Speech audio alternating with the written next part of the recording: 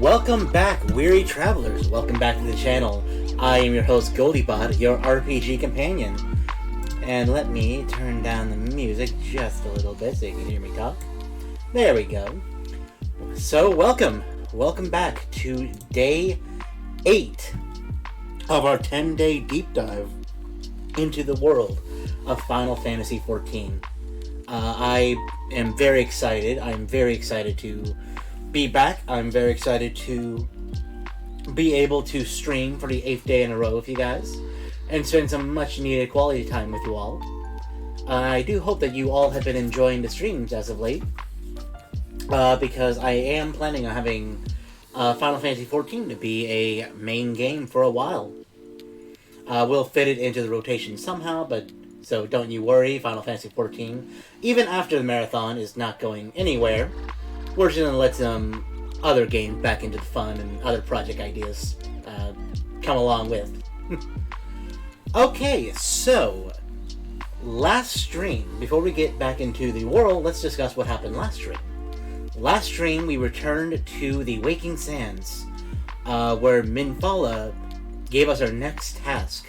It seems the Twin Adders were fearing that the Sliffs might try to go into conflict with the settlers of Gridania. There have been murmurs that they were summoning their primal Ramuh in order to strike against those who reside in Gridania, and as such, people were taking actions against the Sliffs. Their ruler, Kenna, the Seed Seer Kenna, was hoping to create a peace treaty and wanted the Waking Sands and the Scions of the Seventh Dawn to act as brokers in this deal. Naturally, Goldie, being somebody of love and wanting to try to unite people, I think, we're maybe a little brash at times, but we ultimately want what's best for the realm. Went along with Ida and Papalymo to the realm of Gridania. There we learned from some of the settlers there of how to interact with these strange Sliff creatures. Sliffs, for that matter, are sort of plant-like cabbage people that kind of float around. We learned all about what we need to offer, the likes and dislikes, how to present ourselves to the Sliffs in order to embrace their culture. And it was a very enlightening experience. We made our way to their temporary kingdoms of Little Solace and Solas, I guess is the actual pronunciation, my apologies, where we interacted with a Sliff who was the right hand of the Elder Sliff. We had danced and gave us some milk root to try to broker some goodwill. Unfortunately, that was ruined by Papalymo barging in and trying to immediately get down to business, which then cost us to have to re-dance for all the Sliffs and perform many tasks to gain favor in the little kingdom of Little Solace. After earning back their trust and showing that we are somebody who is for them, who wants to help them, we were granted with the knowledge that the Elder Sliff had gone missing. They had located back down to southern Gridania, for some reason, far more south than I think most people were willing to go. Had not been back for a number of days. With that knowledge, we alerted everyone we can about the missing elder, had everyone on high alert, and we were able to track it down to a bar or a tavern rather, called the Druther, owned by a man named Brokan. Brokan, after assisting Brokan with some tasks, while we awaited for him to give us some knowledge about the Elder Sliff, we were then acknowledged that the Elder Sliff was seen going into a dungeon of Takatoma. After gathering a party, we made our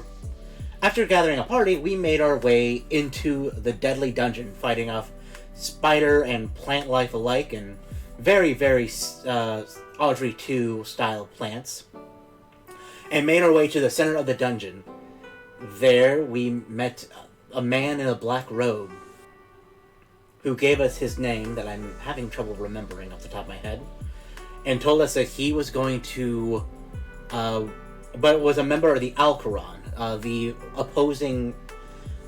opposing group to that of the Scions. With that, we then did battle with a spider that he had apparently taken over and gave a major power boost to, or not a spider, a scorpion, for that matter, or a spider scorpion of some kind, that he had powered up before leaving, but not before giving us his name, which was odd, since the Alcaron is usually acting within shadows. However, we managed to take down the scorpion and rescue the Elder Sliff, who then, once returning to their kingdom, we gave them the envoy and the Elder Sliff basically ensured that the ones that were touched by the Primal, and being remembered, like, once Primals come into this world, they survive off of the devotion of their fanatics. And so they always try to turn others into fanatics of the Primal so the Primal can maintain physical form. We learned the story from the Sliff side that they were scared that their kingdom was going to be overrun, which is the only reason Ramuh was summoned in order to try to protect them. And the ones that were touched while trying to also turn others are not necessarily a violent type. They're not trying to take anyone by force. They're just wanting to go back home. So with that knowledge, with the knowledge that Ramuh is a primal that's not going to just automatically try to take us over like the likes of Ifrit, but rather a more discerning and protective type, we managed to broker a deal of peace between the Sliffs and the citizens of Gridania on the occurrence that the touched ones are not to be disturbed, and in doing so, the touched ones will not disturb those of Gridania, as we try to figure out a way to bring them back to being untouched. With that, we made our way back to the Waking Sand, found the young silver-haired bastard. I have trouble remembering his name. Something with an A, I know for sure. I just cannot think of the name. I promise I'll figure out these names at some point, guys. But they were managing to discuss the ideas of the Primal. Oh, and before we left back to the Waking Sands, the Elder Seaseer supplied us with the crystal that contains Ramuh. And that got absorbed into our crystalline form, where we now have the 3 crystals, one for our Crystal Mother, or Crystal Mommy, one for Ifrit, and one for Ramuh. Then we returned to the Waking Sand, and during the Waking Sand, a young Sliff came to join the ranks of the Scions as the representative of Sliff kind, scaring Tataru in the process. And so that's where we find ourselves today. We are awaiting the orders from Minfala about our next task. So I say today is the day Goldie needs to develop some hobbies. What say you? So yeah, that's what we have. That was the recap of last stream, and now we're going to get ready to go into this stream.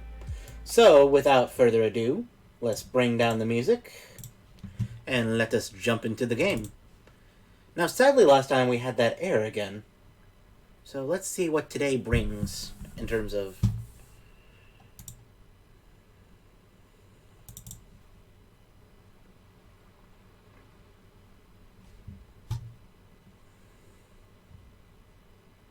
Ooh, Sanctuary Hearts, Final Fantasy XIV Chill Arrangement. Ooh, I might need that. Okay, Takeourage. Hashtag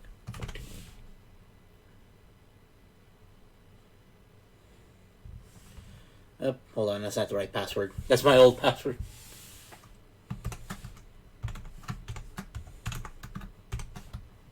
Yep.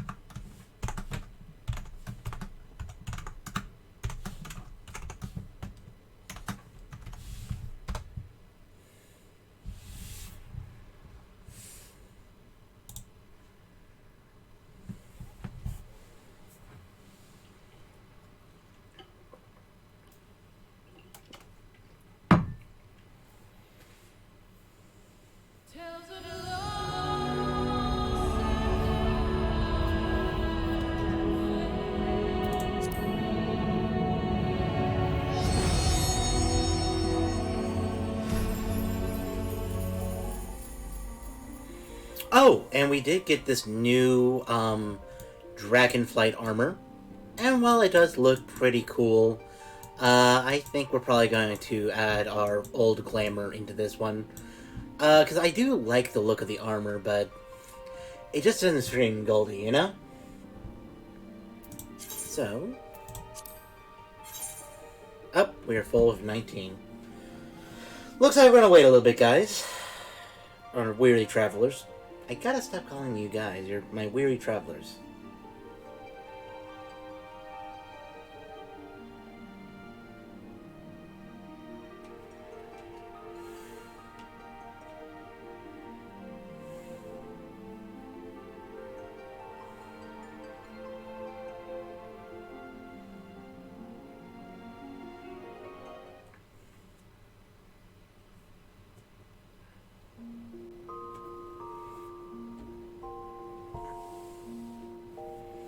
Stretch.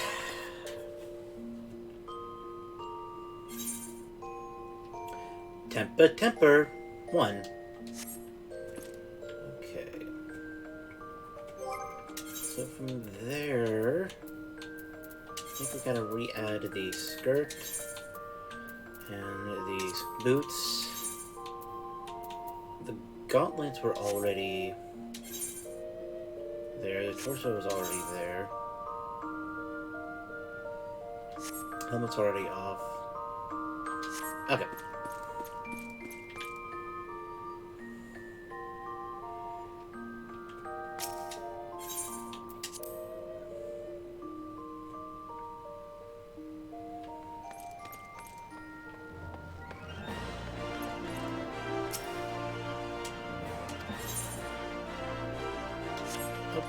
And then we'll go to our arms mender. We'll repair all our gear. And we'll retire back to our room real quick.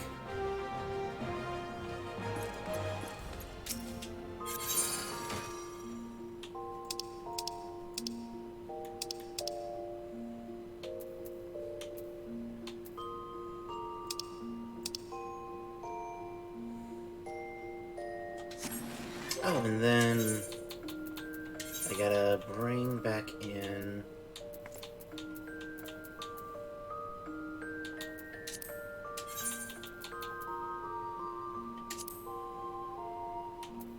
oh, looks like that's not the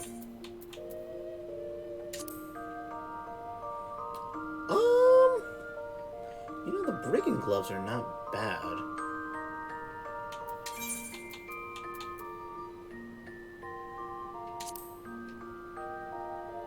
Ah.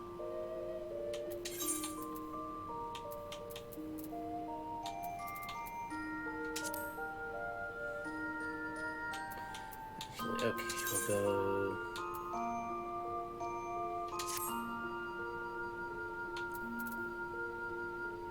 Okay, so that's all ready. So we'll retire the skirt.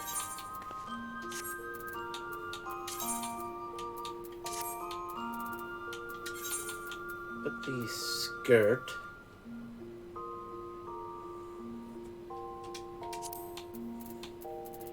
into the inventory, and the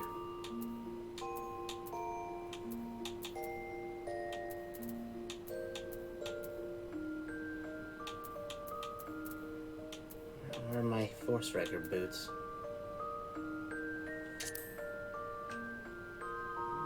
Hard lever would be... that's a little too high.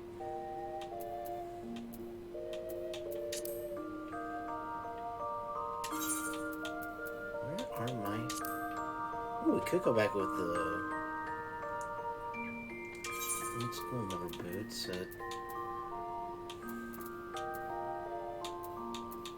Here they are. Okay. So they're in there, so we'll...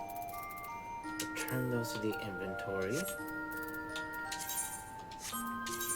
Re-equip the gear for the paladin. We'll bring the Force Striker skirt in there and the Force Striker boots in there. And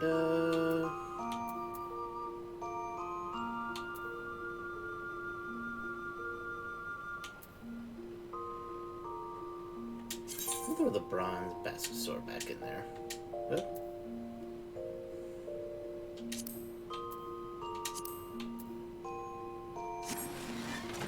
Okay.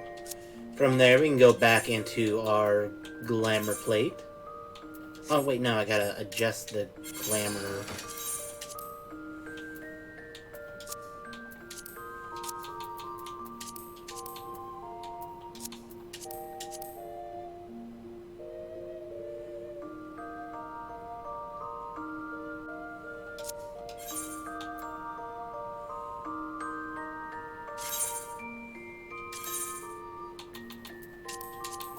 There.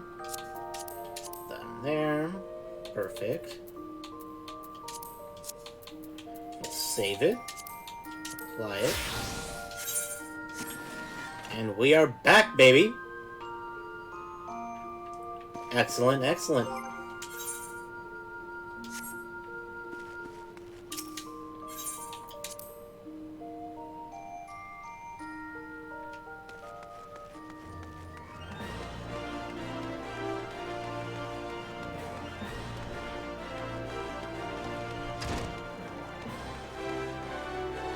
Now, before we start with the main mission, last time you might remember, we did join the Blacksmith's Guild.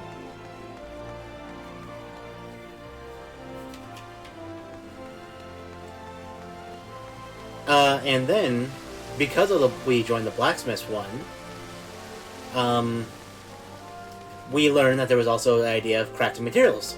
So while we're here, let us join up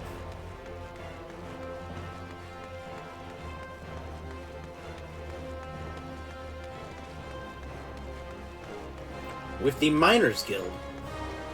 That way we can actually go out into the world and start crafting materials instead of having to buy them all with Gil.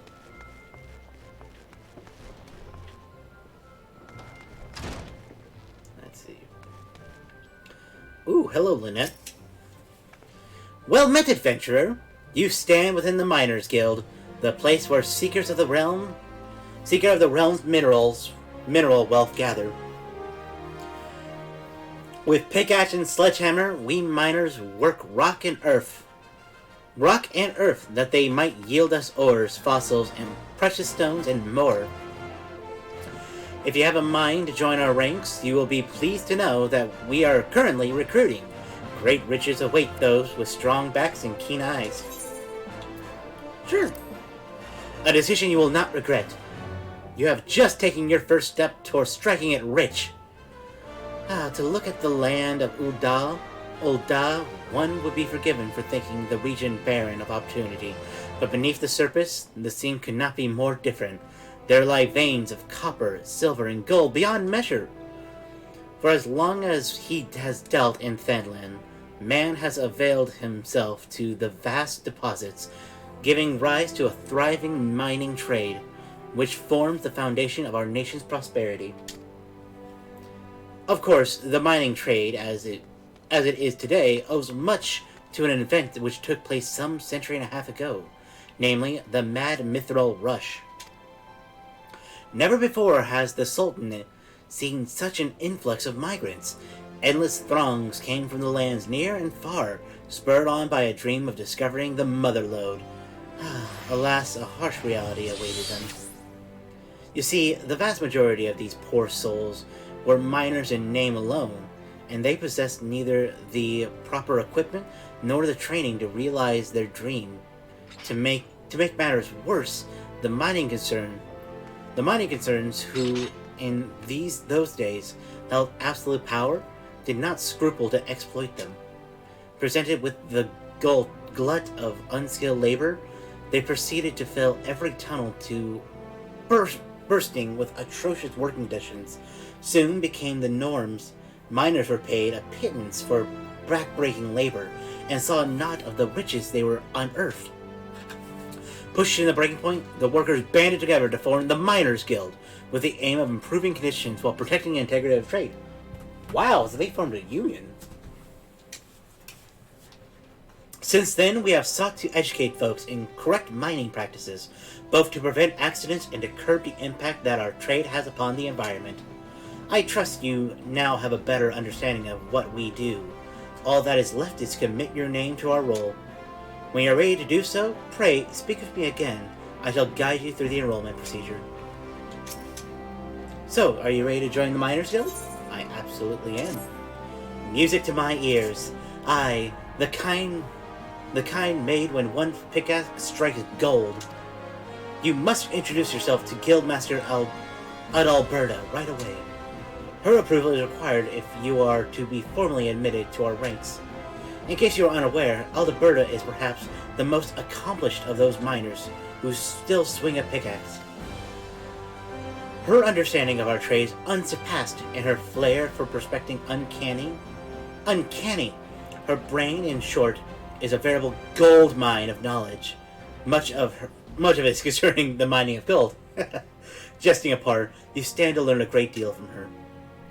When you are ready, pray present yourself to Adalberta. You will find her down the steps yonder by the door.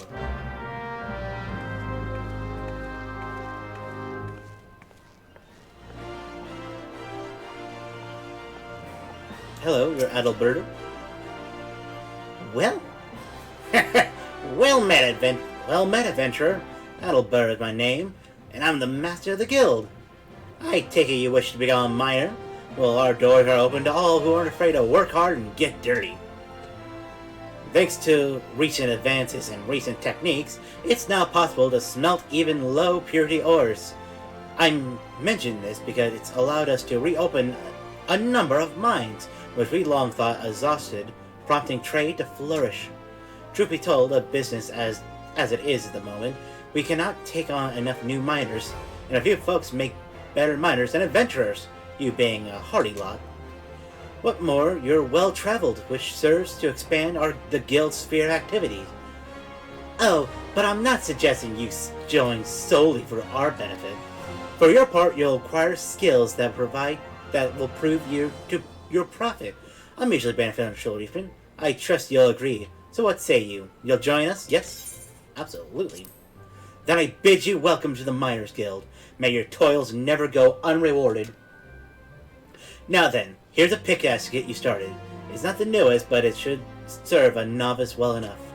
Go on, take it up. See how it feels in your hand. Speak with me again when you're ready, and I'll assign you a little task to help you get into the swing of things.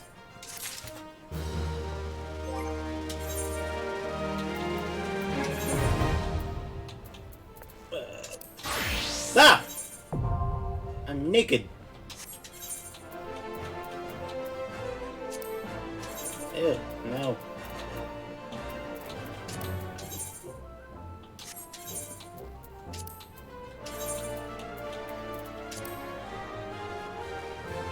Okay.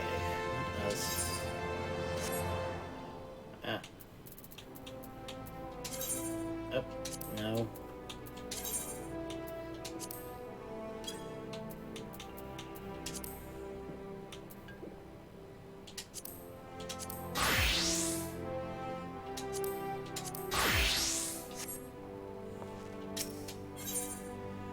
Adalberta wants you to assign you your first task. You're looking good with that pickaxe, Goldie. Now that you've suitably equipped your training can commence. A miner learns her craft best in the wilderness, with pickaxe in hand. To begin, let's see how you fare with a good old copper ore. Bring me, say, 10 chunks. There are deposits of stuff throughout Fanlands. I doubt you'll have to go very far outside the city. Seek out some promising locations outside the gates of Sultana and the gates of Nald, and swing away! The motion may feel awkward at first, but in time it'll become second nature. Miners use pickaxes and other tools to extract mineral wealth of Eorzea, and gather materials used in crafting. Locations can be mined for resources are known as mineral deposits. To locate mineral deposits, make your way out of the city, then use the miner action known as prospect.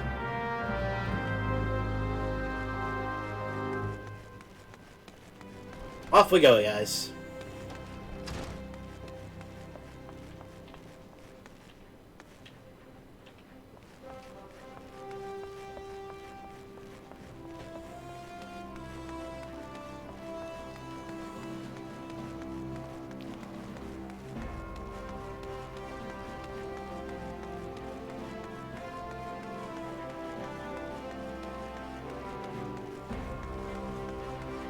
Oh, might have went a little too far.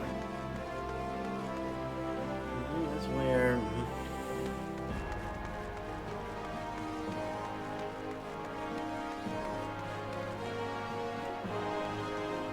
That leads up. And this one must be the way. Oh, no. Copper ore level 1, fire shard level 1, ice shard, wind shard, earth shard, lightning shard, water shard, muddy water, and bone chip.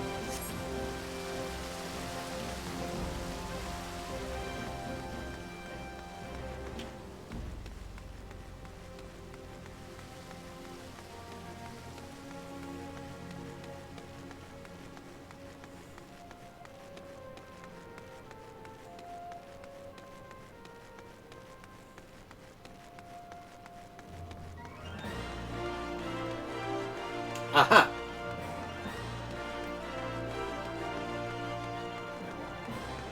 Now.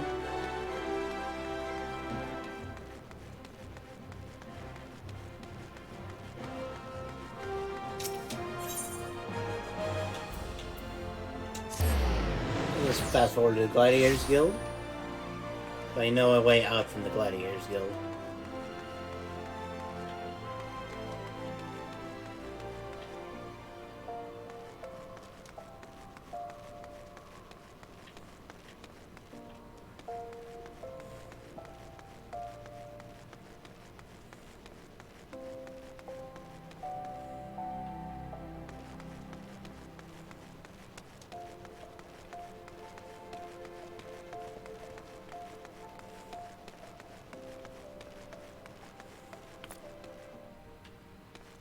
There we go. Finding mineral deposits.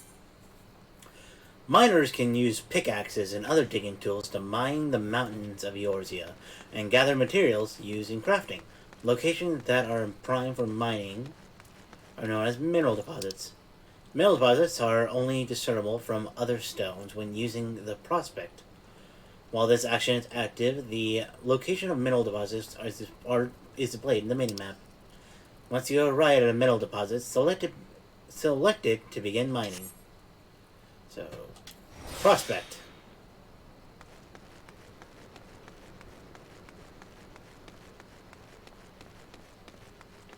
I'm guessing I'm gonna have to go up. Hold on, wait a minute. Put a little boom in it. Aha! Here's a mineral deposit. It's a level 5 mineral deposit. As many as 8 different types of items can be found on a single gathering point. Begin by selecting an item from the list that appears after right-clicking the target. Your chances of successfully obtaining selected items are displayed as a percentage to the right of its icon. Gear with high gathering ratings will improve these chances, but only if your class level is at or above the item level. Also displayed on the right. An item's position on this determines its type. For example, branches are always found in the third slot. Remember, this type of slot is located... Okay.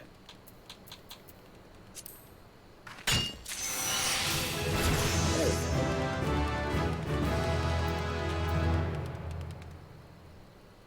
We'll get a...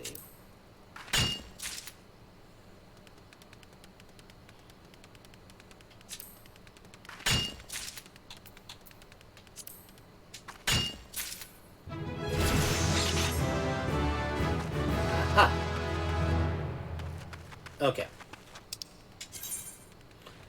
A list of items available through gathering can be viewed by opening the gathering log.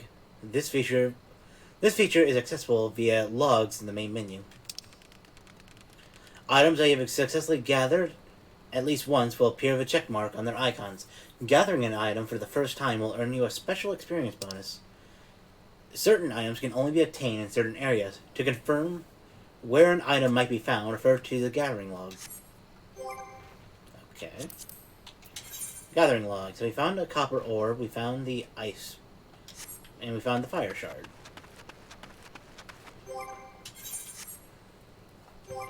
So we can go to the gathering log. I saw muddy water on there, so let's try out some muddy water. Okay. Obtain a pail of muddy water. Let's go with a fire water shard.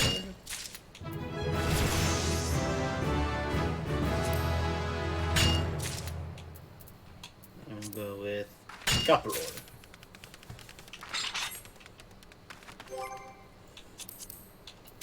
Gathering log. Okay.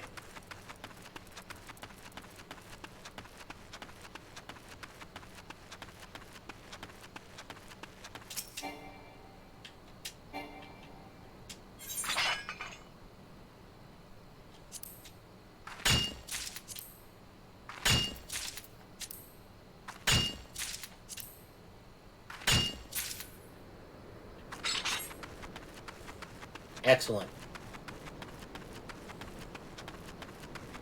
Okay, so we can turn off Prospect.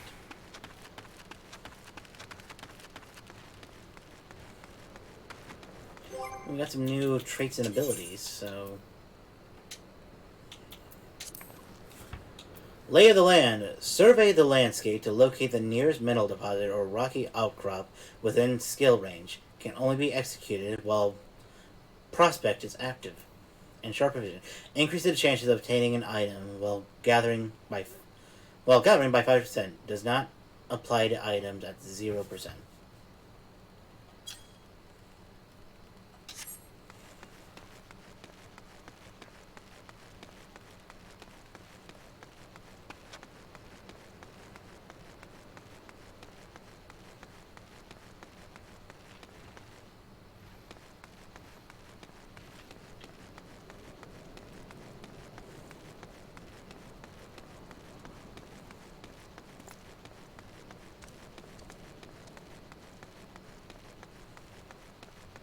Okay, so that's gathering. Interesting. I do love how how certain mechanics are like actually mechanics. Like there's mechanics to gathering resources and crafting materials and all that.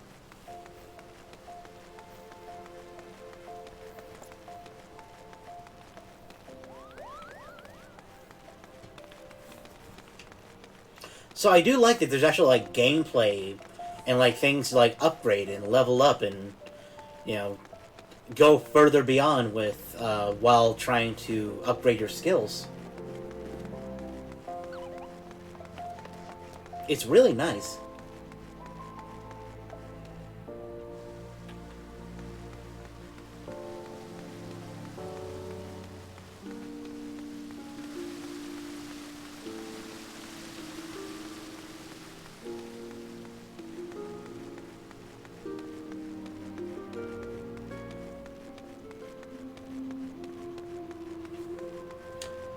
And I do think Adalberta is kind of cute. Damn.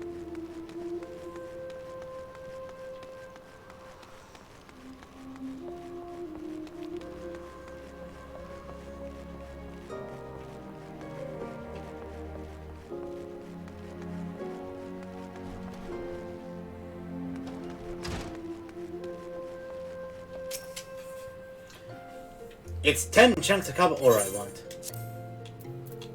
Down right here. Teach.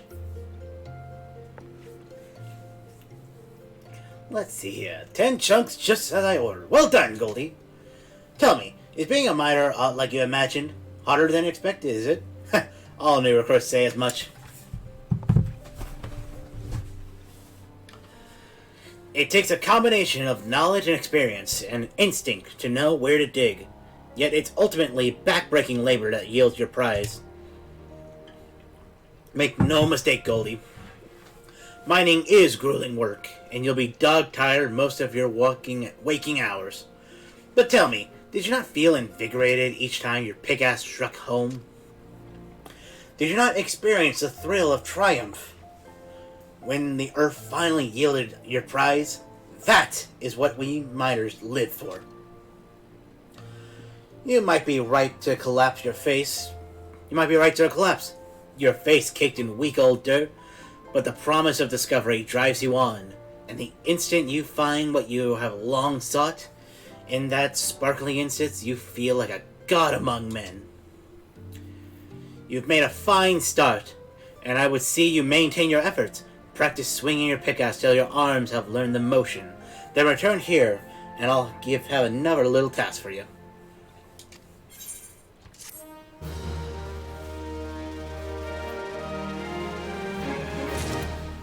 Okay, oh, holy shit, we are right there at level 5.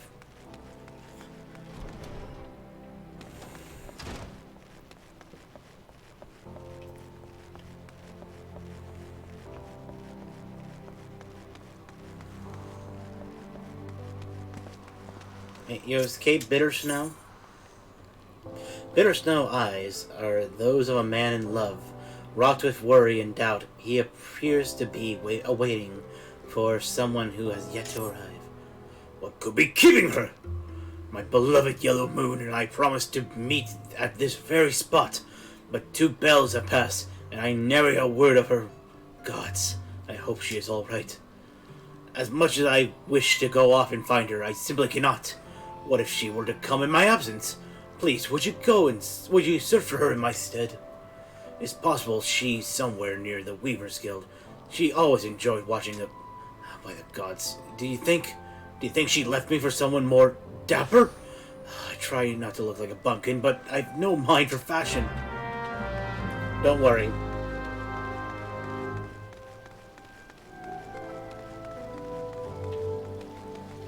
Actually, why am I going up here?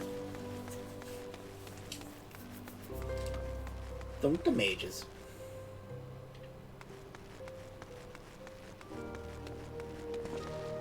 Go up here, and the Weavers... Okay, that's the Jewelry Guild, or Gold. I can't remember what that's called. It's like gold something.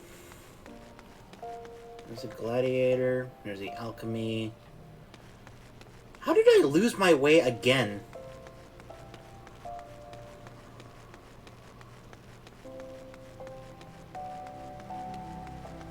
Aha! Here we are. That's Gladiators. Here we go.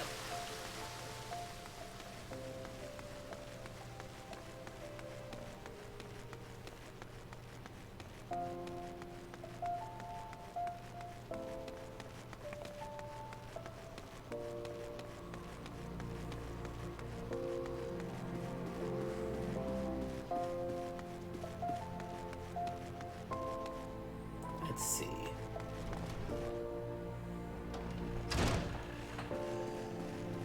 Excuse me, are you Yellow Moon? By God, be good. Just look at me. This hair, this outfit, they don't match at all. I look atrocious. What was I thinking? Oh no, I can't let Bitter Snow see me like this. Maybe the last tunic was best after all. Oh no, perhaps the blue. Bitter Snow is waiting for me, but I haven't anything to wear.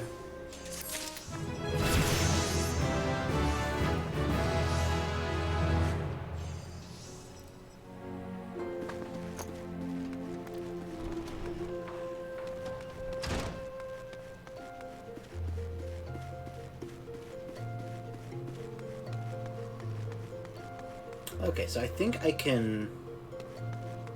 Ah! Okay. I'm starting to figure this out. So...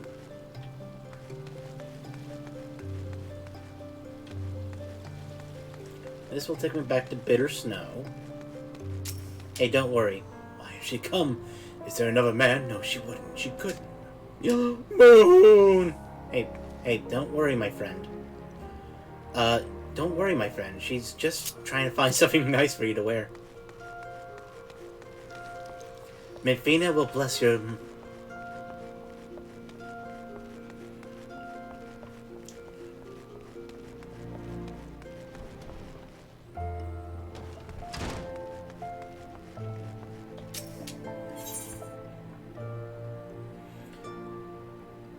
Adalberto wants to teach you the importance of knowing the land.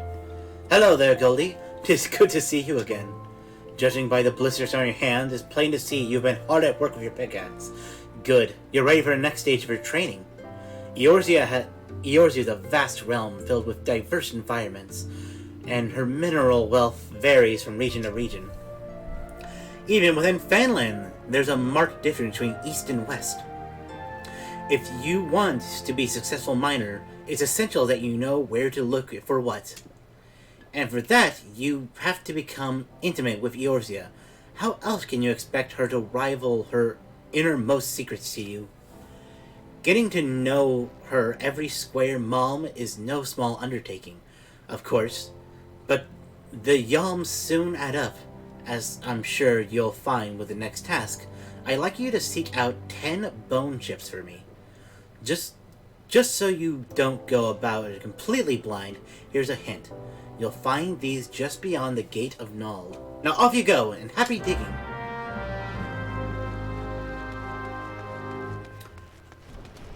Okay, off we go to find some bone chips.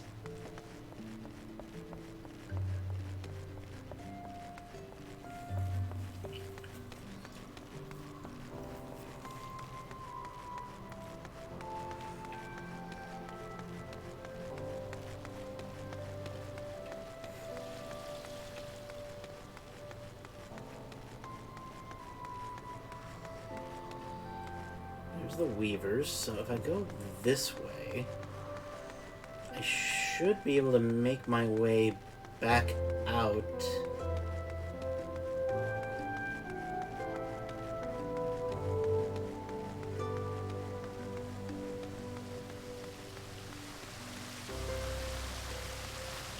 Aha!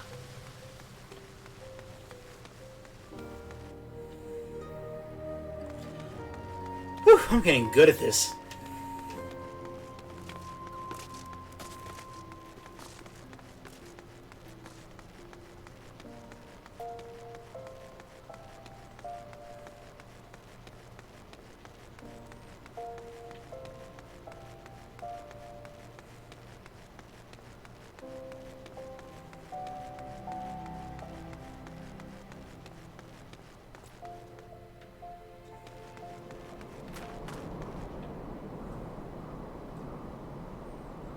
Okay.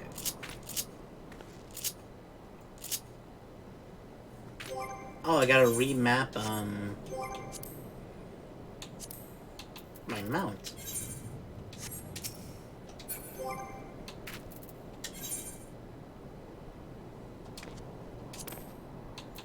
Add hotbar. Add you. Inside you there. Come, Starburst! Okay, these are the gates of Null, right? Yeah, okay, so it's just beyond the gates of Null. So, actually...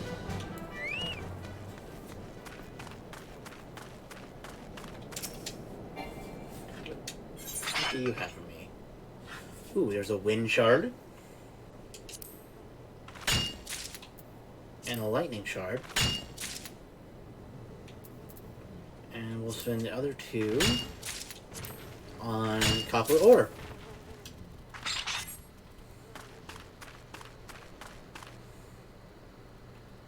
Okay.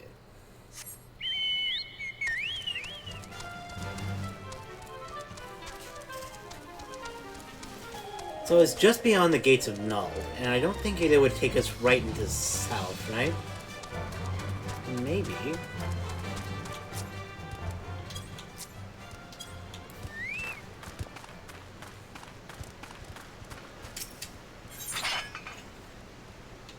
Ooh. Get some tin ore. Let's use Sharp Vision 2. We'll increase our tin ore deposit.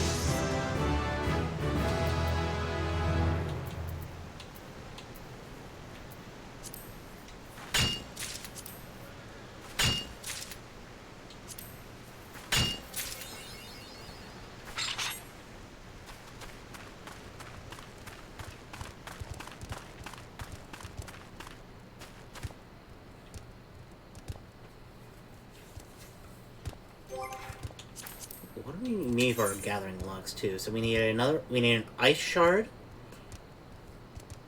an earth shard, and some bone chips. Okay, so these are the same.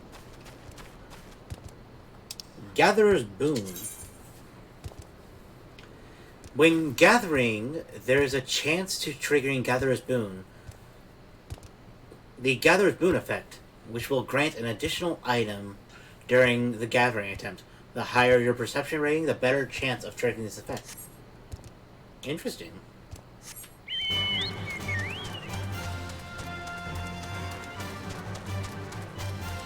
Okay.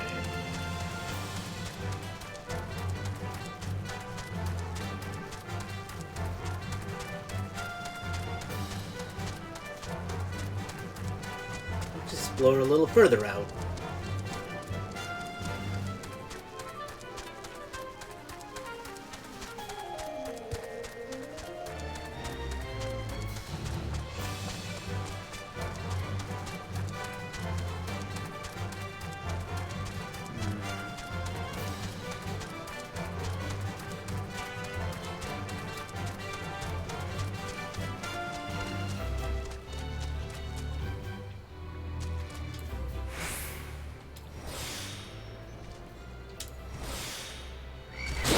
Oh shit, oh, no.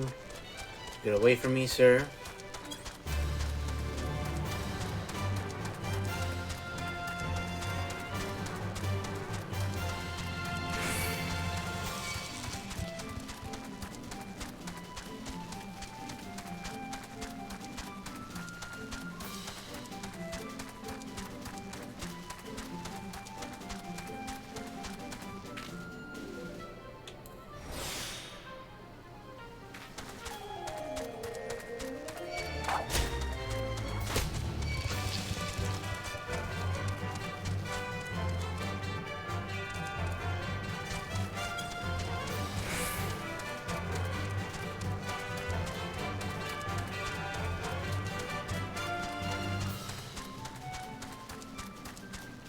Aha.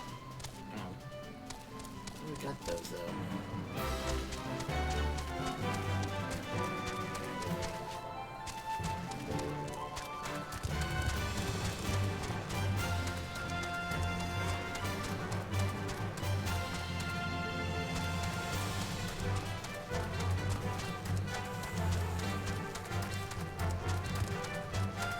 Okay.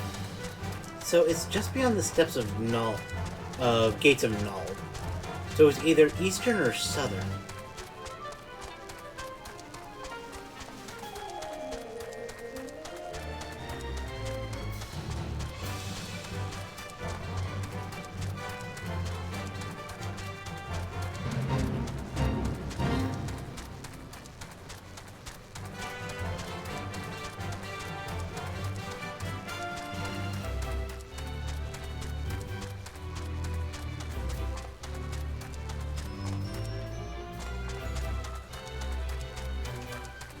Maybe we'll make our way to the eastern front.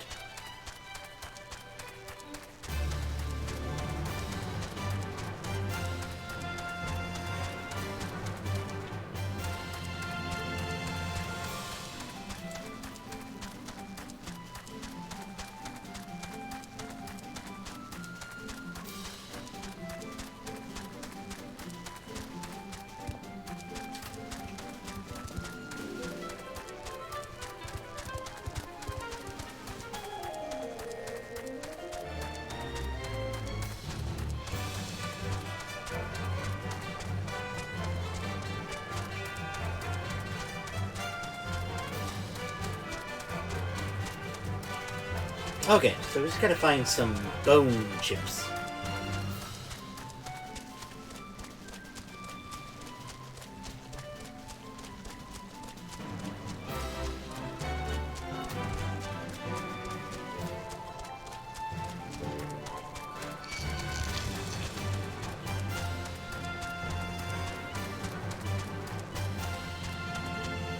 Eastern Thanman.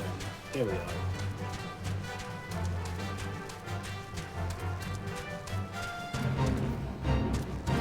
I I don't want to join your fate. Let's see. Ah!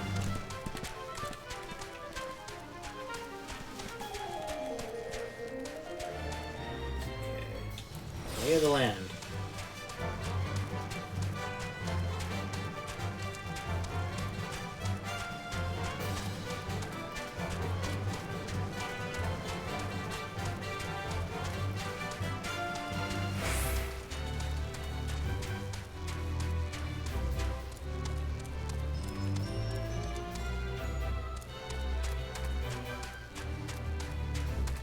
Not a single...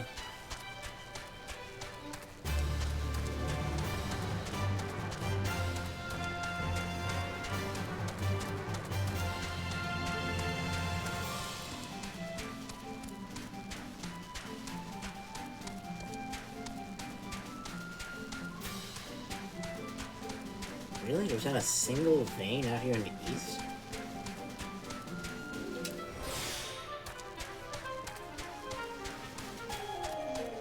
Okay, Jack, no.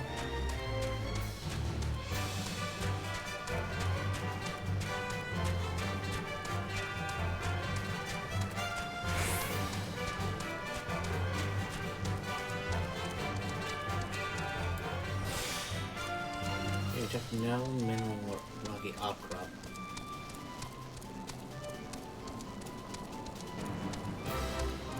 Oof, man, if there is something about exploring.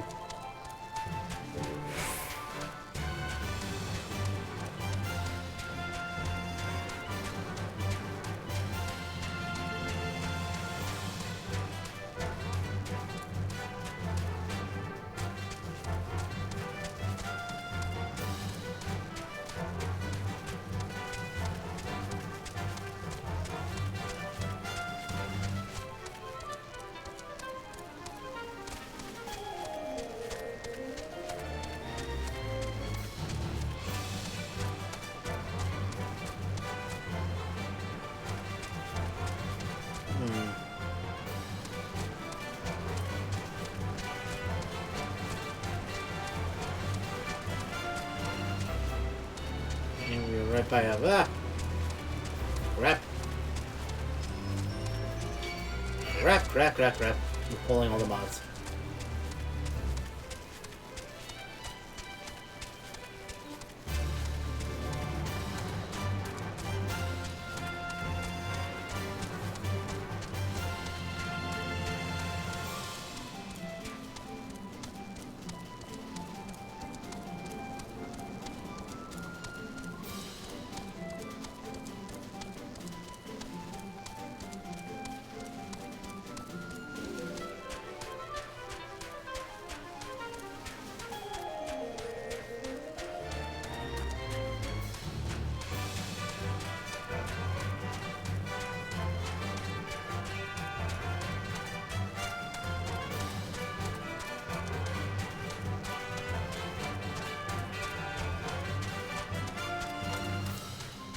Really? There's not a single mineral outpost here in Eastern?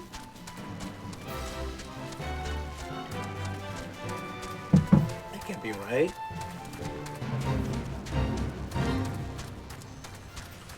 Yeah, I don't want to join your fate.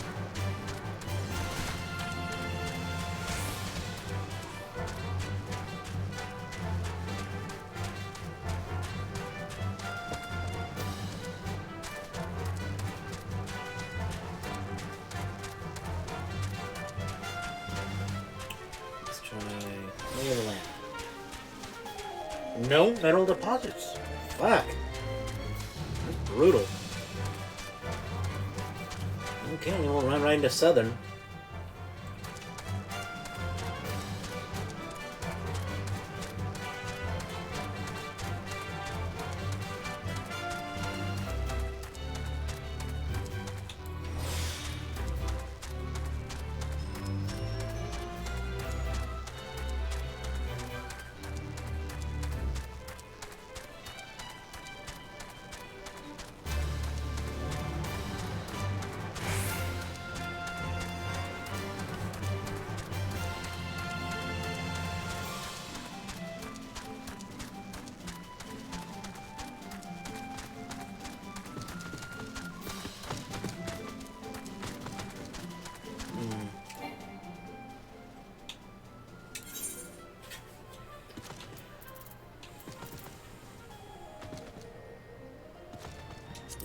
Western.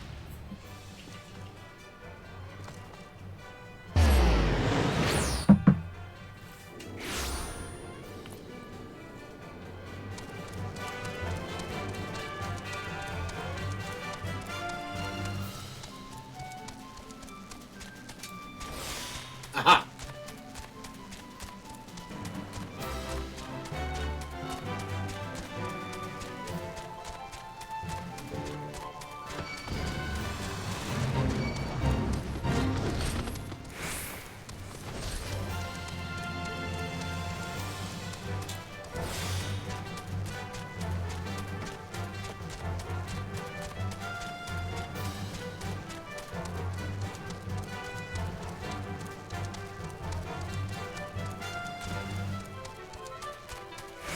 I've already been to these and these didn't have.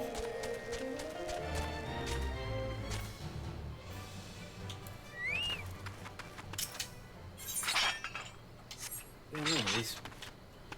This one over here. Let's do.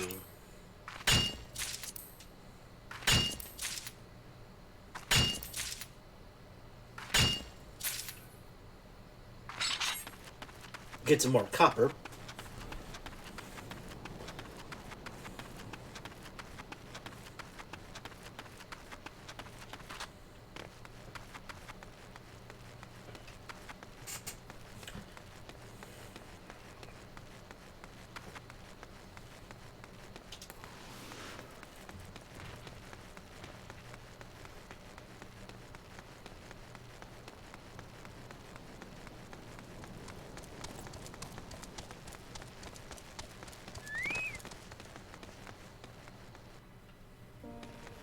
Okay.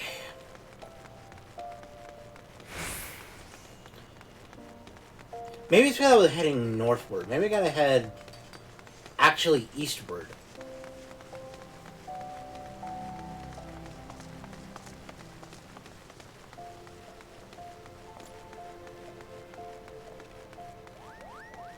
Ooh. That is not a bad armor set.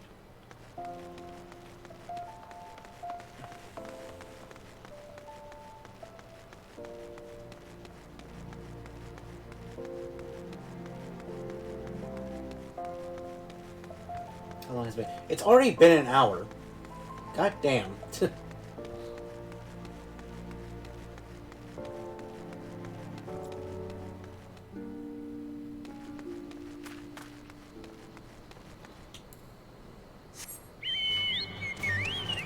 head eastward and see what we can find. Maybe that's the whole lesson, is that, like, even in the same area, there could be different deposits. Ah!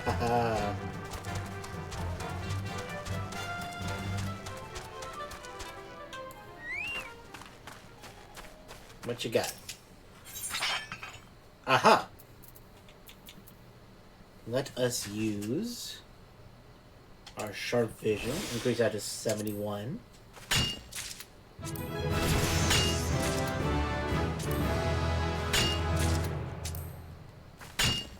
Four.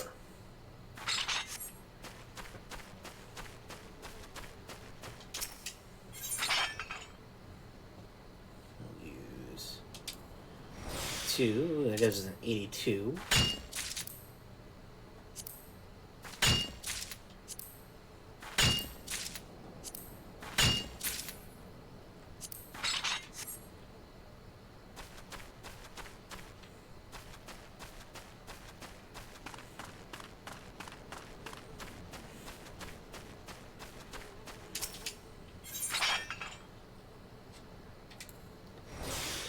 One.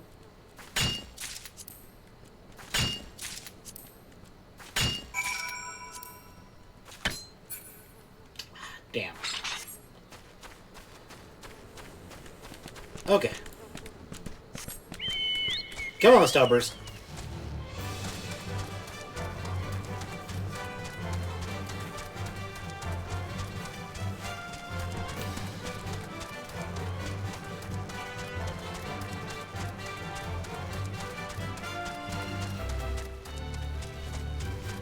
Now, I wonder if maybe it's because those are higher level areas. And because they're higher level areas,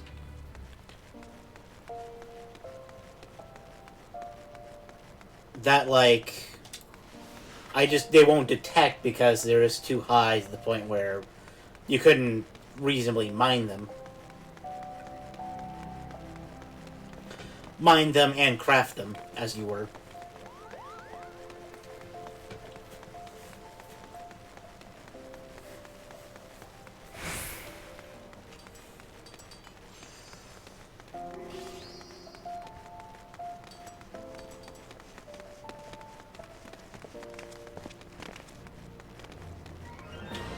Coliseum. Why did I go all the way to the Coliseum?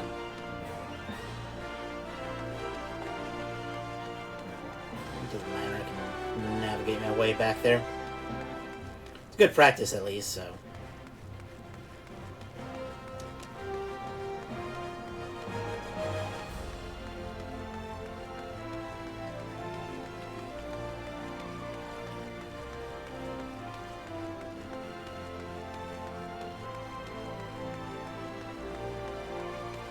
The goldsmithing.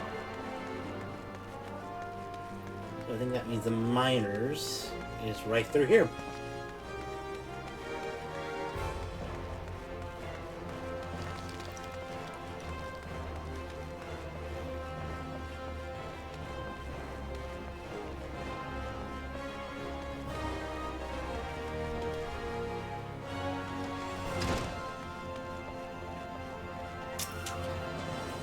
Remember, it's 10 bone chips I want to bring, Gold.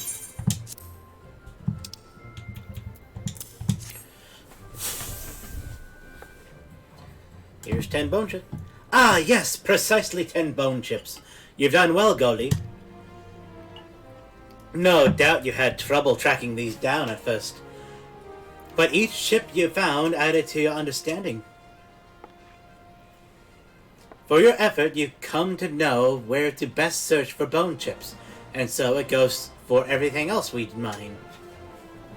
Now, in addition to learning where to find materials, you should also make a point of knowing who needs them.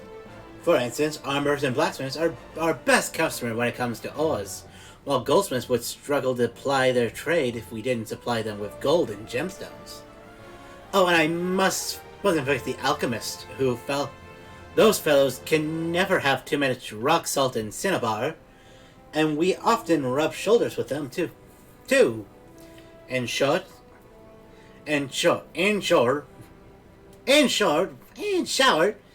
know where it comes. I'm gonna change the voice up mid-sentence. I think that fits better. In short, know where it comes from and whither it goes. To be sure, you still have much and more to learn, and there's no substitute for hard work. Oh, don't look so glum. Just be thankful you don't have to be bleeding memorizing all that information. You have the gathering log for such stuff. Make good use of it, and you can't go wrong. That's all for now. That's all for now. Keep up your efforts and visit me again when you spend more time in the wilds. With pickaxe in hand, and I'll have another task for you when you've perfected your swing. For every 5th level you reach as a miner, you will gain the ability to detect higher level minerals.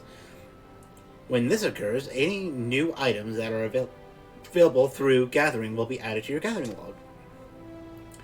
You can use Lay of the Land miner action to help you locate the nearest mineral deposits within your skill range. Ooh. Gathering and Perception +4, and then Gathering +12. Let's do the leather cutlets. Sneak. The Disciple of the Land action Sneak allows you to conceal yourself from enemies, so that you may log, mine, or fish without fear of being attacked. Be mindful, however, that this ability is not effective against enemies with a level significantly higher than your own. Okay, we're at level 8. I'm gonna be at level 9. Damn it, I probably should have went with the...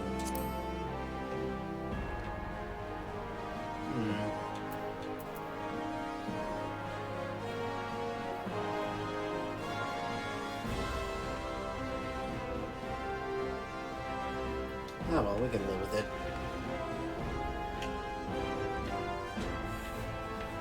We can live with it for now. But let's switch gears us back to blacksmith real quick. From blacksmith, we can do a crafting log.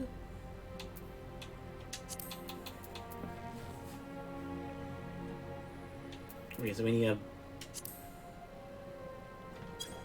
What do we need? We have the amateur file. To get the amateur file, we need leather. What can we do? We got a bunch of copper, and we got a bunch of firestone, so... For the rivets, we need 1 bronze ingot. And 1 bronze ingot is 2 copper to 1 tin. Okay. So let us...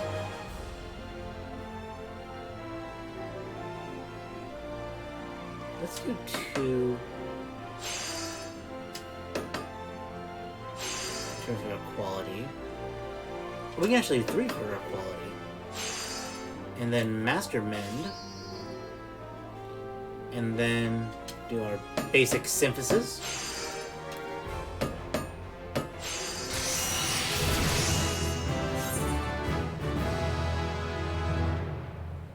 Brilliant. And now we can form our... Oh, we had a high quality. And from there, we'll just do the same. We'll do a basic touch for the rivets. And we'll do a mend. And we'll do the basic synthesis.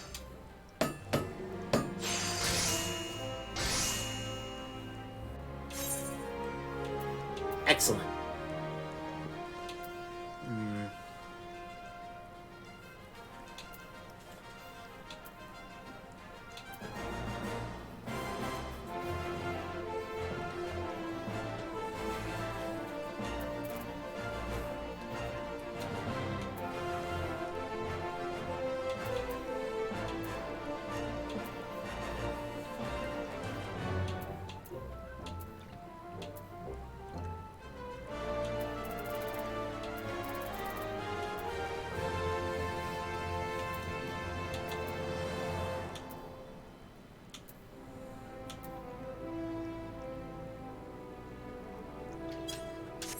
Okay.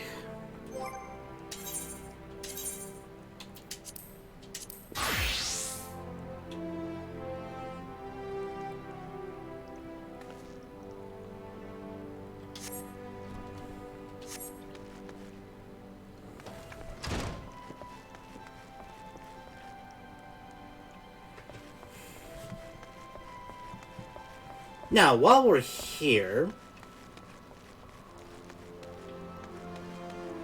there's a couple more trades that I'd like to learn. As we can tell, Goldie has already started learning the mining.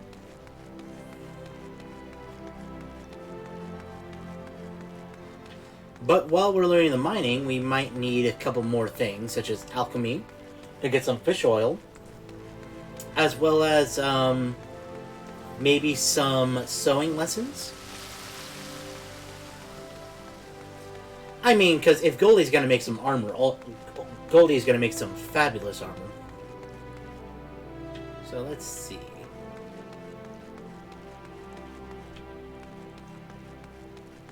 Aha!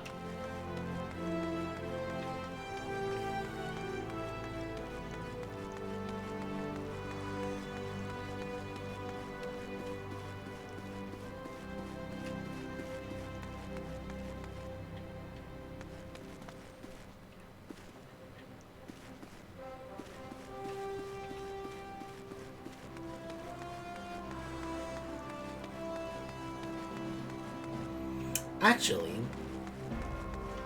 and you know what? Let's learn to be fabulous real quick, because we're already here.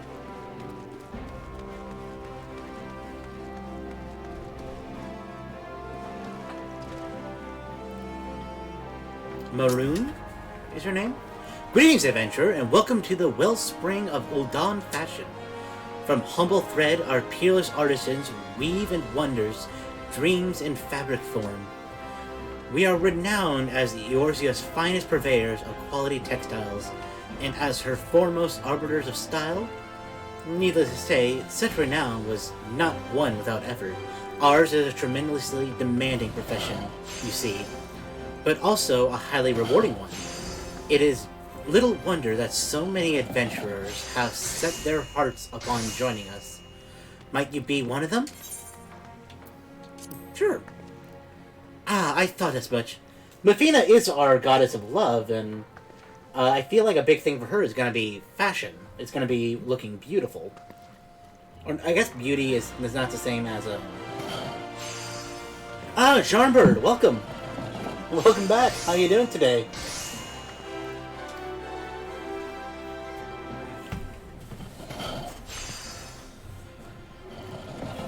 As I'm sure you know, Fenland can be a perilous place, its vast deserts being wont to punish the unprepared. Got kind of striking, didn't notice it was already that late. Oh, yeah, no worries. Yeah, you didn't miss much. We're, just going around and, joining some of the, crafting guilds. We just did the first two, missions of the, mining guild. And we learned all about how to mine and all that. And so now we're joining the, Threadbearers Guild, I think? As I'm sure you know, Fenland can be a perilous place, its vast deserts being wont to punish the unprepared. While a meager and ferocious beast stalk the sands, the greatest foe is of course the midday sun. And so ever since man first set foot in this region, he is favored light flowing fabrics that shield him from the sun's rays, while allowing his skin to breathe. Of course, Ul'Dan have ever been a people of taste, and demand for extravagant design spurred innovation, resulting in textile goods whose appeal extended far beyond our borders. Merchants had little trouble selling Ul'Dan fabrics in foreign markets. So great was their reputation for beauty and quality. You were fishing again? The Varian calamari.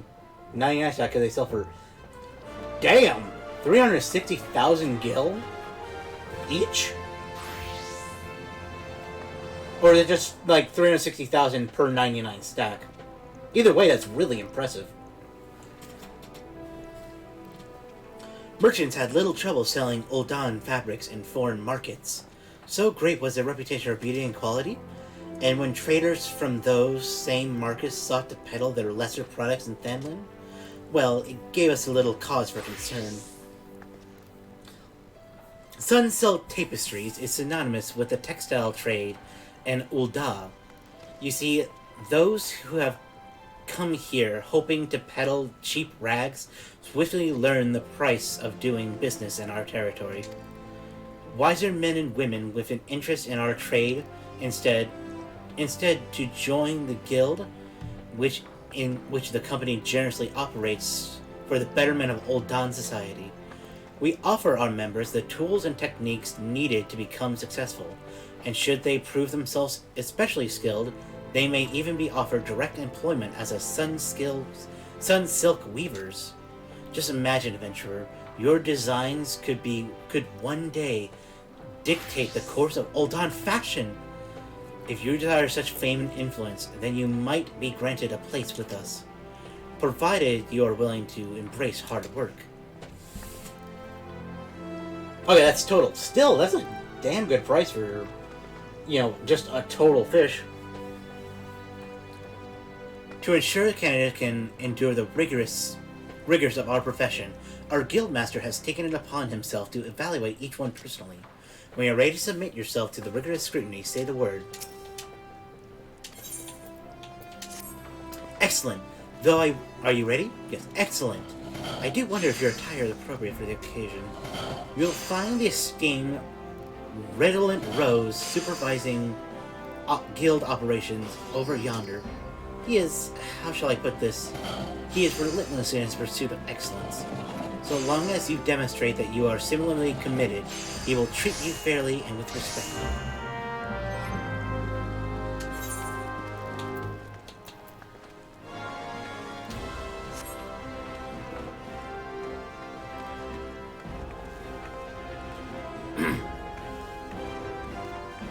Hello, Mr. Rose. What do we have here? Another adventure in search of thrills and excitement? Shall I dance you a merry jig? No? Well, if this fails to please you, I suggest you run along. Perhaps the women of Ruby Road Exchange will be more to your liking. Oh, you mean to become a weaver? Then we have something to discuss after all. I shall be blunt. Weaving is an art, and like all true artists, we must make sacrifices and suffer for our craft. So tell me, adventurer, are you prepared to suffer? Sir, I'm the butt joke of a secret organization. I am totally ready to suffer. So you say, but only time will tell. In any case, you'll need equipment to get started. This needle should suffice for now. I need not explain what a needle is, I trust. Good. Then I hold it to you to begin. Hold it as you would when sewing, and show me you're ready to begin.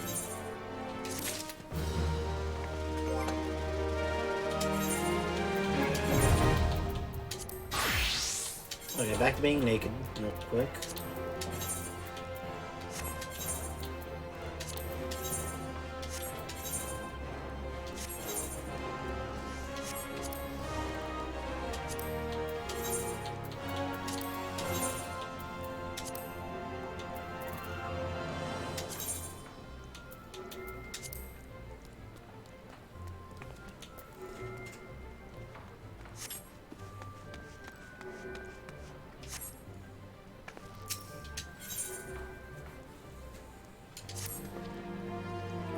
Well, you look like you were born to hold one of those. Even so, I suggest you keep it somewhere safe, especially when clambering over haystacks and... I shan't be issuing you another. Now, you certainly look the part, but it remains to be seen if you can play it. I bid you craft me a spindle of hempen yarn. A trifling task, yes? Well, I do hope you find it so. Should it even be remotely testing, you have no future at this guild. To make hempen yarn, you will require moko grass and lightning shots. The former can be purchased from our dear Gaijima. The latter you will have to find yourself. That is all.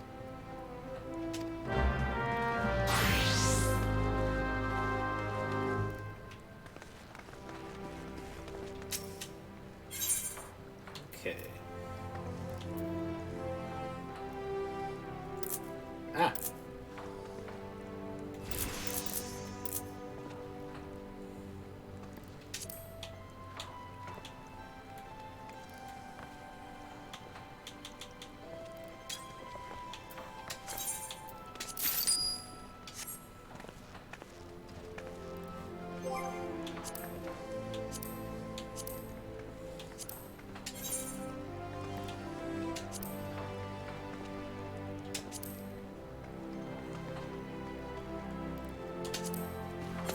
Here we go.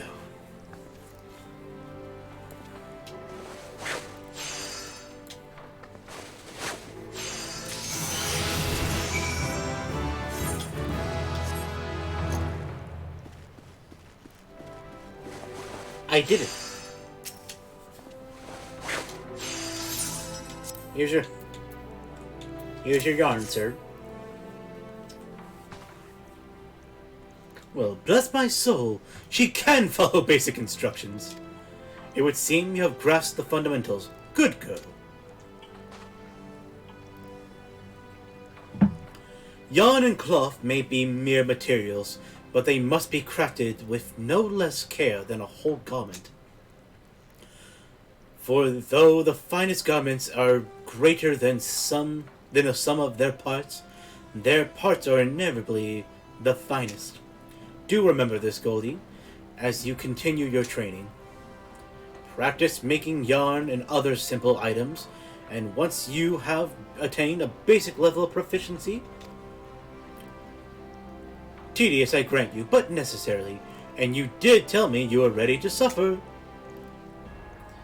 Well, I was, and I do appreciate that you have the Infinity Gauntlet of Threadbearing.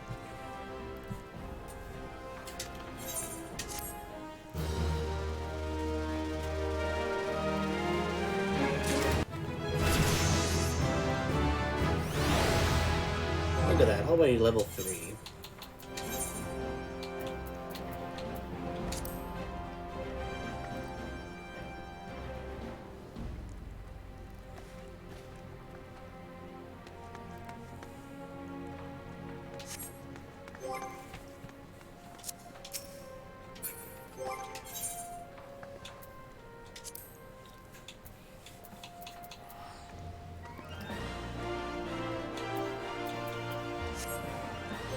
Okay, let's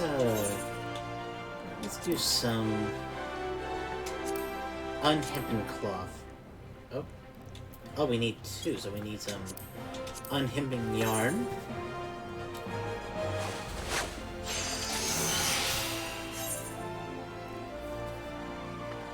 And from there we can make some unhempen cloth.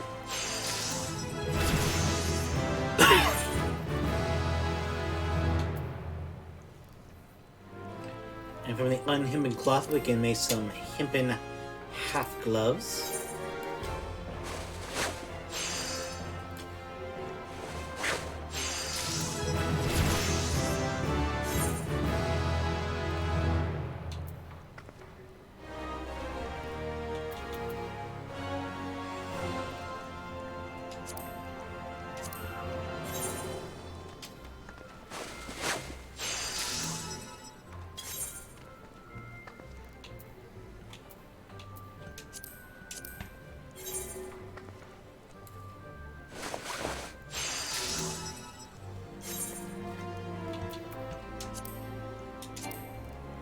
Oh, we need 2 bits of hempen yarn. Let's try this increase in quality.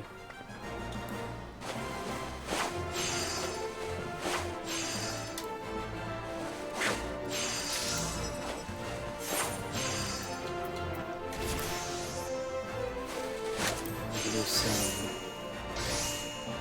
hempen underwear.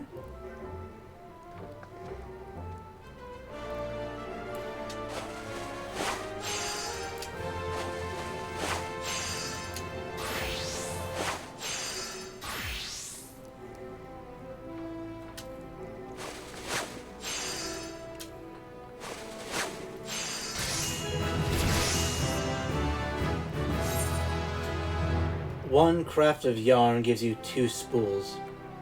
Oh, okay.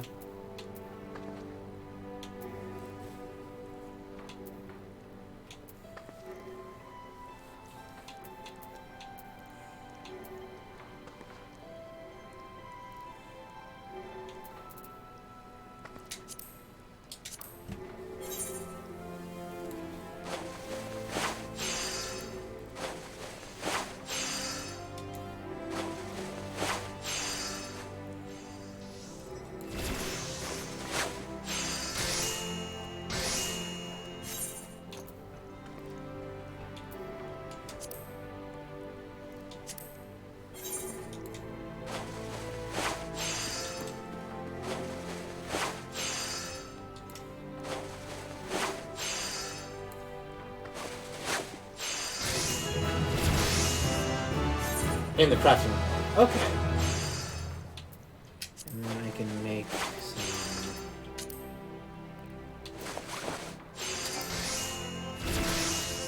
Oh, because we need 2.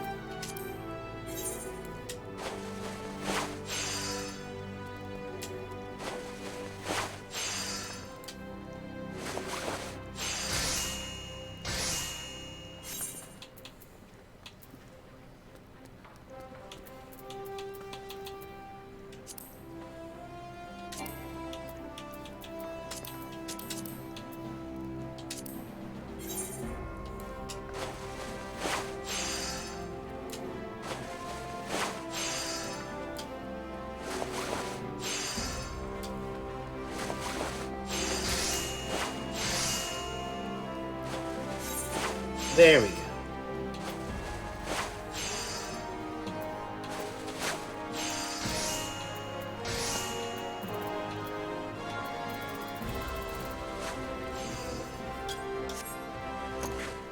Okay, next quest.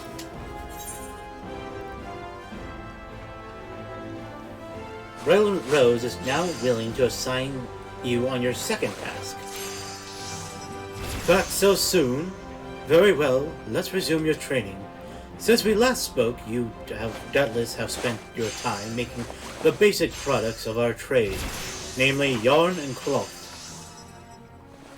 Now I would have you take such basic products and craft whole garments from them. Make 3 pair of hempen breeches and present them for my inspection. You'll be working with hempen cloth and yarn this time, as well as a little bit of leather. Gingami can furnish you with materials to help you get started. But eager as I am to see the fruits of your labor, I'd be remiss of me not to mention that there are more economical methods of procuring what you need. For example, the mako grass from which you have been dutifully making yarn can be freely gathered out in the wilds. That said, one cannot simply rip it out of the ground. One's hand and a scythe is needed, as well as a working knowledge of botany. Okay, so probably botany will be the next one we have to go grab. Because I feel like there's so many things that I need botany for. Have you perchance made an acquaintance with a botanist or two? If not, I heartily recommend you do. They are attractively earthy, without seeming dirty and useful besides. Having said all that, I will now accept a newfound passion for botany and its practitioners as an excuse for late delivery of your breeches, so don't keep me waiting! Okay, so for now... let's see.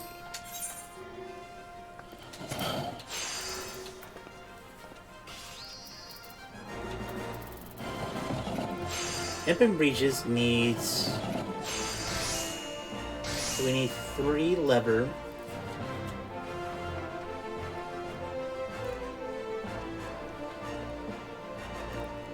And 6 more local weed.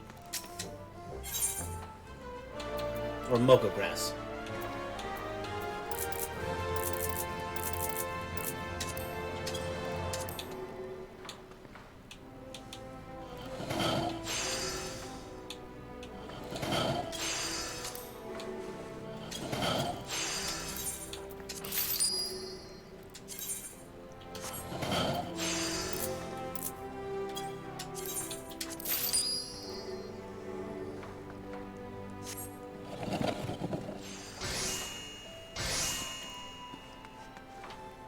Okay. Let's see. Back into crafting.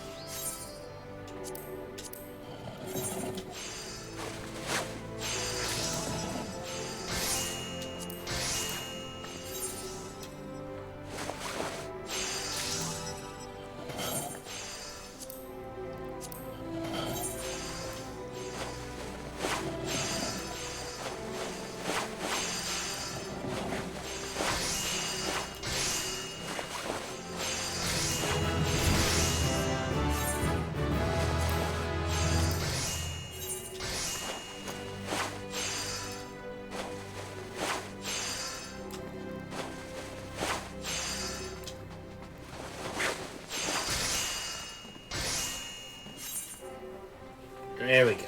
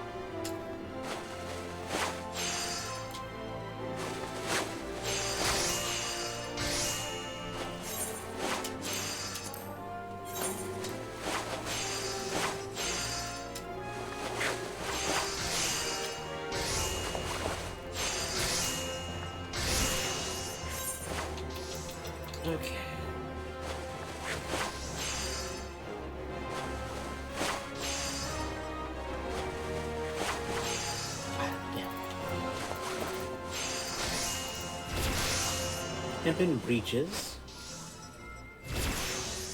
Yeah, we need 2, so we need 6 total.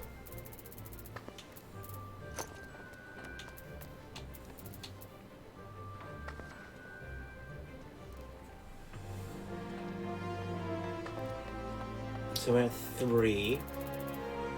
So 3 more.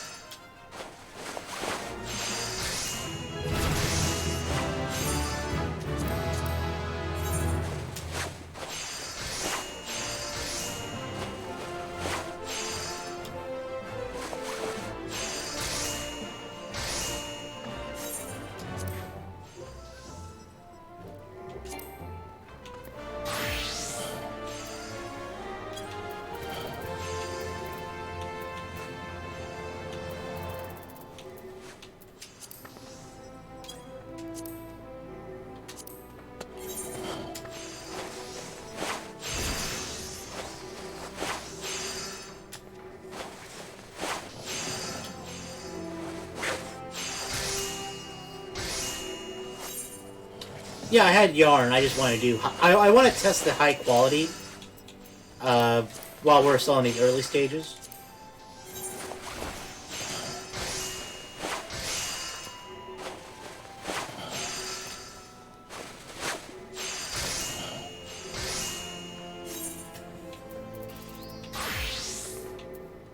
Just so I can like get the hang of like high quality stuff.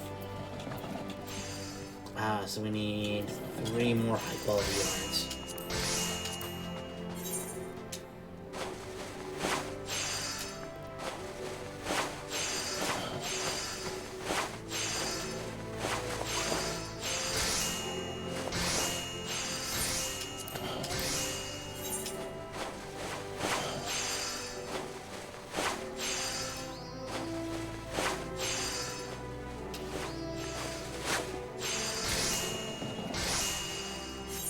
There we go. Okay.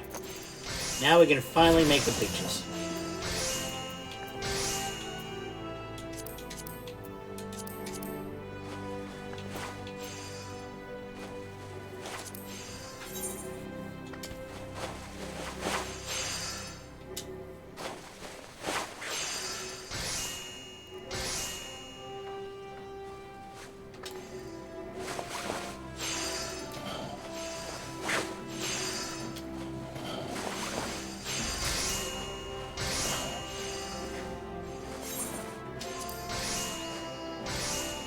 Okay, so with the 2 high quality, it gets me about 50%.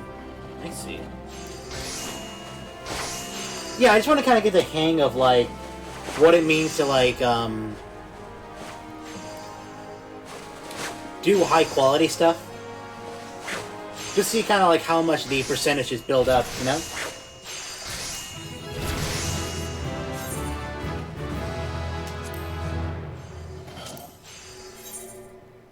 Could have used 1 more quality. Yeah, I could have.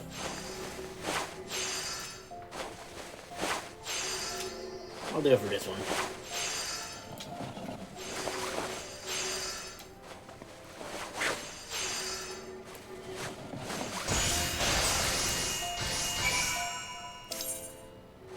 This is quick synthesis. You can now craft items using quick synthesis. Quick synthesis is available for any time you have a stiletto crafted at least once using traditional methods. So you're going to reduce the amount of time to create a multiple normal quality item. Okay.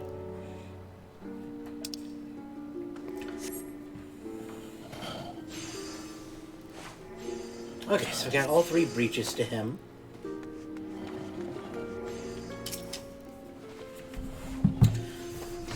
I taken the breeches already.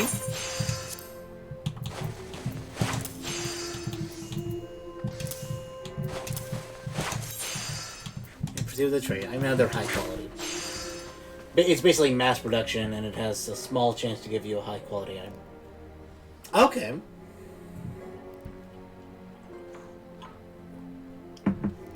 So basically, it's though if you're just trying to like mass produce like daggers or something to put on the marketplace. that's probably the direction you want to go. But if you're trying to do like a more, if you're trying to like craft armor for yourself, you might as well go for the high quality version. So they'll do like each step individually to get the highest quality out of them. I get you. Not bad, Goldie. Not bad at all. This style of legwear has been particularly fashionable, nor has its design changed significantly over the years, fluctuating lengths aside, but I digress. I wondered if you might try a variation of the conventional design, but I see you opted for orthodoxy, a wise decision in this case. Hempen clothing is inexpensive and durable, making it popular amongst farmers, miners, and others who work the lands. Its pretty much only use is for tier 2 and 3 materials.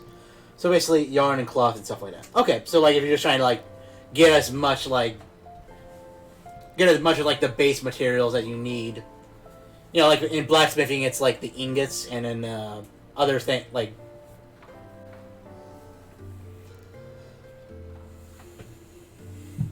such customers value comfort and mobility over all else. They may appreciate more elegant forms, but they will not sacrifice function for them. Each garment has a purpose, Goldie. A purpose that you should always bear in mind. A scalloped helm is about as useful to a miner as nipples on a gladiator breastplate. Are you saying nipples on a breastplate are bad? Now then, having completed your latest task, I believe you have earned the spinning wheel. Use it in combination with your needle, and your work will benefit from it. Saying that, it will of course take you a little while to become accustomed to using the tools together. You need not worry, though. I fully intend to give you ample opportunity to acquire the knack. In fact, I won't be teaching you anything else until you have. By the time the spinning wheel feels like it belongs in your hands, I dare say you'll have thought of a new task for you. Until then, my girl. Certain gear grants bonuses to your craftsmanship, control, and CP. Okay, yeah, so.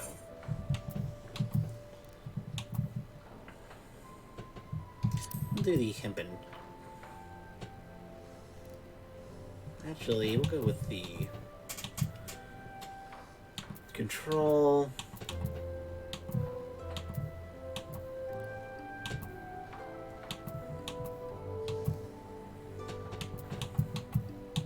We'll go with the shoes. For example, when I make a batch of Psy, I use Quicksilver to make palm sugar from palm sap, which I need a lot, so it's like 300 crafts. That's way too much to manufacture. Okay.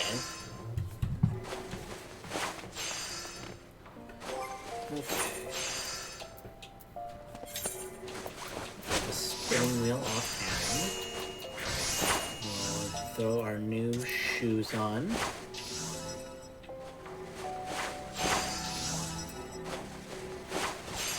Might as well do the third quest while we're here.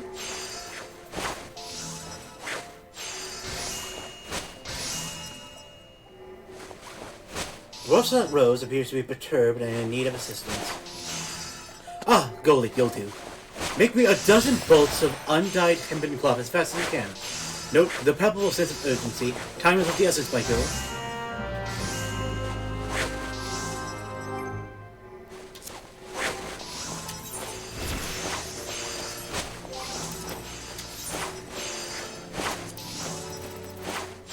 Undyed hempen cloth.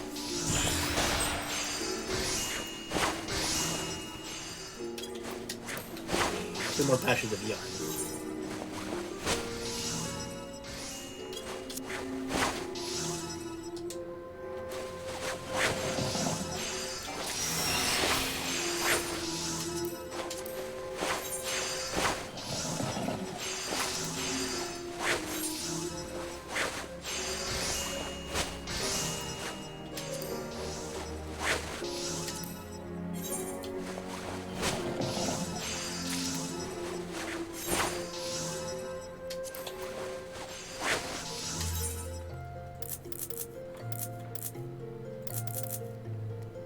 Oh, because we need 2 per back.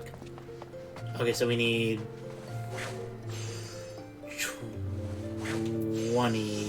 20 then. So we gotta do...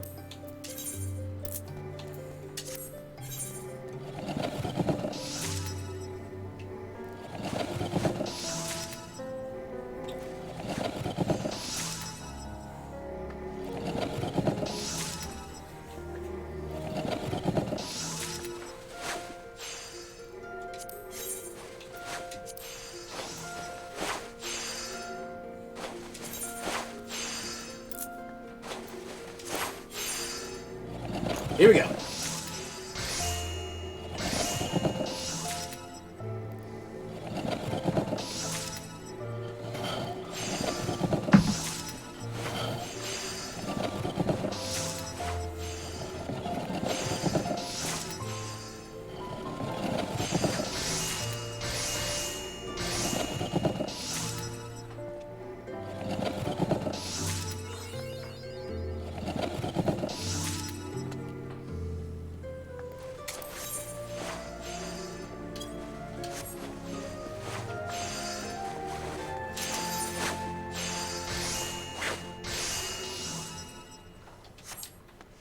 Damn it, I was one off. It was 22, not 20.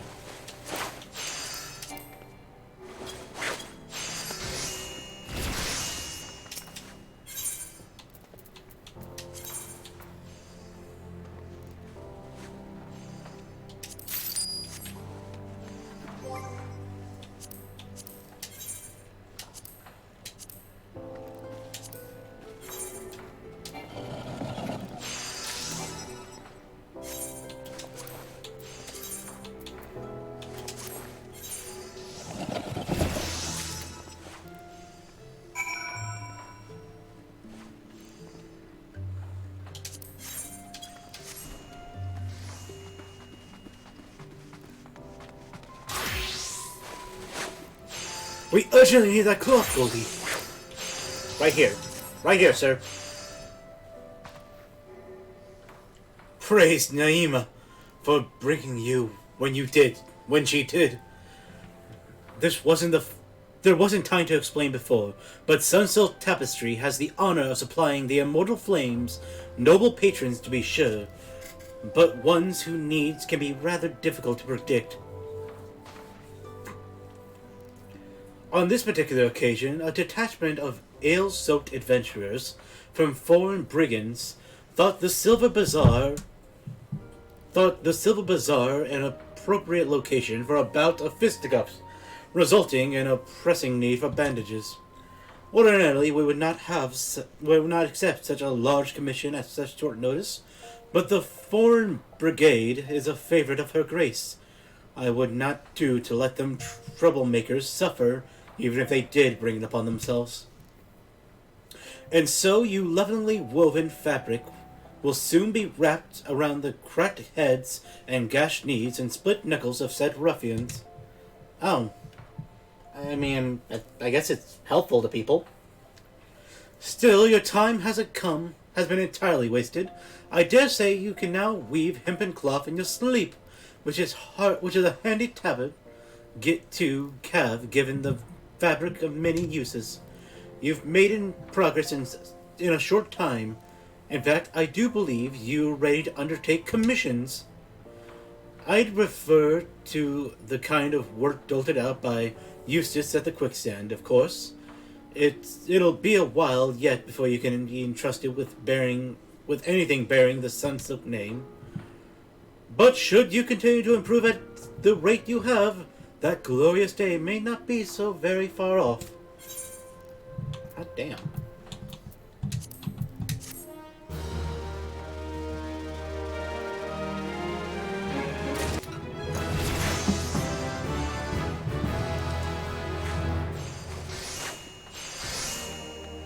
Okay.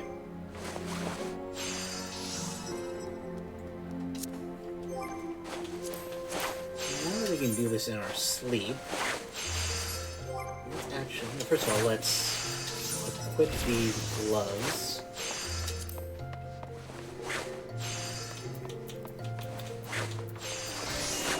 spare gear for Weaver. And we'll switch back to Blacksmith real quick.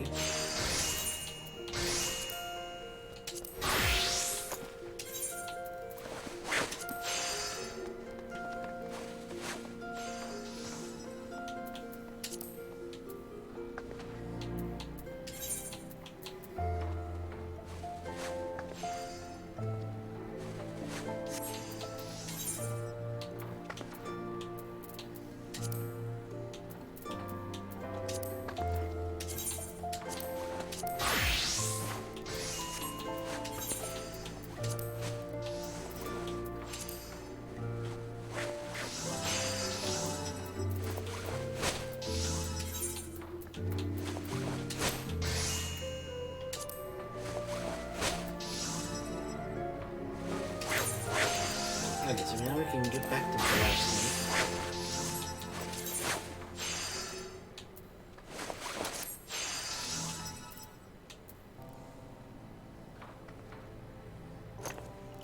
Yeah.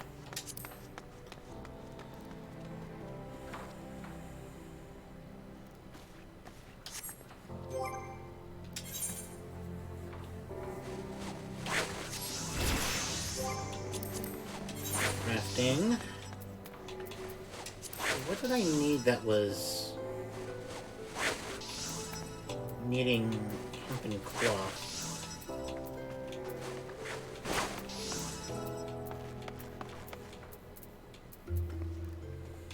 Ah, nothing.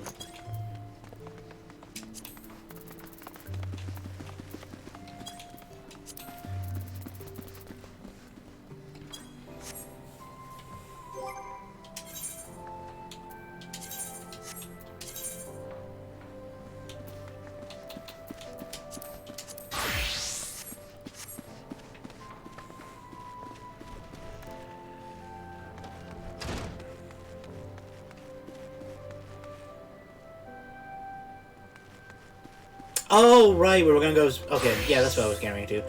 I got so caught up in weaving, I forgot we had to join alchemy so we can get the, ability to make our own fish oil.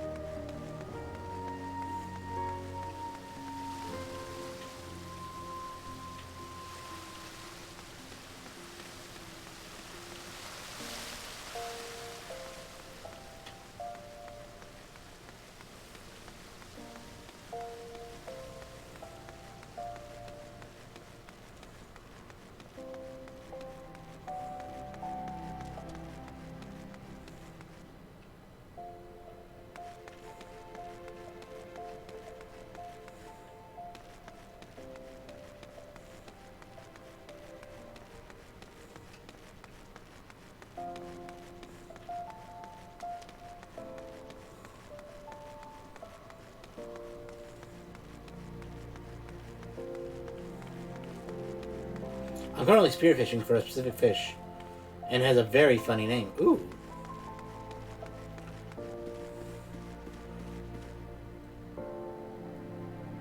The Athordian Lumpsucker.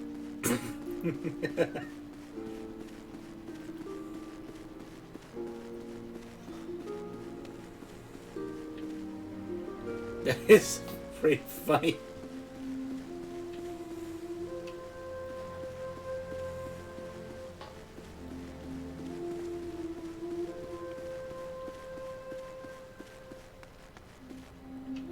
This is the way, I think, to the elevate. That's to the lift.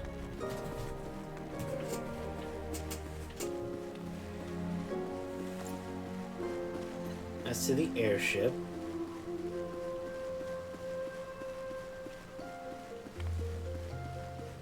Ah, here it is.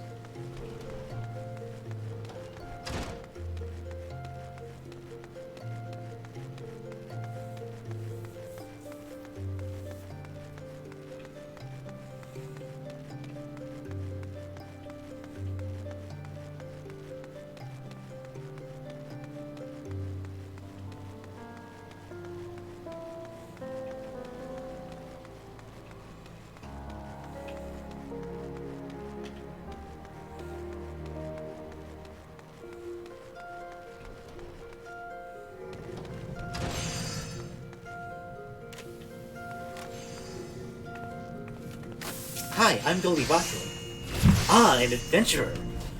One of my favorite kinds of people. I find your unquenchable thirst for exploration neatly complements the burning hunger for scarcity, for sagacity that marks our dedicated members. Welcome to the Alchemist Guild. I'll need it for the ethereal reduction, which extracts a special sand from the item which is required for in-game crafting. Ooh. Nice.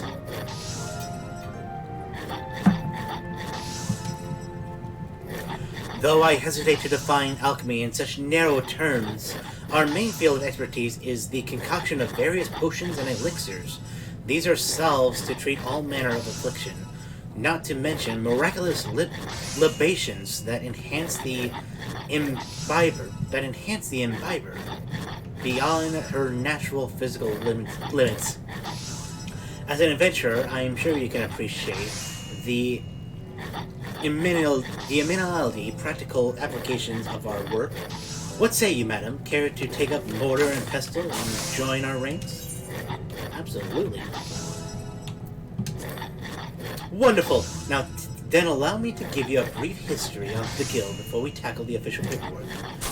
Though alchemists are presently known as the quintessential brewers of potions, the profession itself rose from a desire to achieve an as yet unrealized ambition.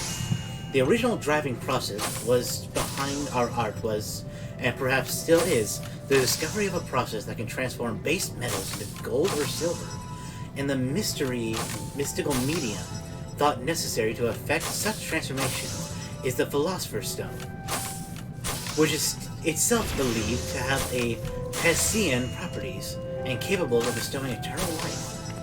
Though success yet eludes us, years of endless experimentation towards this golden goal had the initial unintended consequence of unearthing a wealth of knowledge in the field of alchemic medicine. All the cute little dwarf rabbit. Regretfully, alchemy's potential to enrich the lives of the masses was first met with a wave of distrust, as if our abilities to help create compounds was akin to dabbling in back-alley witchcraft. Well, we're in a world that has literal with literal black magic. How can you be scared when there's literally people shooting fucking fireballs? The profession eventually gained credibility in Ul'dah, though its integration into traditional medicine by Fornsdale Protestaries,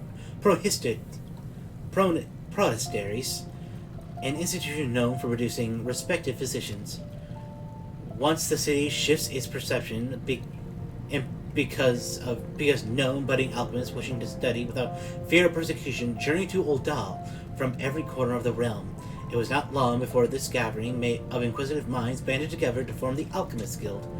Thus, while our organization is intensely focused on perfecting and sharing the fruits of our research, it is also paramount importance that we uphold the reputation of alchemy itself as a legitimate discipline.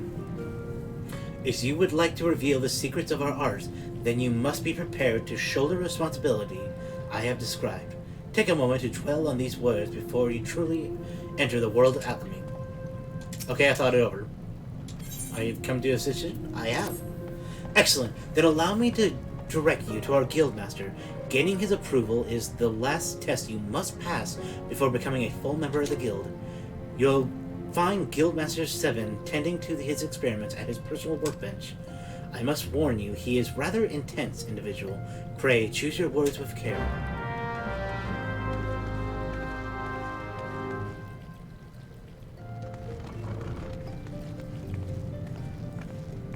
Are you Severian?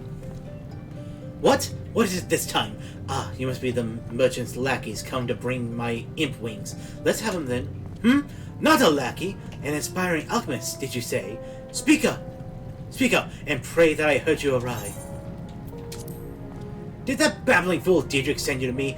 I specifically requested that I be disturbed for nothing less than the coming of the second calamity.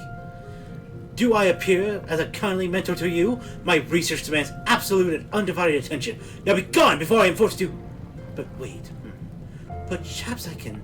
Yes, you may be the very assistant I require. I've had a change of heart. Congratulations, I approve your application into the guild. It is with great pleasure that I welcome a fellow seeker of knowledge into the fold, yada yada yada. We can dispense with the initiation ceremony, yes? Here's your first alchemic. Try not to drop it, for there is much work to be done. Yes, much work.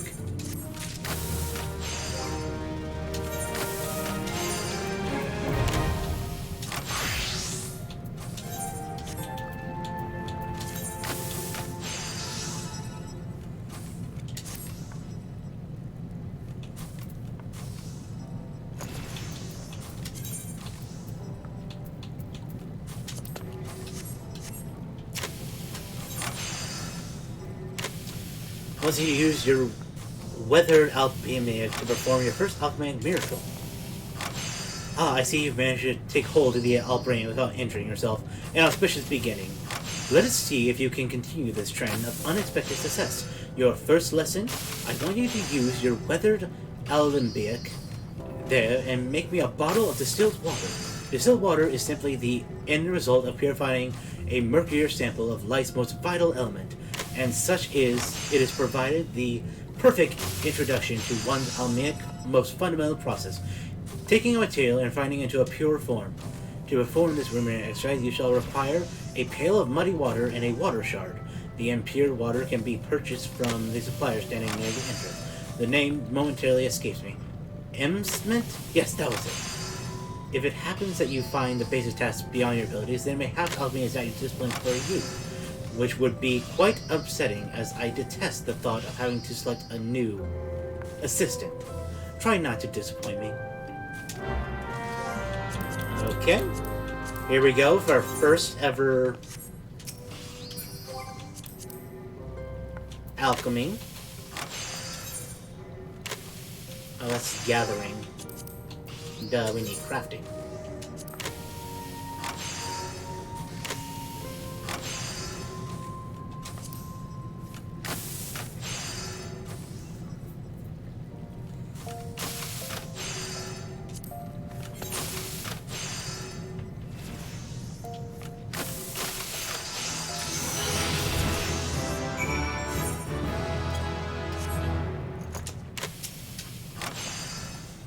Your task is to provide me one bottle of distilled water.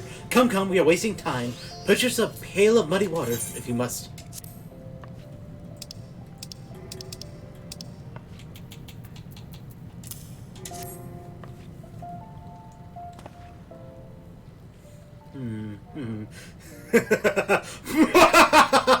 Magnificent! Your transformation into an alchemist has begun. Do you understand the liquid treasures you have made? Yes, it is simply water, but now processed of an almost limitless potential. In a properly distilled state, water provides the base ingredient of all manner of wondrous concoctions. On the other hand, a potion created with impure water is not unlikely to have desired effects. It may very well poison the imbiber. Look well upon the substance you have refined. See how crystal clear it has become? Not the most flavorful of libations, but still refreshing to pour over one's head on a stifling summer afternoon. Tell me, how do you feel in that instance of its purification? Such a fine result must send thrills of excited satisfaction down your spine. Yes, I know well that sensation. To glean a pristine drop of filthy swill in its miracle born of mortal artifice, nothing can compare to that rush of triumph. In the moment when physical laws bend to one's will, nothing! The greater your mastery of alchemy, the more ecstatic that feeling becomes. Go, fill your chambers with bottles of distilled water and revel in each success. I return now to my experiments. When next you disturb me, I shall expect your skill to be worthy of a guildmaster's chosen existence.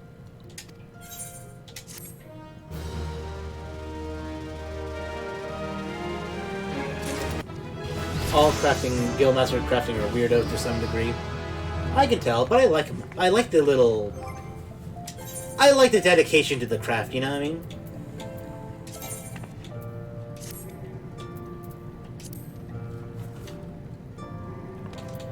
Okay. So that's cool, and I'll do a little more alchemy later, but that wasn't what I was thinking they were going to give me.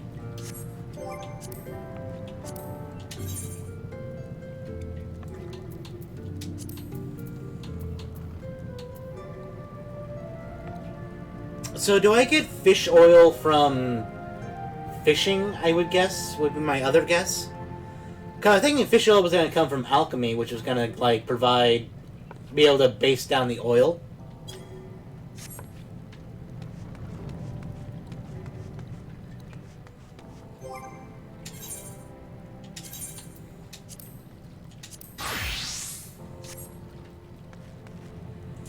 Oh, it's level 10 alchemy. Okay, so we'll just work on alchemy then.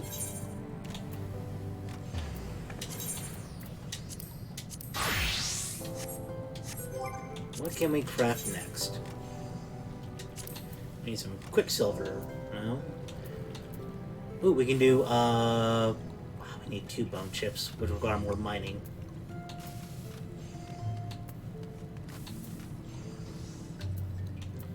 Okay, well, let's do some quicksilver, because mine, like the guilds, probably will have some cinnabar.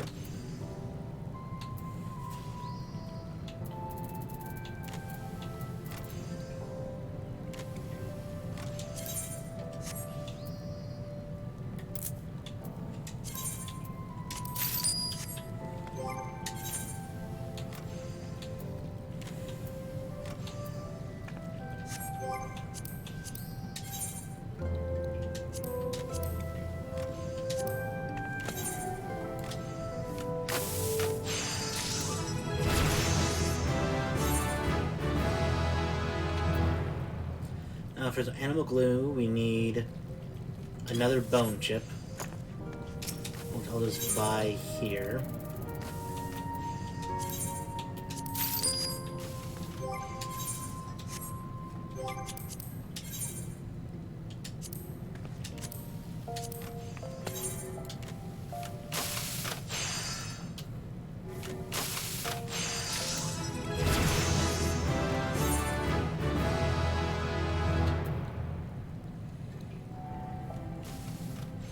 We need a shriek shroom and some rock salt.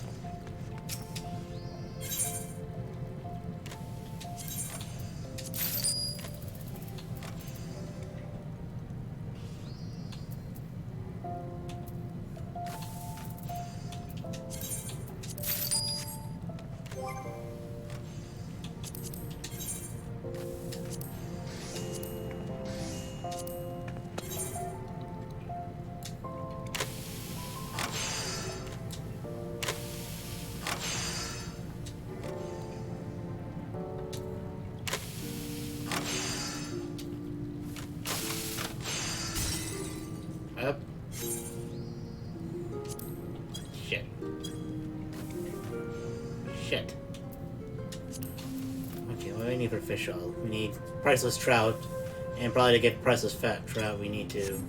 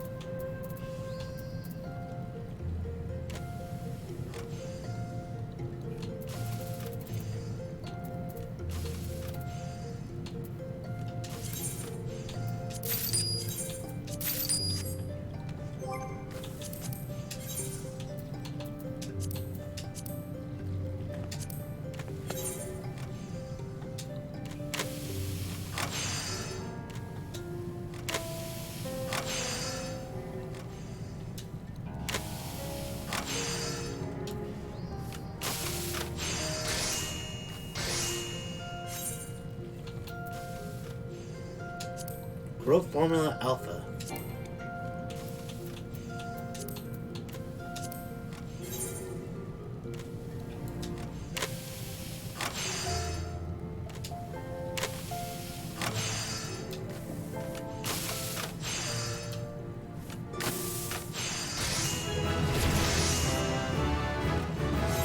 There we go.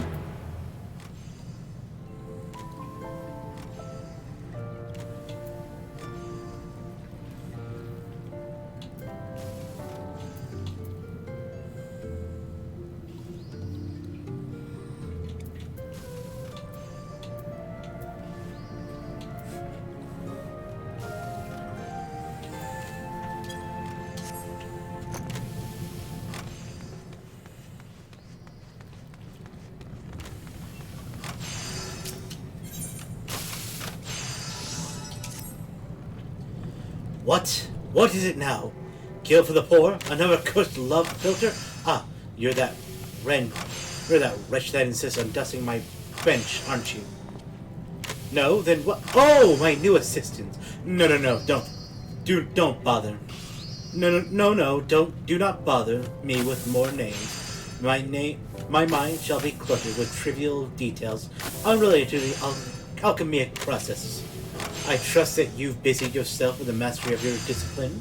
I have scant a moment to spare on lessons, but I suppose I must invest a modicum of time in your training, if you are to be of any use to me. Let us move on to the second fundamental principle of alchemy. Your understanding of this principle will be facilitated by creating 3 bottles of antidote. For this task, you must need and require the stipulated number of grass vipers, as well as a chunk of rock salt.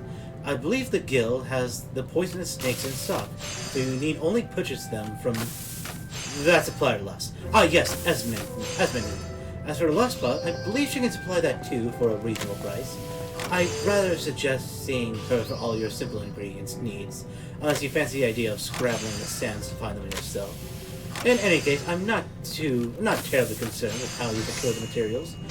What is more important is that you experience this fundamental principle firsthand, as you concoct 3 bottles of antidote. Return to me with the bliss of new knowledge stamped upon your features. Oh, I already got the antidote. Having completed the 3 bottles of antidote as I asked, God helps you if you're interrupting me for anything less.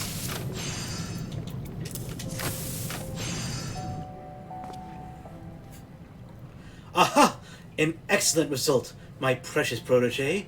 I see you have attained the optimum viscosity without clouding the crimson hue.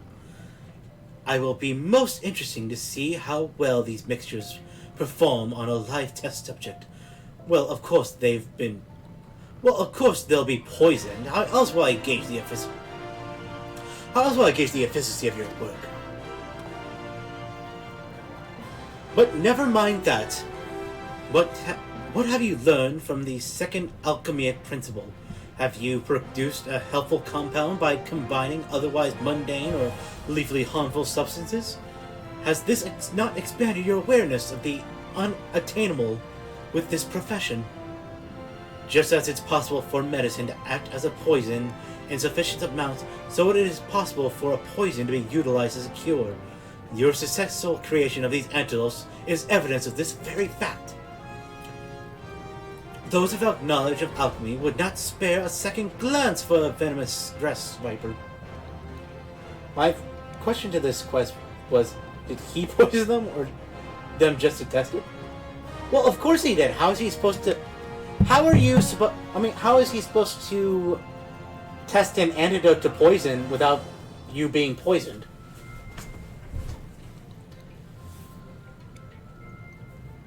And I mean, he seems like the type of guy who, you know, if he's going to do something right, he's going to do it himself. Study, experiment, and revel worth in the most unexpected of places. The desire for sustenance and the rest will become as minor annoyances once you have learned the joy of such discoveries. It is time you added this amateur's mortar to your repertoire of alchemic devices. The mortar is often referred to as the secondary tool, but it's used in conjunction with the primary tool, such as the alembic. Once you will soon come to appreciate its value in your work. I foresee such practical use for your growing skills, my eager apprentice. Now run along and find use for your new toy. I have further research to conduct. I guess we'll take some pants.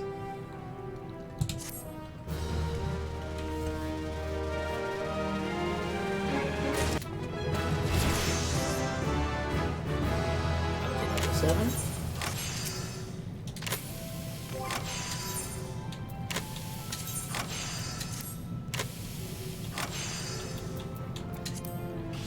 I'll take that.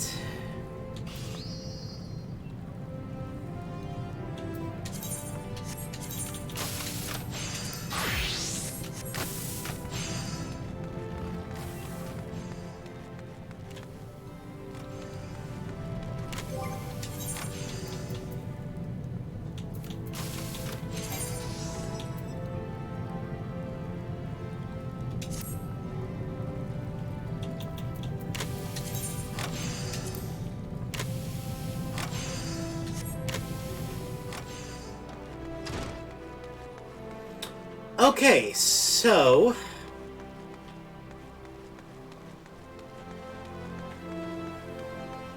let's see, we're about 2 hours in. There's a couple more guilds I do want to join. I do want to join the Botanist Guild. And probably I need to join the Fishing Guild, because it seems like fish oil is going to be important. Oh, and I do want to do armor, too, while we head back to Blacksmith.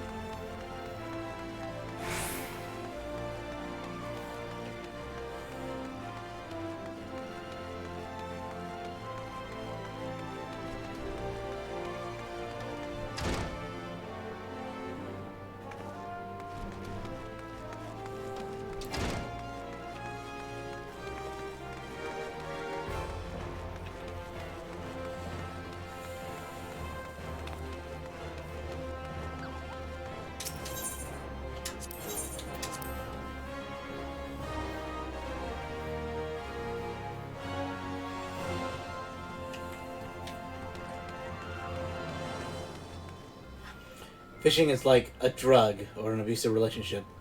The RNG makes you hate it, but at the same time you'll get so hooked on it you'll want to beat the RNG. Okay, so let's go to the fishing one first. I believe that's in... actually... well, let's do the botanist first. Before I get hooked on a drug, I might as well get hooked on chopping some wood. And then we'll do fishing, so we can get hooked on the drug of fishing.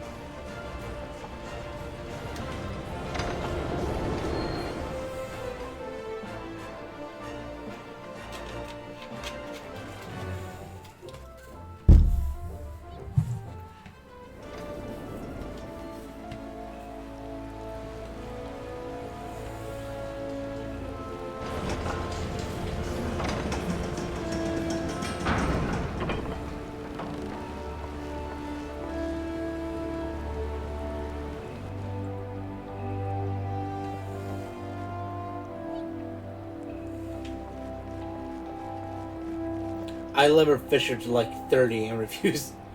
I leveled Fisher to like 30 and refused to touch it ever again. Now I fish like every day and I hate it. Oh, you poor, poor thing. You poor soul.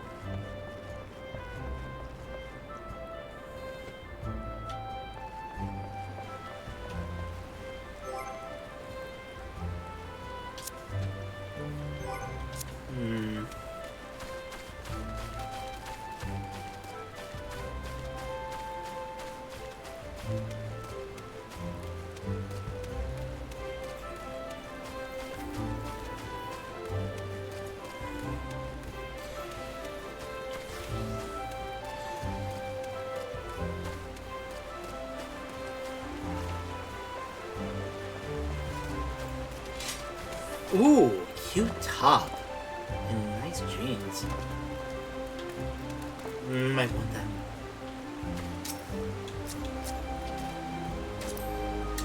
Excuse me, can I examine your glamour?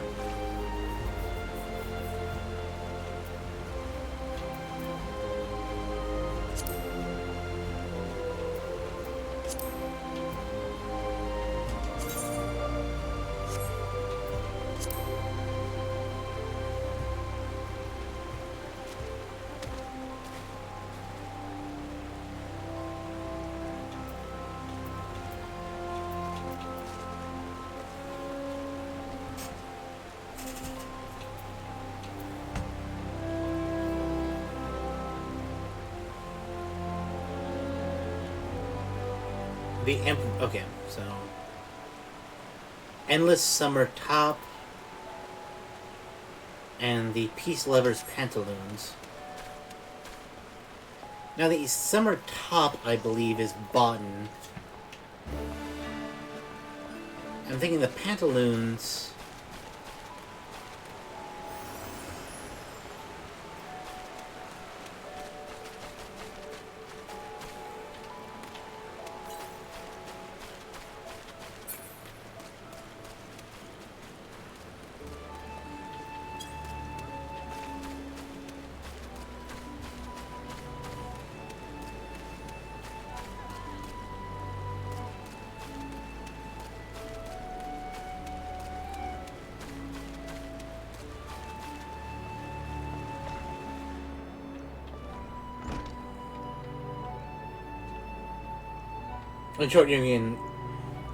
In short, you can't craft either of them. Okay, yeah.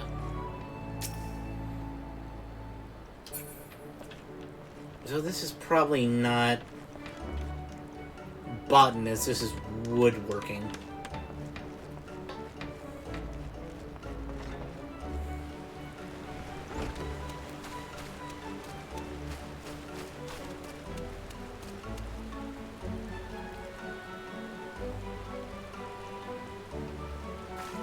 On the market for like 2,000 gil. Oh, that's not too bad.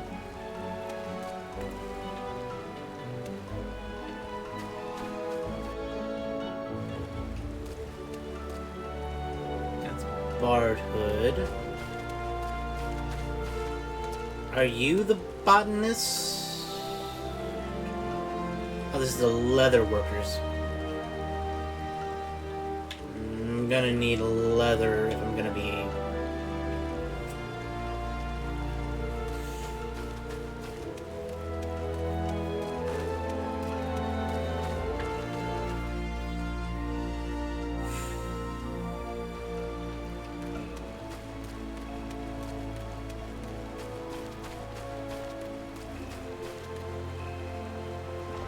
That's carpenters. Okay.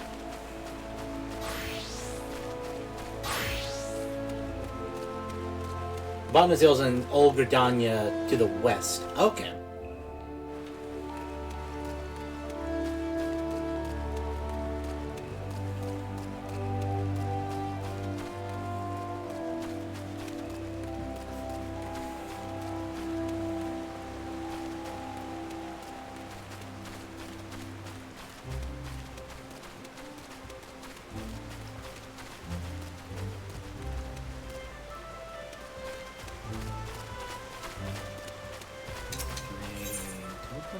No, I haven't even been to the Botanist Guild. What the hell have I not been to the Botanist Guild yet?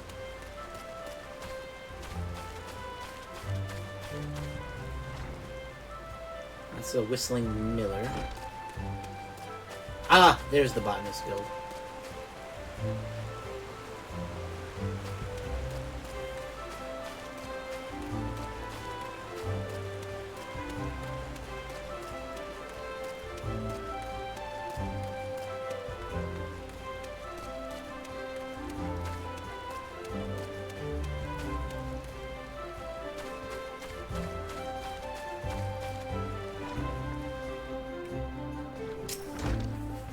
Hello there, and welcome to the Botanist Guild. What brings you here today? Interested in becoming a botanist, are you? Then you've come to the right place. At our guild, you can study under some of the finest botanists in all the realm. An enticing proposition, is it not? So, what say you? Would you like to add your name to our roll? Absolutely. Excellent. Now you'll doubtlessly eager to dive headlong to the nearest shrubbery. But first, a brief explanation on the origins of the Botanist Guild. Our guild boasts a long history. Its roots can be traced back 500 years to when our nation was still in its infancy. It was around that time that precursors organization to our own was established to facilitate communion with the elementals.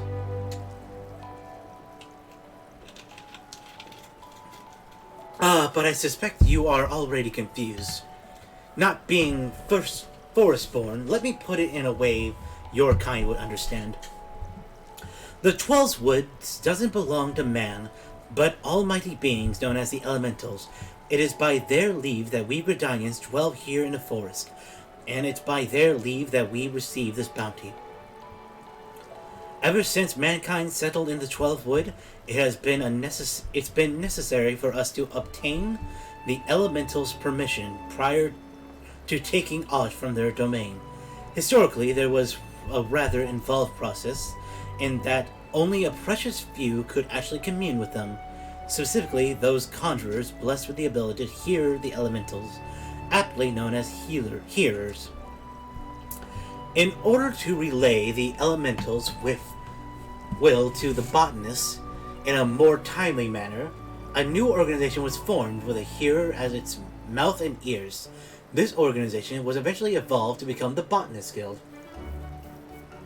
It's a little out there in the outskirts, so you don't really walk past it accidentally when you walk around in town. I can see. To this day, the Guild employs the services of hearers who offer guidance to members.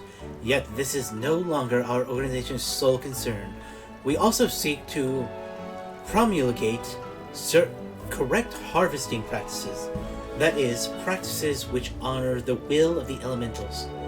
And that, my friend, is the story of how our guild came to be. I trust you have a newfound appreciation for the work we do. Now, with all this talk of elementals and communing, perhaps you're wondering whether you're fit to join us. Well, you should cast your doubts aside. You don't need to have been raised as a good little forest-born girl to be a botanist. Nor do you need to know the secret forest-bound salute. I jest. You just need a healthy respect for nature and a will to learn. If you honestly believe you possess these things, it would be my pleasure to recommend you to our guildmaster. Please wait a moment while I see to the formalities. Speak with me again when you are ready to begin the enrollment procedure. I'm ready to begin the enrollment procedure. Music to my ears! It will be my pleasure to refer you to the guildmaster, Fufusha. Our guildmaster's knowledge of nature is second to none. One need only witness her uncanny knack for spotting the finest timber to see that hers is a truly God's-given talent. It is to this reason that she holds the title of the first botanist. Oh, but you need not be overawed, for she is the kindliest soul. You will find the guildmaster just outside this building. Seek her out and impress upon her your desire to become a botanist.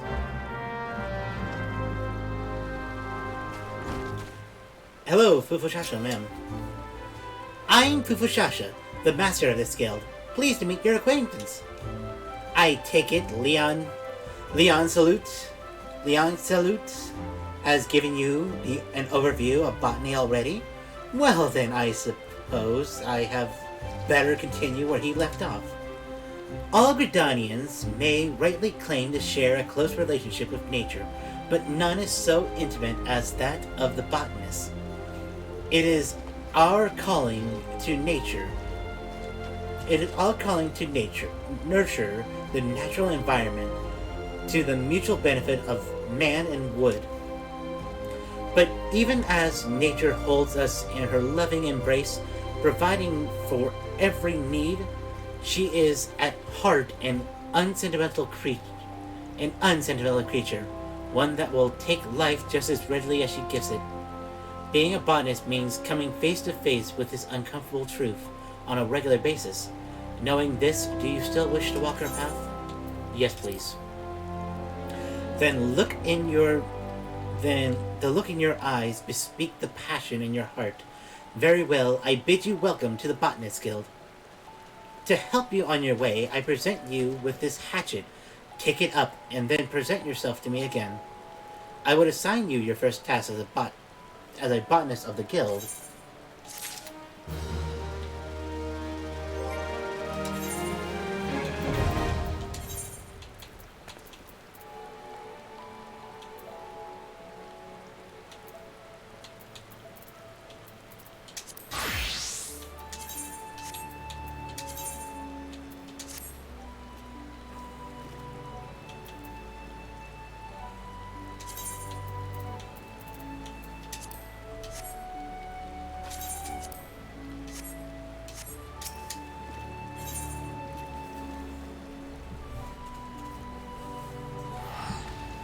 Got 2 stacks of 99 Indite Ether, Aether Sand. Each stack is 27,000 gil. Wow! Man, you are earning that gil today. I see you have your hatchet on you. Very good. A botanist hatchet is her livelihood. Never forget this. If you fail to keep its blade clean and keen, your efforts will yield you naught but sweat and splinters. But let us see about your first task. Ah, yes. To help you grasp the basics of botany, I would like you to gather 10 pots worth of latex. The forest yields to us many more resources. It is a botanist's job to know what can be found and where. If it's latex you require, you would do well to search just outside the Blue Badger Gate or the Yellow Serpent Gate. Seek out the mature trees that stand in those areas, and then put your hatchet to use. I wish you well.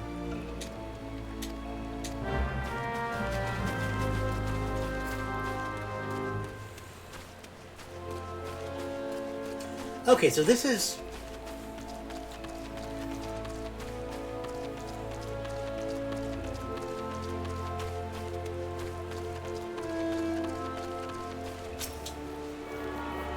It's a tune, so we don't have to try to look for it again.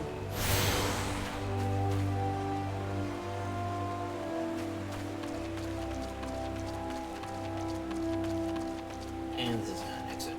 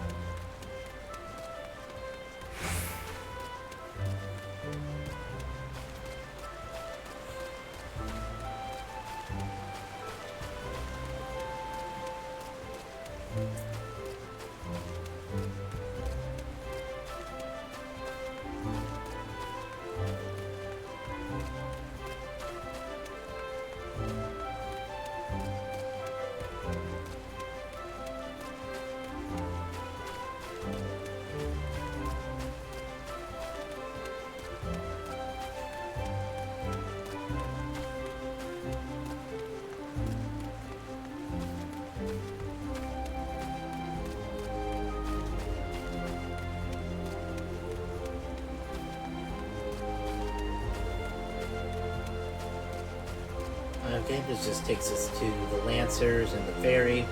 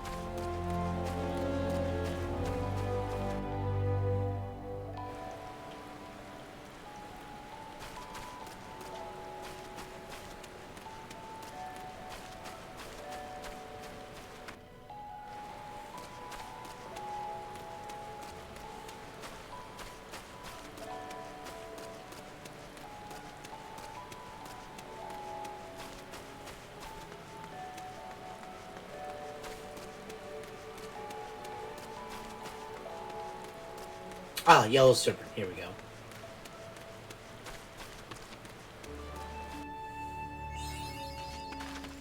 Okay, let's turn on Triangulate.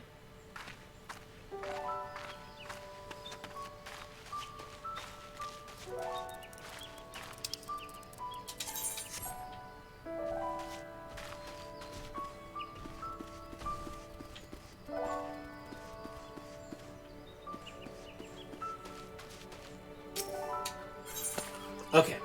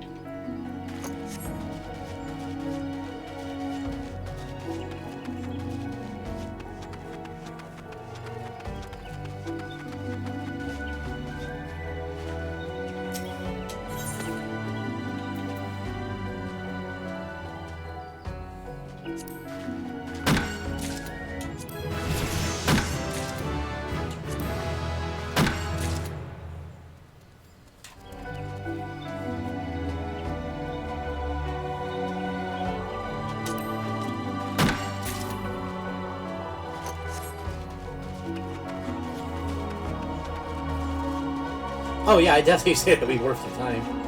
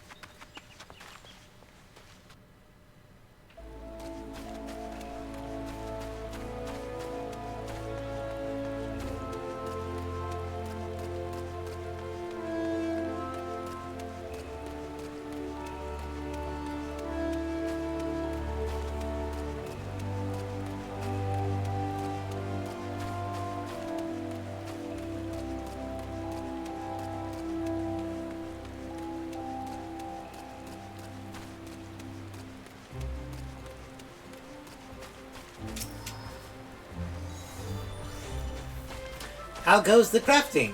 Lest you forget, Latex can be just outside Blue Badger Gate and Yellow Serpent Gate.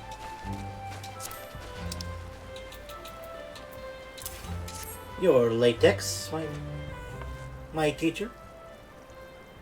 Ah, yes, precisely 10 pots of latex, just as I instructed. You have done well.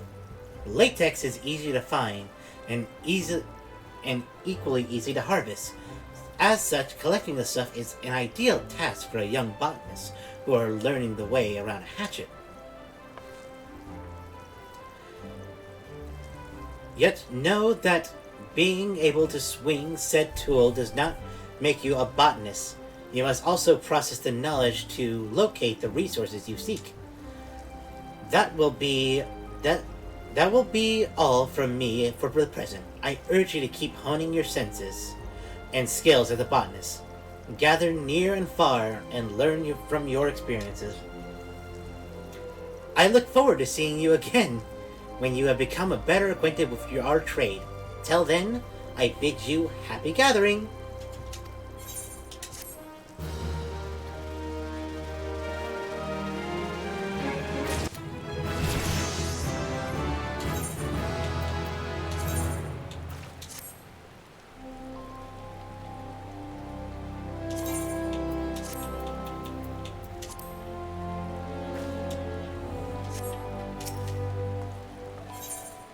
Hello, my teacher.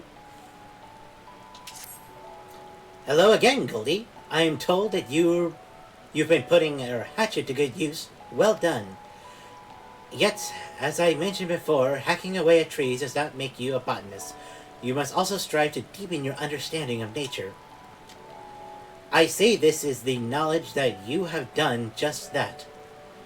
Whether you realize it or not, you have the air of a woman who is at ease with the world around her.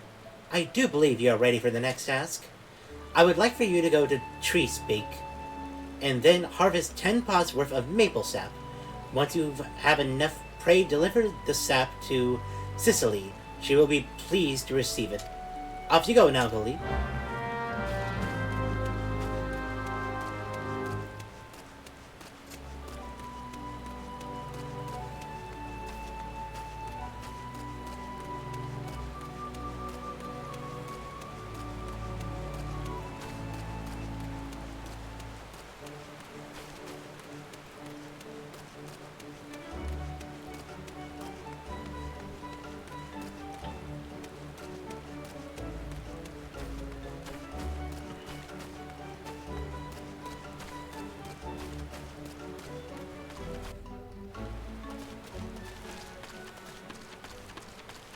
The North Shroud has latex.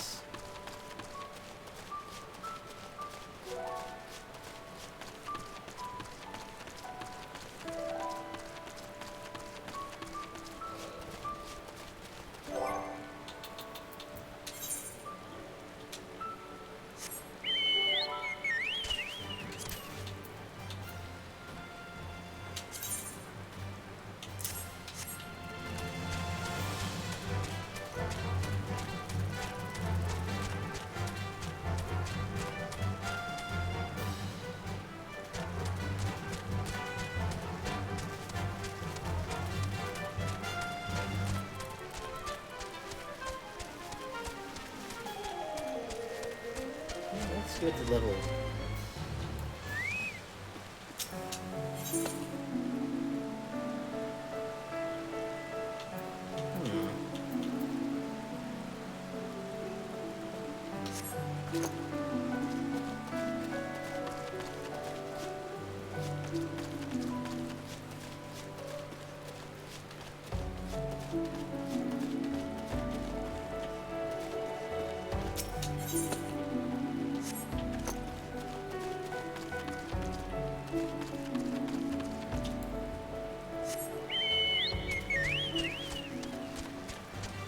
Ooh, someone finally bought the minion I put on market.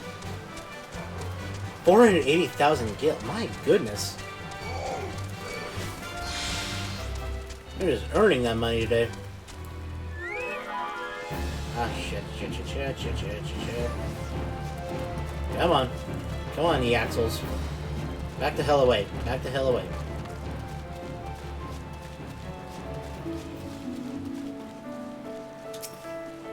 What you got, mature tree? Ah!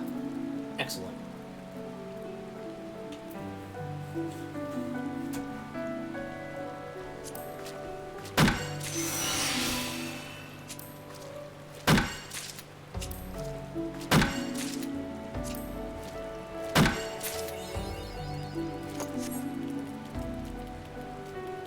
Okay, so I just gotta find...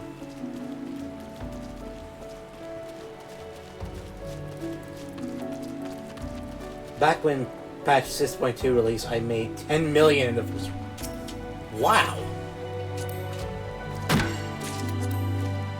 That's impressive.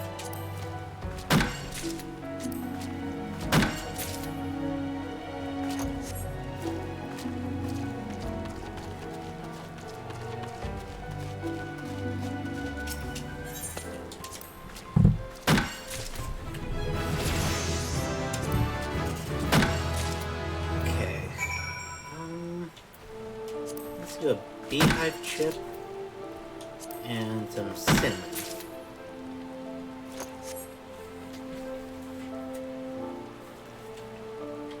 Okay, now we gotta deliver this to Cecily.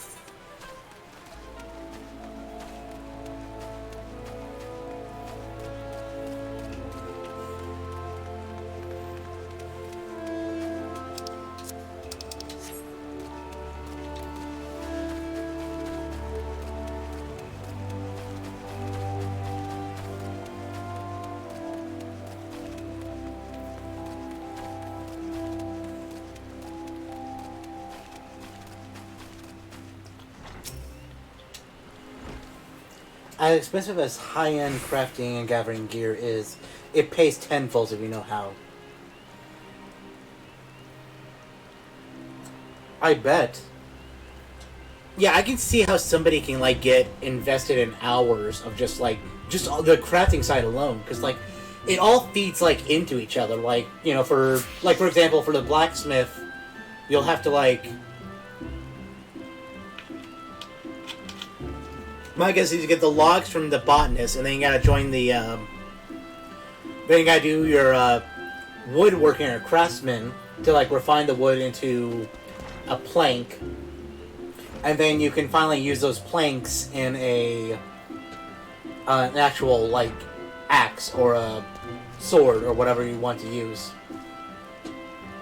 So, like, it all just, like, builds upon each other. And Gil is just more used as, like, kind of a shortcut in case you don't want to have to, like, put in that extra work. Omnicrafters are the richest people in FM. Really? Wow. On a quest for maple sap, then your best bet is to search the vicinity of Tree Speak. I happen to be waiting for a delivery of sap myself. Might you be the botanist I'm tasked with supplying it? Yes, I am. Here you go. Ah, the maple sap I've requested. Then you must be the new botanist Fafusha has been fussing over. Ah, but where are my manners? Thank you. Why do I need such stuff?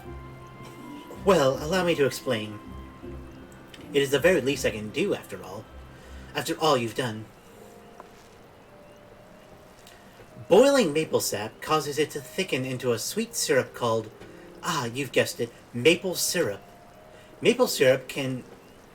From maple syrup, we can make maple sugar, an ingredient used in various recipes, particularly confectionery, from cakes and tarts to toffees and chocolates. In short, all the things that children love. You probably had guessed it by now, but the maple sap you've harvested will be used to make sweets for the children, those poor souls who were orphaned by the calamity. They may put on a brave face, but their eyes reveal the depths of their sorrow. There's precious little joy left in their lives. But Gridania won't abandon them. No matter your walk of life, there's always something you can do to help. Though it may only last a fleeting moment, a single smile of theirs is worth all the effort. My apologies, I got carried away. Now, where was I? Yes. In addition to the maple sap, we botanists gather various other kinds of foodstuffs. As such, we work quite closely with the culinarians. Those disciples of the hand who excel at cooking. We're also on good terms with woodworkers and weavers, as both are reliant upon our supply of lumber and fiber they need for their respective crafts. As botanists, it behooves us to learn what manner of materials are used in crafting.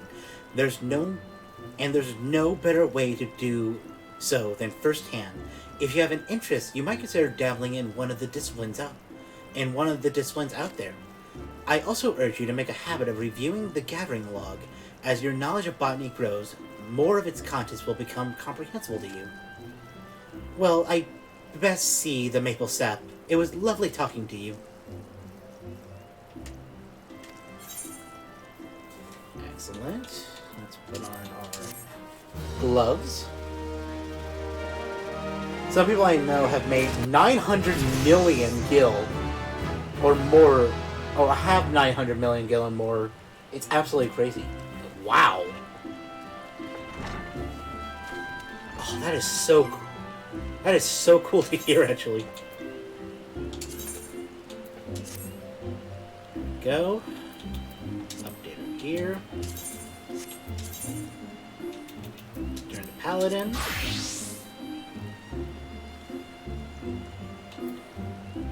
Okay.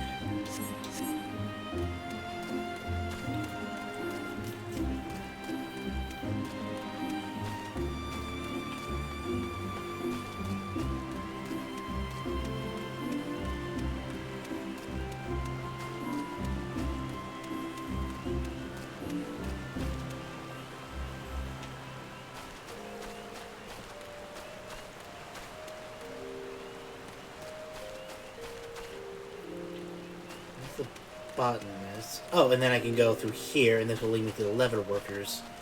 And then I can double time my way back to the craftsman.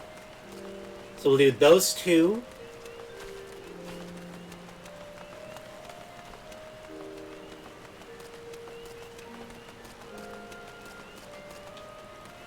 That's a conjurer's.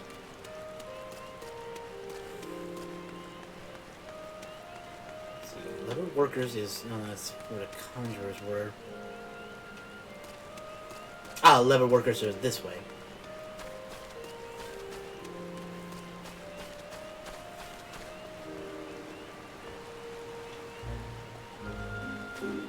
Well, not that way. Probably up more.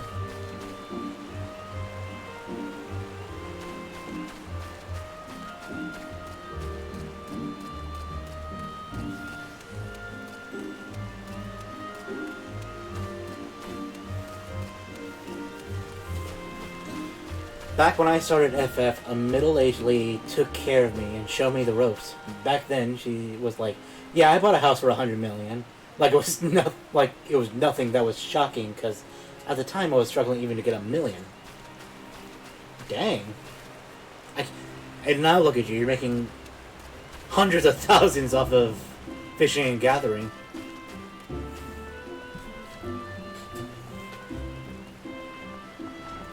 Okay. Hello, I'm here to learn the craft. Greetings, welcome to the Lake Leather Workers Guild. Here we produce the finest leather goods. Take care to honor the lives which were sacrificed for their creation. Our leather armor is worn by the archers and lancers of this great nation, and favored by all who prefer that their protection does not come at the cost to mobility. If you wish to place an order, I bid you visit Fin Yale Fineries. If you, on the other hand, have the mind to join our guild, I should be happy to assist you. Might you be interested in becoming a leather worker? Sure. Oh, sadly she quit. Oh, sadly she quit a few years ago. Oh, that sucks. I hope she's doing okay, and hopefully you guys be able to meet again. I'm sure she's going to be amazed at how far you've come. Nothing would make me happier than to welcome a new initiate to our ranks. However, it's essentially that you must understand the burden that every leather worker must bear.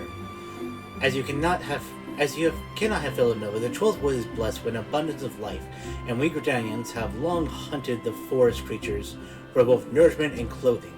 But Gridania is unlike any other place. The elementals that watch over the 12 Woods have never looked kindly on the taking of life, and those who flout their governance do so at their own peril. The elementals decreed that life not be taken without due necessity.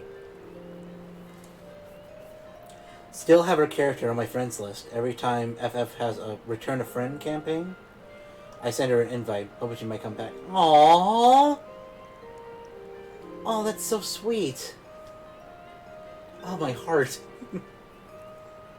Oh, I hope one day she'll accept.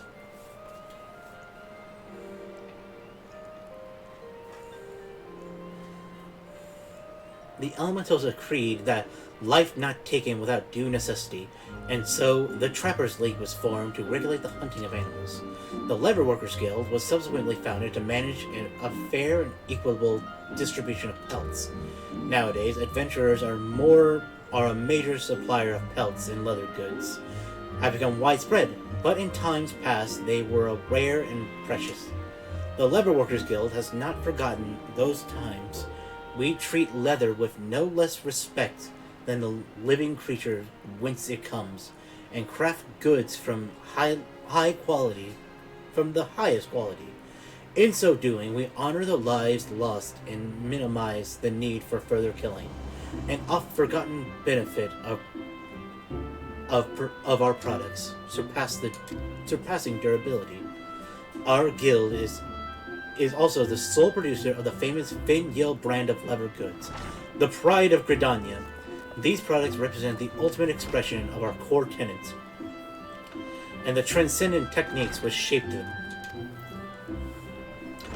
Know, though, that being a guild member does not automatically make you a Fin Yale artisan.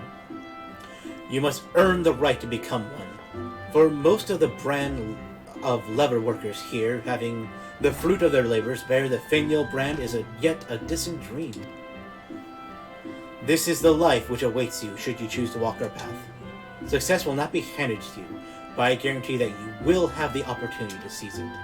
So, if you wish to make a name for yourself and craft goods which are the envy of all, you have come to the right place.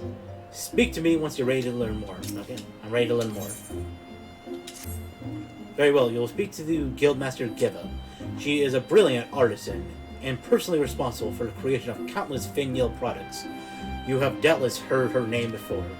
The Guildmaster patterns are uniformly elegant. With them, even novice craftsmen can cut their materials with minimal waste. It is for us to decide if you are fit to join us. She can be found in the work area within. Present yourself to her, and do not waver in your determination. Okay. Oh, hello, Giva. I like your coat. So, you wish to become a leather worker? If you've spoken with Randall, then you've been told what it means to work with leather. The weight you must carry, the responsibility you must bear. Not just the elementals, mind you, but also to the guild. Our craftsmanship is unrivaled. Each member is expected to live up to that reputation. Once you join, there's no turning back. If you dishonor us, I shall flay you myself and make a chocobo saddle from your hide. Well, I mean, that wouldn't be the worst way to spend the rest of my life. Will you swear to uphold our traditions and be the best leather worker you can be? Yes. Very well. You may learn our craft within these walls. Though you seem ill-equipped to do even that, I'll give you a head knife to help you on your way, but the rest is up to you. Do not presume that your association with us means that your work will bear the Finial name. Until you prove yourself worthy, you will not be permitted to so much as touch a Finial product, much less craft one. Now then, if we continue with your initiation, you need to put that knife in your hand first. Talk to me when you're ready to begin.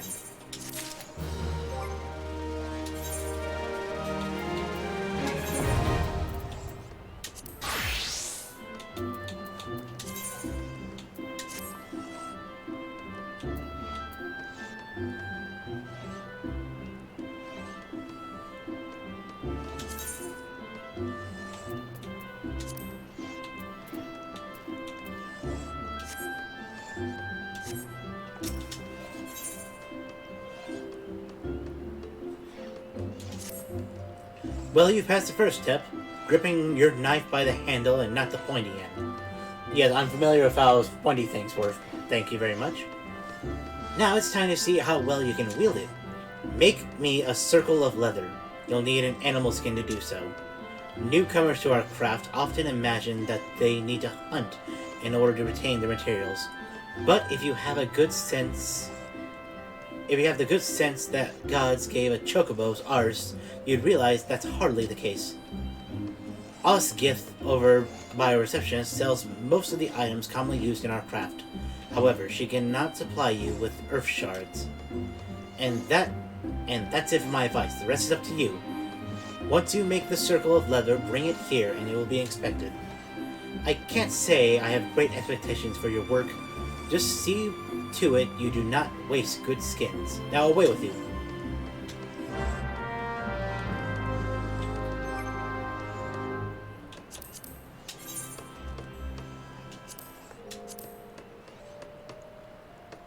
So does that mean there's like now an individual hunting guild? Or can I just get leather just from encounters?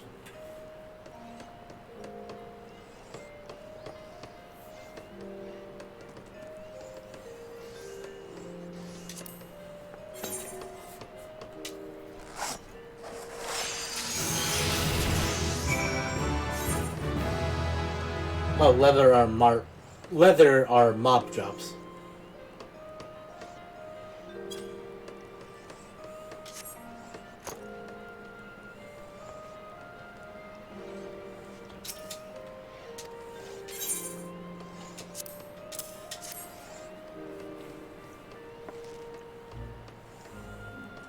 Or the hide, rather. Leather is a leatherwork product. Okay, so I can just earn animal skins just by normal playing. Okay, good to know. Ah, this is indeed leather, after a fashion. Your work is amateurish in the extreme. The leather is unevenly tanned and practically unusable.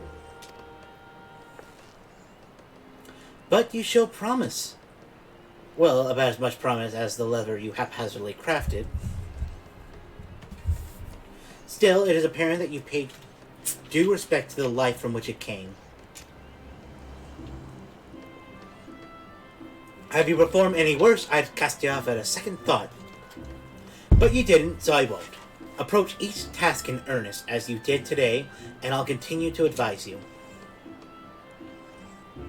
However, you alone are responsible for your development. This is a business we're running, and neither I nor your seniors have the time to hold your hand. Apply yourself to learning our techniques, and return here when you have acquired skills. Mayhaps then I will have an errand for you to run.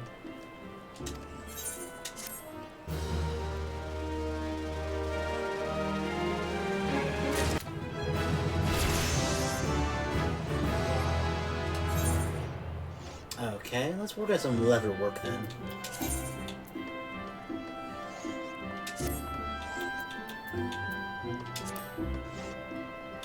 Actually, all I really needed from that is just the ability to make some leather.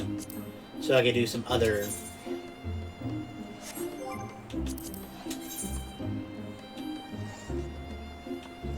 We'll work on these in due time.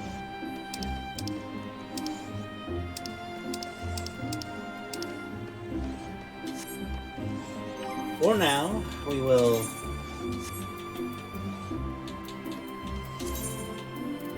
return to Paladin.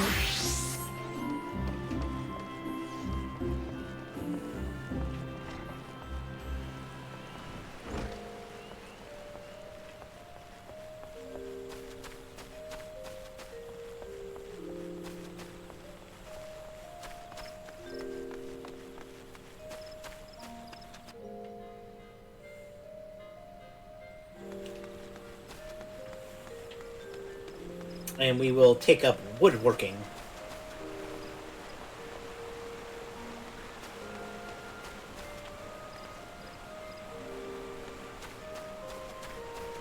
After that, we'll join fishing and armor. And then,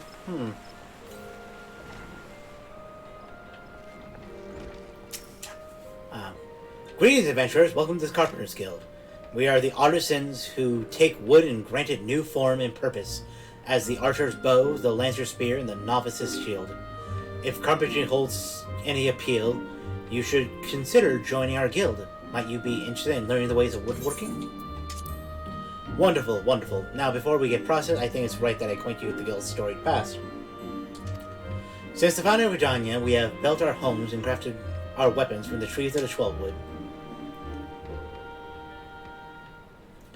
As our nation grew and prospered, the woodworker's repertoire expanded to encompass a greater variety of articles, and carpentry developed into an art.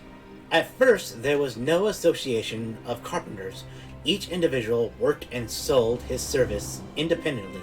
However, the advent of water mills meant that more efficient construction methods were needed, along with formalized maintenance regimes, all of which necessitated organization. The Carpenter's Guild was founded to oversee the operation of water mills and promote cooperation between woodworkers. Now, I must mention at this point that we owe much and more of our prosperity to the great loam of Growery.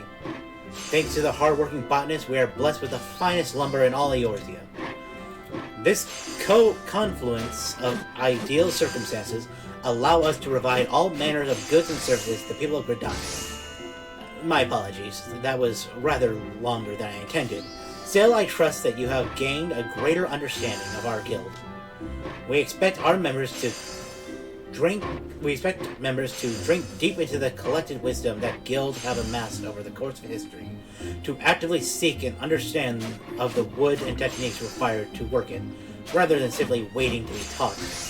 We expect, in short, nothing less than total commitment to the craft. If you wish to start down this path, speak to me once more. I'm ready. Wonderful. I should mention that Timber Master Beaton assesses all would-be apprentices personally, so you will need to obtain his approval before you begin. Timber Master Beaton can be a harsh, unforgiving man, but if you love the craft and have the will to learn, you can ask for no better tutor. He is quite simply the finest carpenter in Gridania. Of course, it will take you some time and no small amount of effort to comprehend the full extent of his teachings, but you may rest assured that he will not lead you astray. That said, when you meet him, I would advise you to choose your words carefully and, resist the urge to run away. Of course.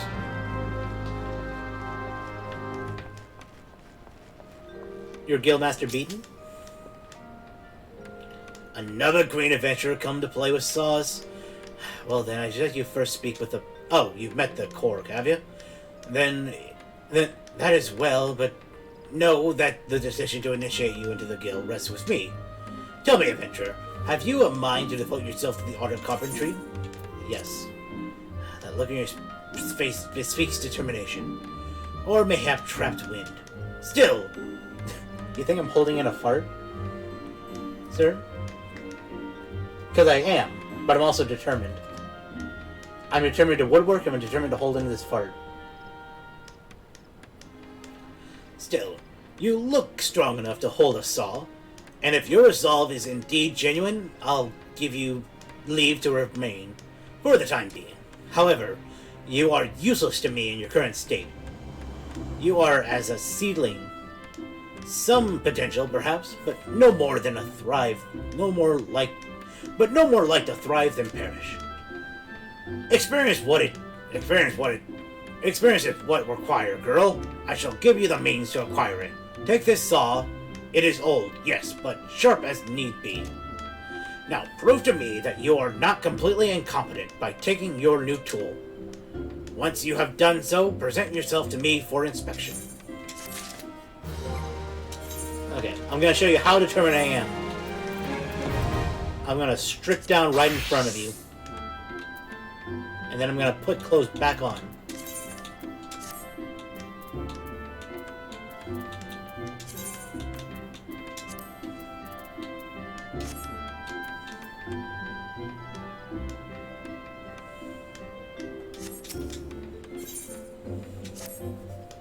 Good. You have proven that you know how to grip a saw. But don't mistake it for a mere tool, for it is a part of you. Of your arm, and you can put down... And can you put down part of your arm? No. Mark me, then. If you do put it down, or worse, lose the bloody thing, I'll use my own saw to demonstrate that you... demonstrate the pain of losing a limb. Ah, but I jest. One-armed carpenters are scarcely half as useful in my experience. Ow. In any case, merely holding a saw does not make you a carpenter. Whatever some might think, you must become one with it, and learn to feel with it as you work the wood. To wit, you must first know the wood. Demonstrate your knowledge by bringing me a length of maple lumber. Maple lumber is made from maple logs, just so. Our man Friol, by the entrance, will furnish you with such logs for a normal price. Of course, any fool knows fresh cut logs are laden with water. To guard against decay, we use the wind shards to hasten the natural drying process. Do not forget to do the same.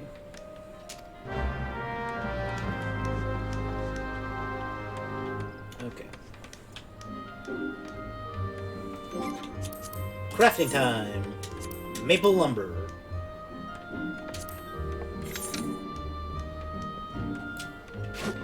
Saw.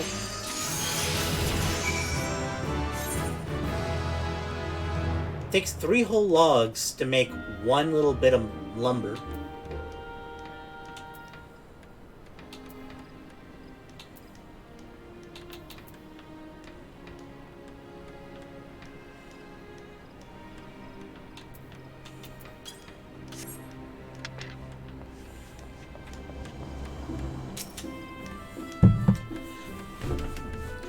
As I mentioned before, Ferrol has maple logs in stock as well as many other materials you may require.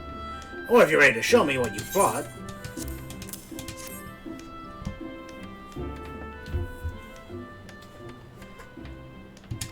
Yes, I feel it. The wood tells all. There are no careless cuts. Saw and carpenter moved as one, as if dancing. Do you see this grain? How it flows like syrup. Durable yet pliant, suitable for weapons and armor both.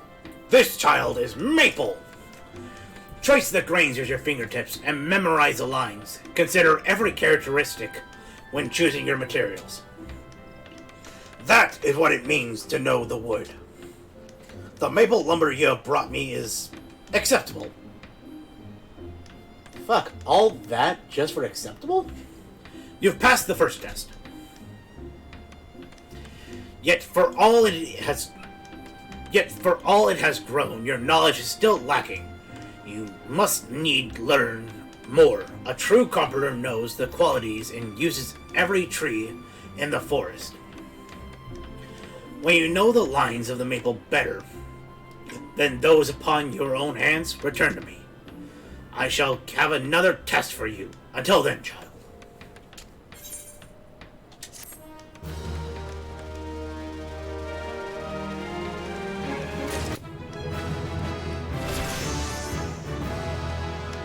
Okay, so now we can make the maple planks.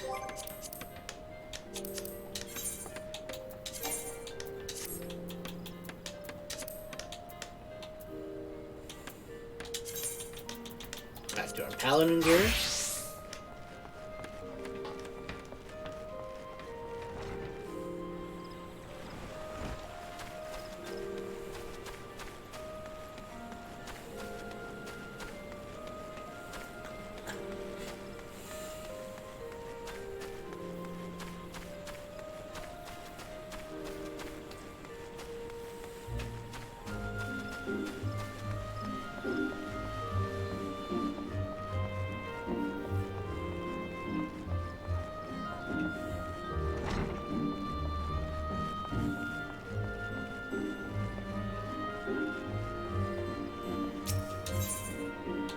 Let's go to Limsa Laminza.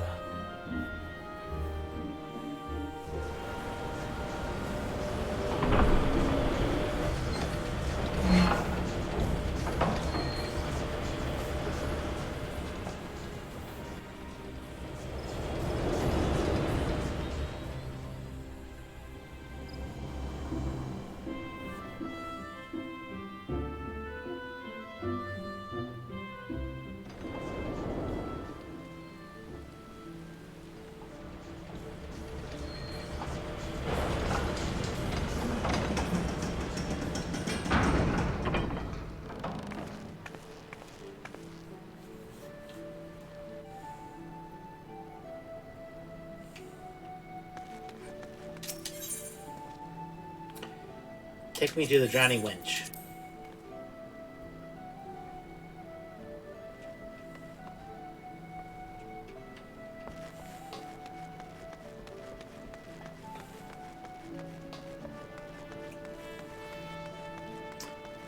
Whew, okay.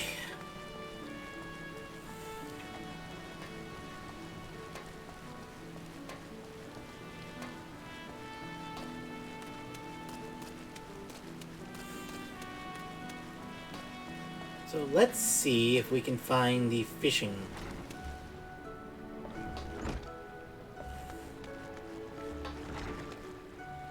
We'll need fishing, and we're gonna do armor as well.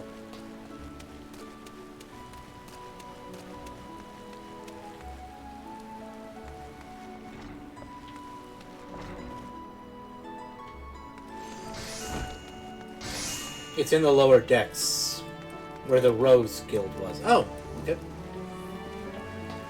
Thank you.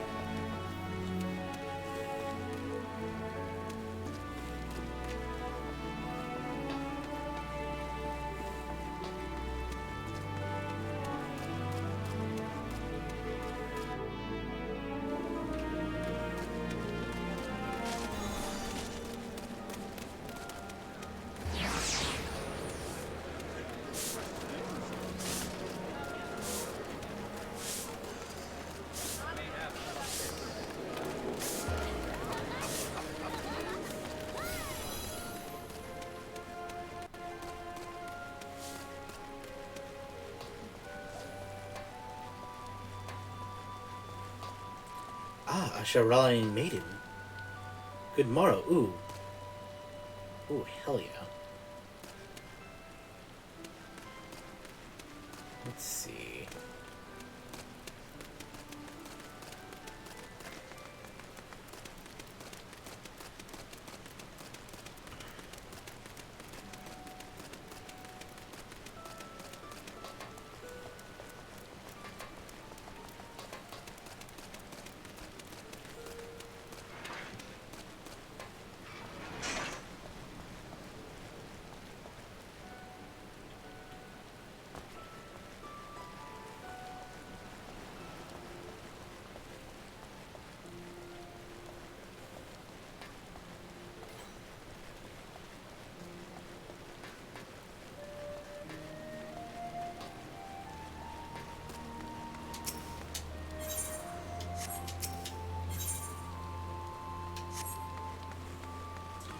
That's the NPC that starts the Sage job. Unlock it. Level 70 required. Damn.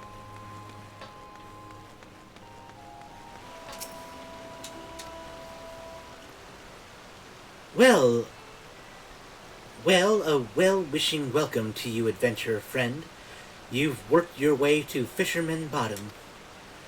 When you want fish for just a day, you can call a Colarian, but we fishermen feast for life. I've set the bait. Think you're ready to bite? Hooray! Hooray! Looks like we've got a live one. Let me walk you through the life of a fisherman in Limsa Lominsa. Since we're surrounded by the seas, the fishing sites are a fisherman's delight. If you can't fish it here, you can't fish it anywhere. While some of us rope our fish with rods and reels, others skim the seabed with nets for creepy crawly critters. You might say we can cast a wide net. People prattle about our polars just about everywhere in Limsa. And there's much and more that we've mentioned. While we shepherd the ships and preside over the ports, manage the mongers, all while making sure not to leave any adventurer out to sea. I'll wager you prefer to work alone, so we'll start you off with a rod and reel. Now, you may not necessarily net the numbers net fishing yields, but pole fishing is possibly pole's prettier prizes. And that's the long and short of it. When you're ready for another bite of bait, I'll reel you in before the guildmaster. I'd hate to hear you change your heart. You haven't, have you? Spoken like a true bespoke fisherwoman. Well then, it's time for you to meet the guildmaster. But unfortunately, and somewhat ironically, our nefarious netmaster is out fishing at the moment. This moment and every moment, that is. So Sisipu tends to the tasks that require tending to, such as deciding whether you'll sink or swim with our guild. Sisipu presiding over the pools. Whichever you decidedly decide to say hello.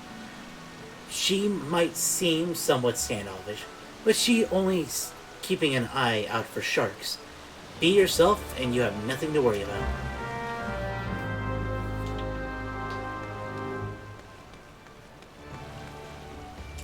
Hello, Sisipu. Sissy? Yes, save your breath. I heard every word between you and Memlukia. Memlukia. So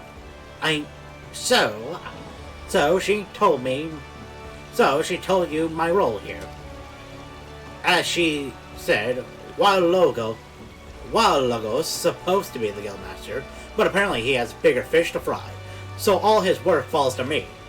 That includes making sure our new fish aren't shellfish idiots or potential enemies. You've passed the first test by not laughing at that awful joke.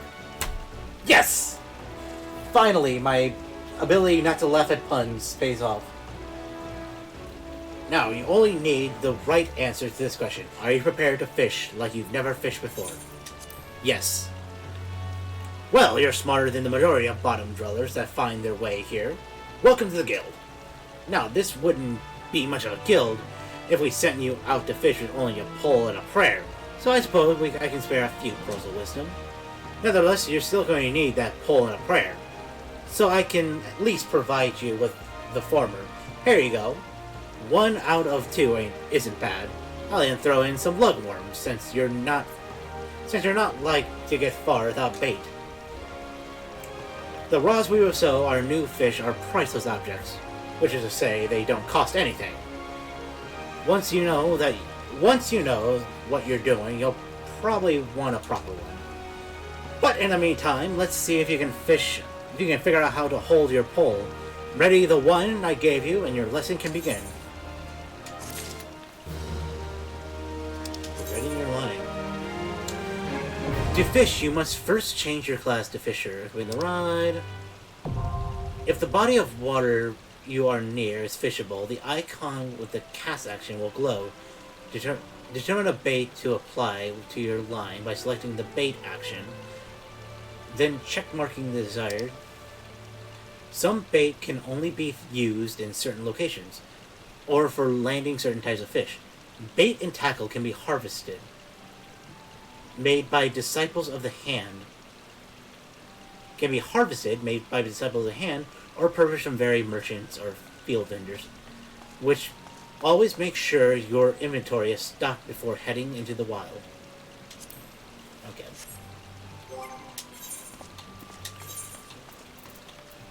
Time to get naked.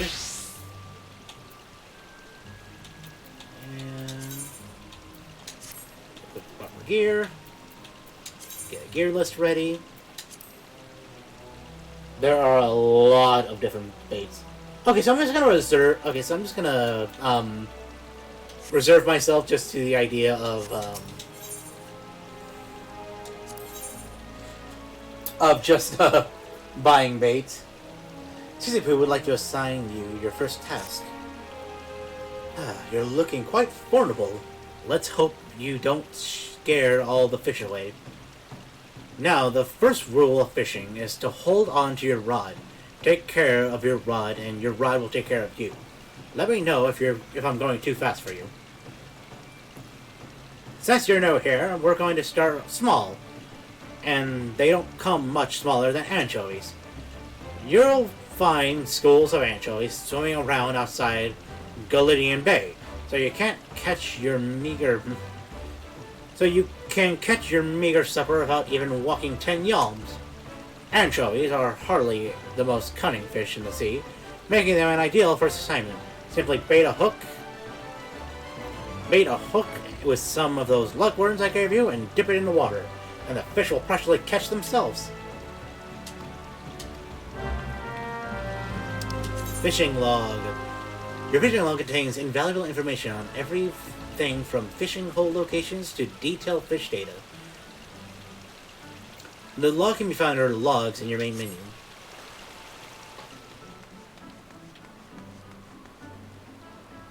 Let's see.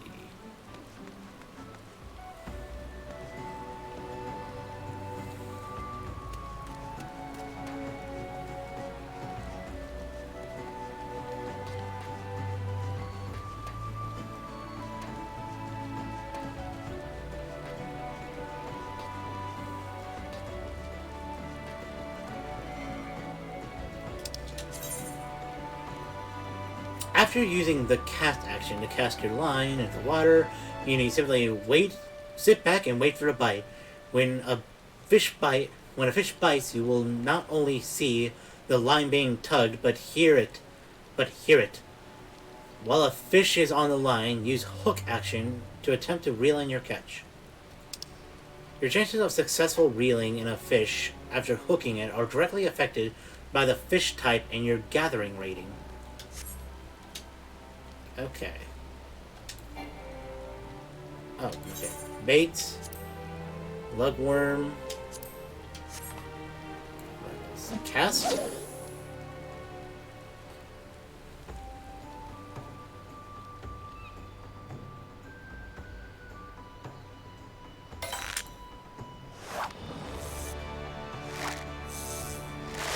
Good.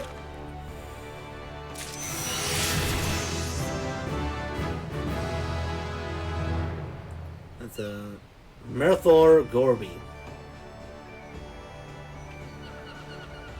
Okay, bait. Let's try this again. Good.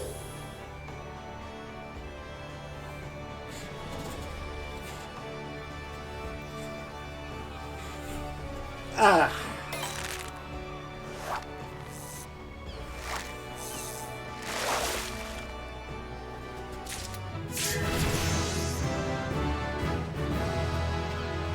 One anchovy.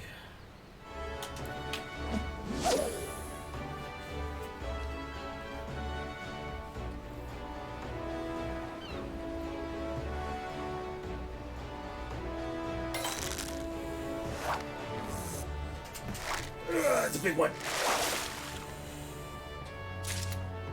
There's another anchovy.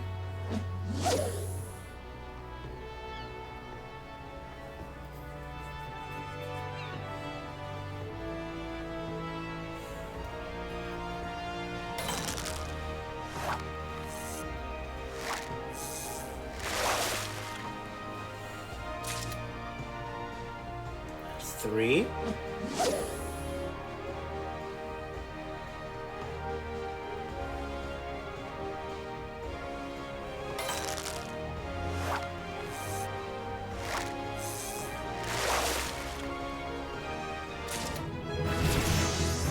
Four.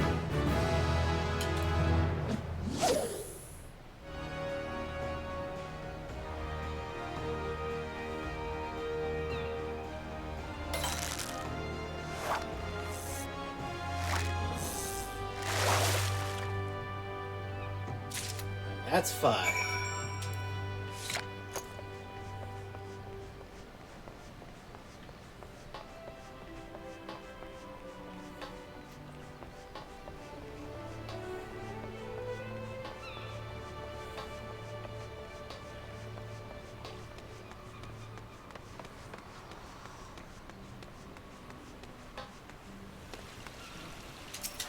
Here are your anchovies, master.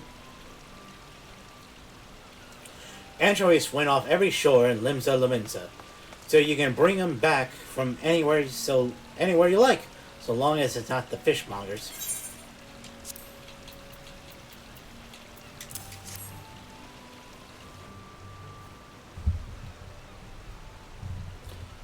Here, chubby chubby, here, chubby chubby. Fair flock of feisty fish you got there. Giddy up, giddy up, guppy. Careful they don't slip out of sight. Ah!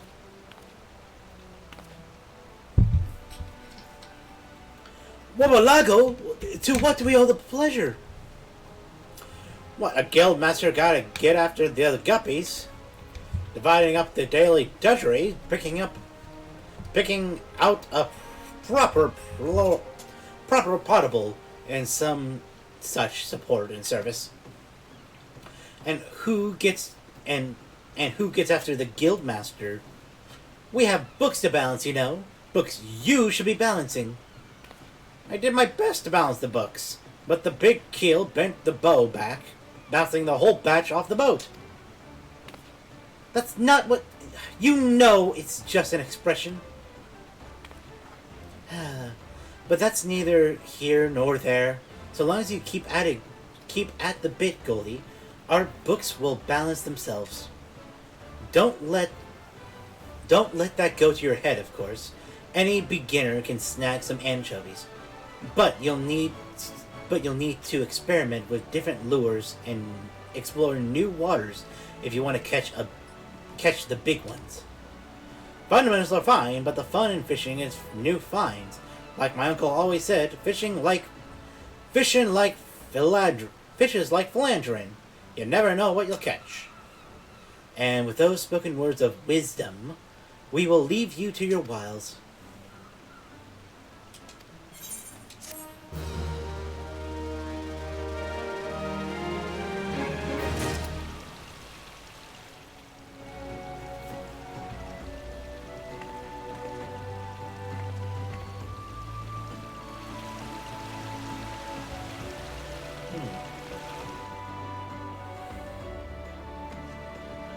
Okay.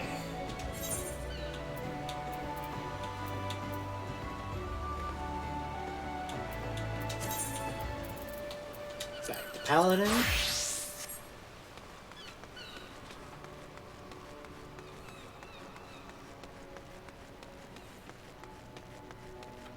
There are lots of different baits. Ooh.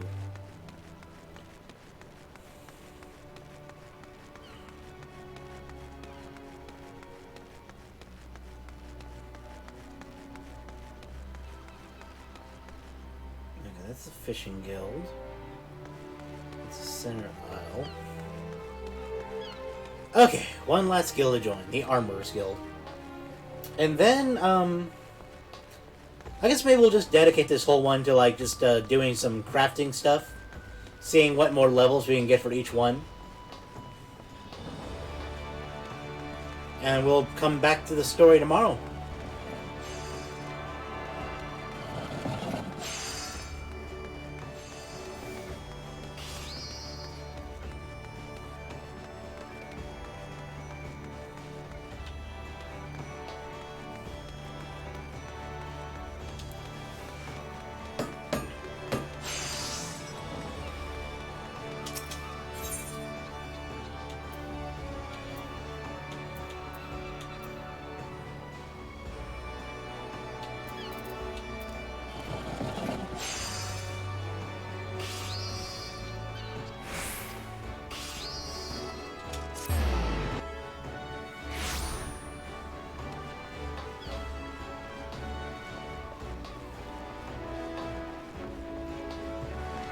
I have 14 different baits with me at all times. And that's just for 80 to 90 stuff. Damn.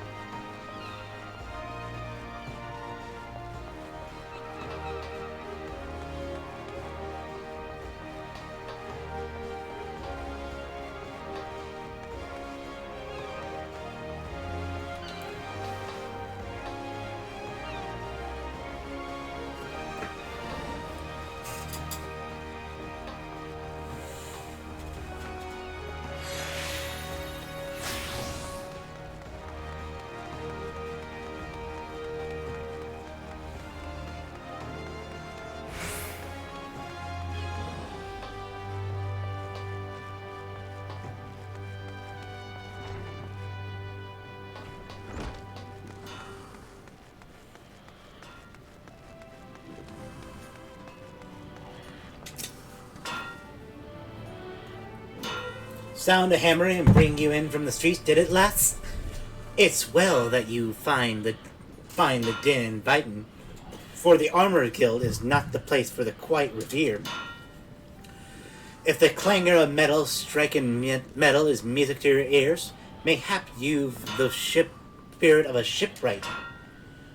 Are you of the mind to join our guild? Take it from me, lass, there's no greater joy in working a shapeless lunk of iron into a shining breastplate with your own hands. What say you then? Well said, lass. Now we should cover a bit of guild history before forging ahead with the formalities. The armorer's craft is an offshoot of blacksmithing. Time was when armorers and smithies were one and the same. But the years trickled by, the techniques for working sheet metal into armor plate became a specialized trade, and the smithies who shown uncommon skill and passion for this trade earned themselves the title of armorer. Now, as you can probably imagine, the skills necessary for making armors are also needed for shipbuilding, but building a ship is harder than knocking out a simple helms, which led those armorers who were good enough to working on boats to claim the title of shipwright. Of course, it's one thing calling armor blacksmiths and shipwrights armorers, but it was another calling shipwrights blacksmiths, because building a ship and making a hatchet couldn't be more different.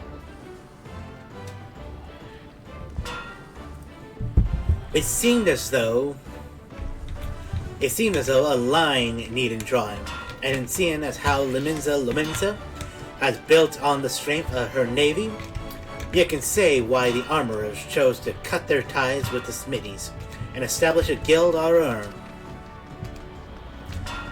As for the smithies, well, the whole notion of an independent armorers guild never did sit well with them. And there's been a fair old rivalry between the two factions ever since, always trying to outdo each other. Which is why we were even ever on the lookout for new talent to help us keep the smithy bastards in their place. All you need to do is press the forward measure, and we can start on your training. Be warned, Forward Master Hanaza's tongue could strip the scales of a fish back at 40 paces, saying that you won't find a fair mistress this side of the straight on Milthor. Let me know when you've mustered the courage to speak with her, and I'll see to the rest. Then it's time you made yourself known to the Fordmaster. That's no empty title, by the way. Hanaza's a renowned shipwright and one of the finest crafters in Limsa Lominsa. Head outside and you'll find her blistering the skins of our new initiates.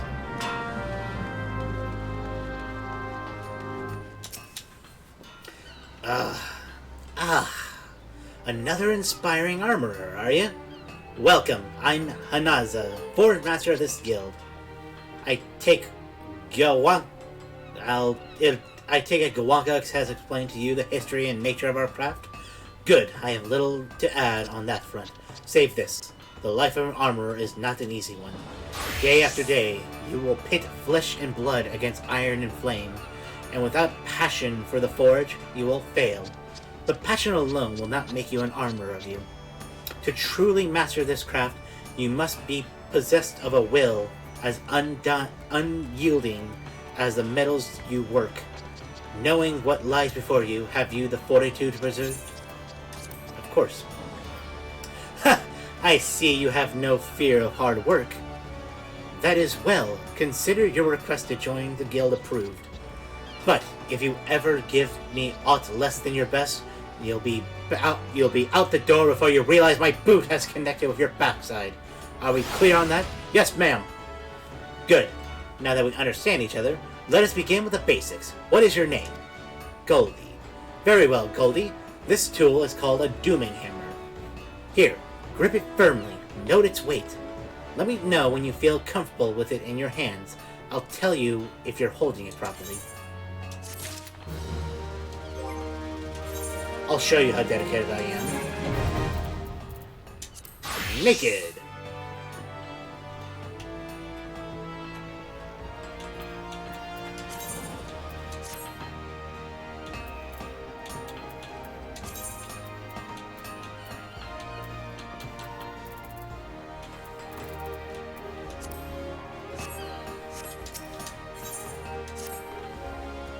Ah, yes. If I didn't know better, I'd think you were an armorer, Goldie. Of course I do know better. Until you craft something with that hammer of yours, you'll look like a babe with a rattle to me. I've no intention of mothering you. Make no mistake. I mean to shape you into an artisan, however hard I have to pound. Ooh, pound me hard. I mean, what? Save your sweat for the forge, lass. I don't expect you to fashion full suits of plate on your first day. Just pay close attention to my instructions. Be diligent in your work, and the skill will come in due time. Now, let's begin with your first lesson, shall we? I want you to take up your hammer and make me a bronze ingot. A mundane task, I grant you, but one in which every armorer must master. Bronze ingots, you see, is the most basic material of the craft. A bronze ingot are its building blocks. 'Tis not the strongest of alloys, of course, but it is the very quality that makes bronze so easy to shape, and a metal of choice for a novice armor. To forge your ingot, you'll need to procure 2 chunks of copper ore, and a chunk of tin ore, and an ice shard. Ore can be purchased from Smollerwib here at the guild. The ice shard you'll have to find on your own. Well, what are you waiting for? Are you waiting for me to swing your arm for you? Or mayhap you have me swing my boot?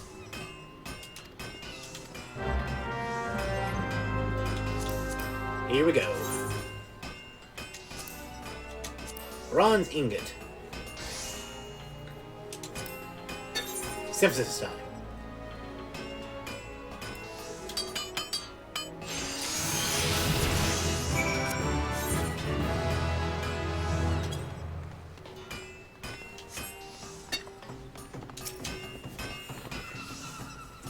Here's the bronze. Where's the bronze ingot I asked for? If you can't find the ore yourself, try speaking with Smollerwib here at the guild. Let's hand it over, guys. Ah, completed your first task, have you? Well then, let's have a look at this ingot. So this is the sort of quality I expect from you, is it? For a novice armorer, this is excellent work. Excellent! Well done, Goldie. The key to making good bronze is judging the ratio of the copper to tin. With too much tin, the alloy becomes harder, but also more brittle. Not the sort of material you want protecting your vital organs. Lest you forget, the quality is a matter of life and death in our craft. That is why we teach our initiates the ideal metallurgic composition of every item we forge. Not that all are quick to learn. There are some who seem destined to produce mediocre results, however painstakingly the process are explained. Thank the builder you are not one of them. I'm pleased to say that your ingot would fetch a decent price in the markets. But do not let this success make you complacent. A single bad helm will lose you more trust than 100 good ones will win. Because a bad armor means dead men. It is not enough for you to work to be good. It must be consistently good. And achieving that consistency requires discipline and long hours of crafting the same item over and over and over again and again. For you, this means a mountain of bronze ingots in your dreams, bronze ingots until the process is so ingrained that you wake up and find your pillow is an ingot. You made in your sleep. When you feel you have learned all you can from forging bronze ingots, seek me out, and I will find you something else to craft. May the builder guide your hand, Goldie.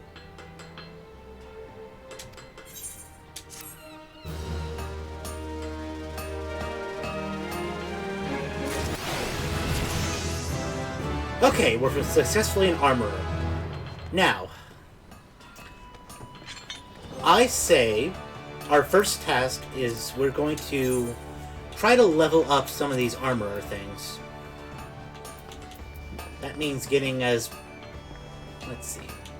So we'll need to synthesize the bronze ingot.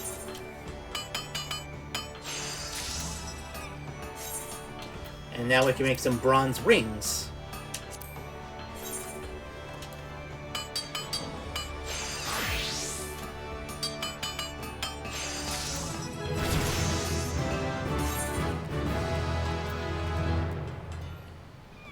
Now we must make another bronze ingot.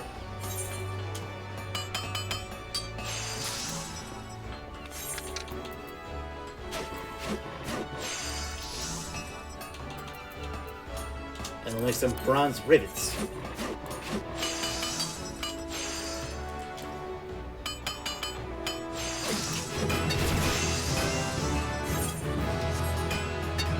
I say we'll buy one more little bit of tin.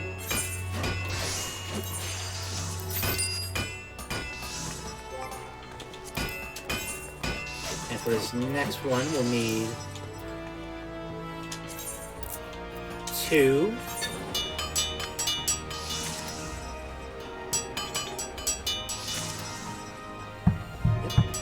And pardon me 1 second, guys. I gotta head out for just 1 moment.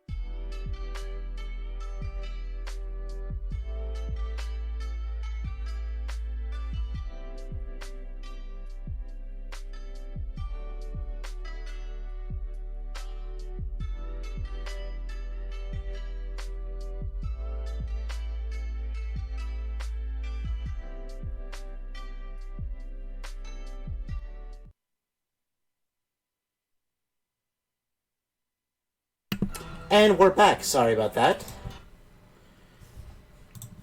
But we made some bronze ingots. And we can now make a bronze plate. Ooh, we can also increase the quality.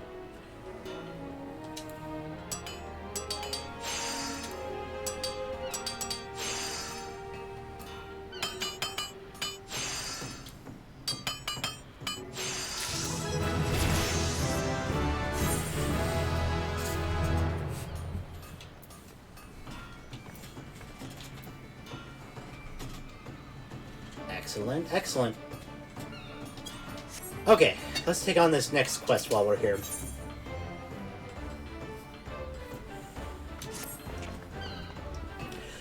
Goldie, I take it you... Goldie, I take it you are now intimate with every aspect of the bronze ingot production. Good, then you can assist us in a pressing manner. It seems that one of our younger members, Swithin, accepted an order which he would struggle to fulfill in thrice the time he promised. While I'm tempted to let him squeal under the weight of his own ambition, the guild is not in the habit of delivering late. Several veteran armorers have volunteered their services, but I would also like you to assist in this matter. On the one hand, you will be helping to spare the guild an unnecessary embarrassment. On the other, you will be deepening your understanding of the craft. The builder could not have planned it better. For your part in this endeavor, you will craft 3 bronze hoplins. You'll need bronze plates and maple lumber to make the shields. While on the subject, how have you been acquiring your materials? The market is a reliable source, but you considered making an arrangement with a miner or botanist? As you will have gleaned, the craft calls for a near constant supply of copper and tin, both of which are commonly mined in the region of Thanland. Should your pursuit grow to life or comfort, there is a little to stop you from taking up the pickaxe yourself. For the time being, however, I want you to concentrate on honing your skills as an armorer. With the fundamentals under your belt, hoplin shouldn't prove too challenging. But do not fall into the trap of complacency. A poorly wrought shield is worse than no shield at all. Each piece of your craft, however simple, must reflect the utmost attention to detail. Make the guild proud, Goldie. Okay. So for the hoplins, we need... It's 2 bronze plates. We'll need 3 bronze plates and 3 pieces of lumber.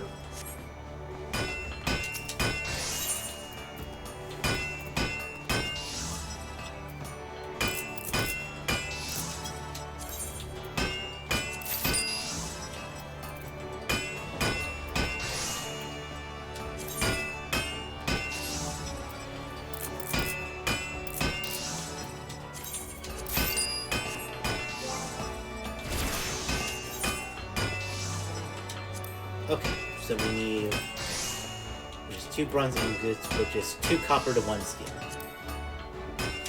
Let's synthesize this stuff.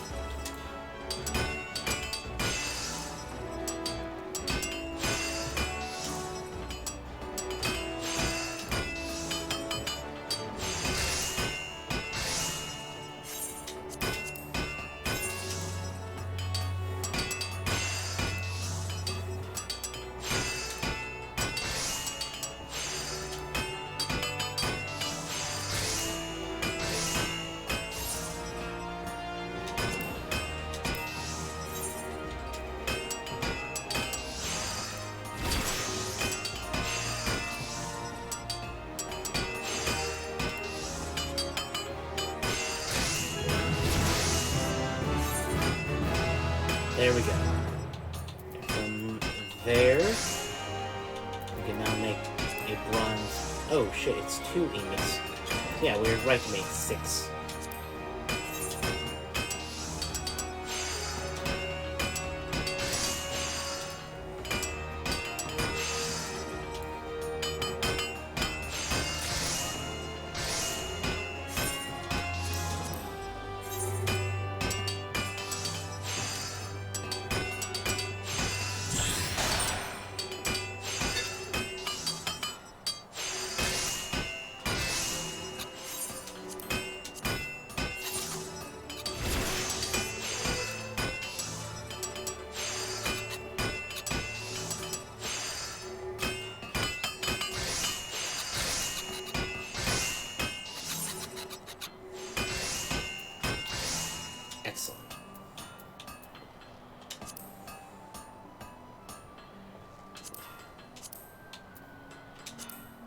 synthesize.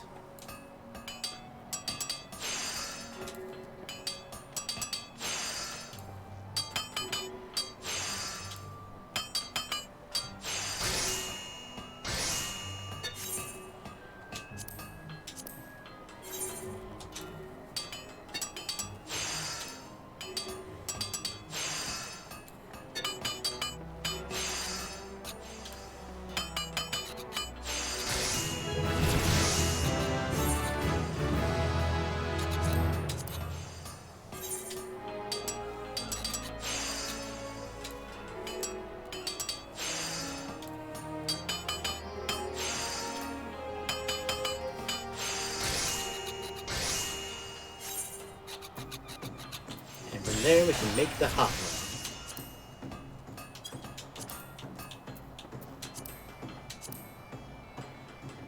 Oh, wait.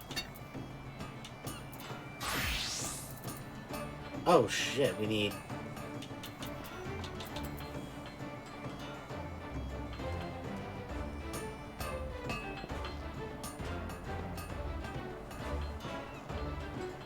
Oh, we'll need at least one more bronze Hoplin then.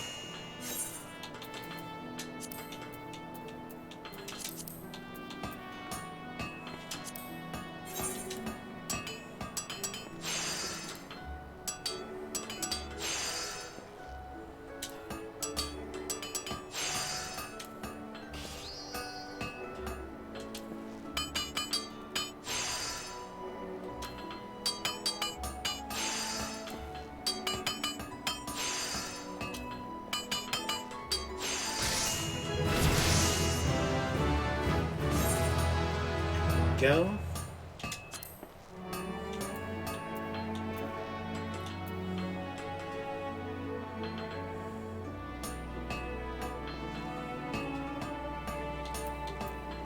One more to go.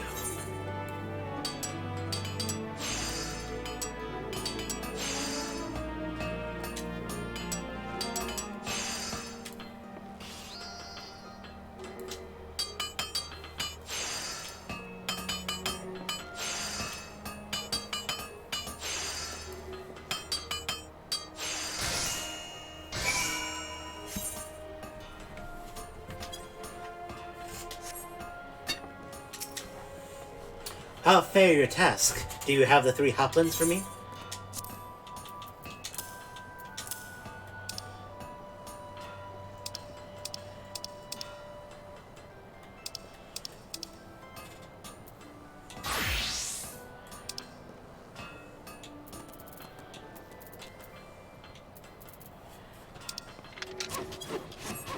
Sorry.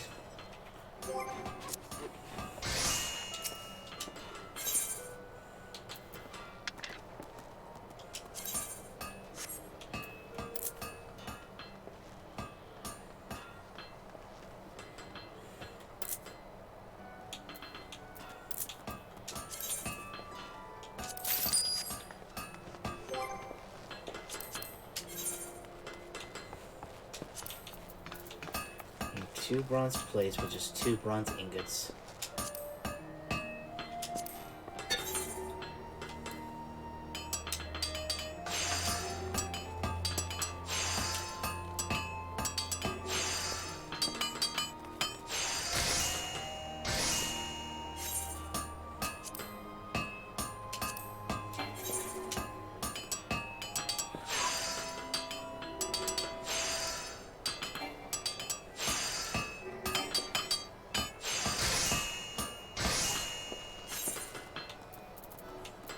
Make a bronze plate.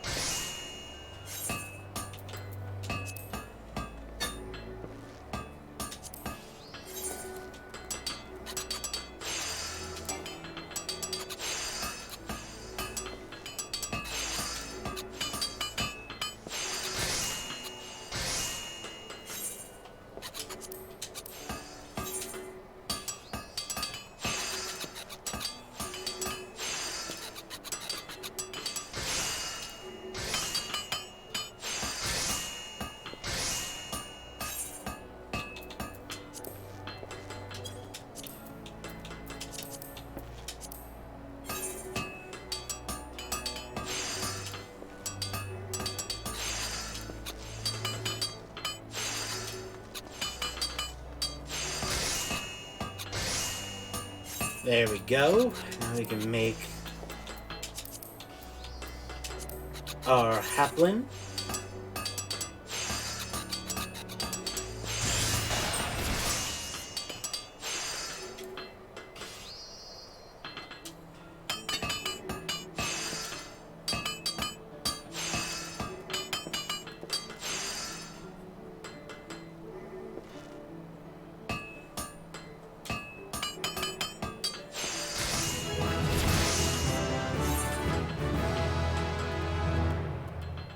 Excellent. Right here.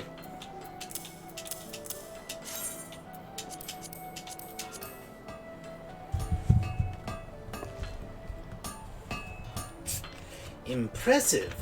You managed to balance the conflicting requirements of sturdiness and portability, much as you balance hardness and malleability in your first task. The bronze plate is securely fitted and should weather the most vicious blows without becoming dislodged. And importantly, you work as swift and sure. Your work was swift and sure. With swift and sure, many an armor has lost a sale due to late delivery, and rightly so. A customer need for armor is invariably pressing, and its absence like to be sorely felt. Given the stakes, a reputation for reliability can mean handsome profits, especially at a time when the Maelstrom is seeking armorers to outfit its ever-expanding ranks. It is all we can do to keep peace with the Grand Company's orders for equipment, and that's why every member of our guild must support the next, much as the warriors of Eld supported their fellows and the phalanx with their shields. Though you have but recently begun your training, one of your natural talents belongs on the front lines. I think the time has come for you to learn the use of another weapon in the armorer arsenal. Specifically, pliers. Take this pair and try using them in combination with your hammer. It will feel strange at first, but persist, and you will find that your work proceeds a damn sight more smoothly. When you think you've mastered the pliers, I'll want to see the results of your dedication. Until then, Goldie. Okay, we'll take the shoes.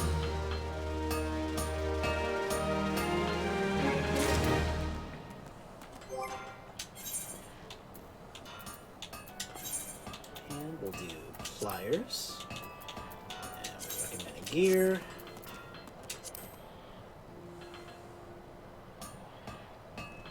Recommend gear.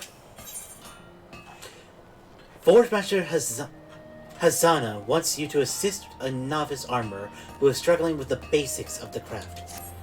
Ah, Goldie, just the last I was hoping to see.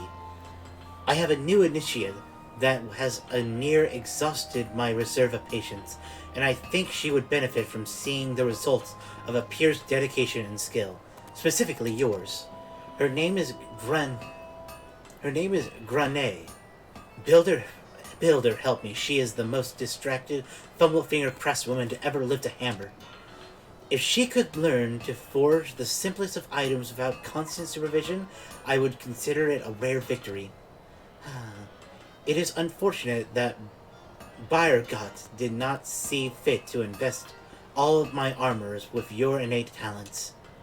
But I suppose we must start somewhere, and if I abandoned every initiate that was slow to grasp a technique, our guild would have a grand total of, 9 members? Maybe 10? Mayhaps 10? I jest.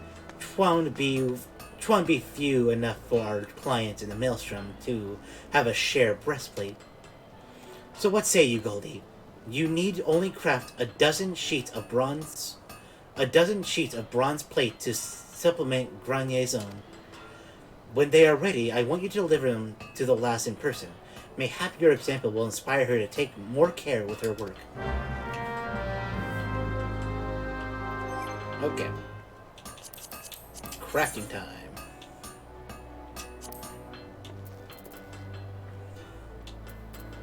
Let's see.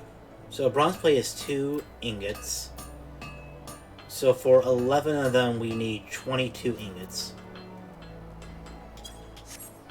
And we'll just buy for now. Copper ore. 15, 16, 17, 18, 19, 20, 21, 22.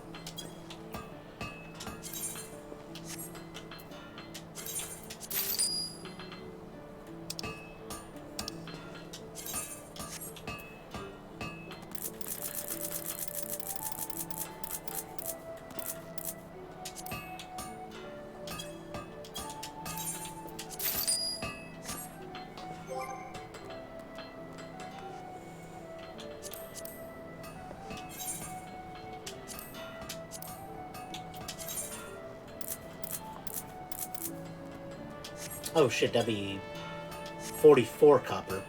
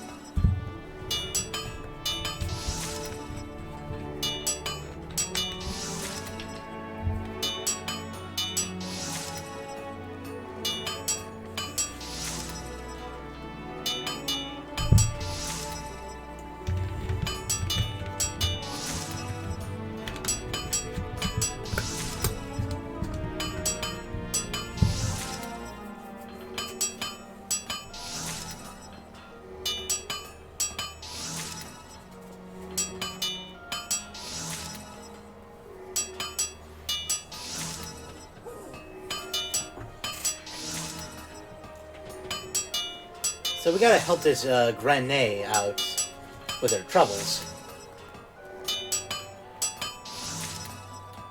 Whew, but honestly, this crafting system is really, really fun, actually. It's impressive how fun it is. Because, like, in most games, I can see how this can become, like, tiresome.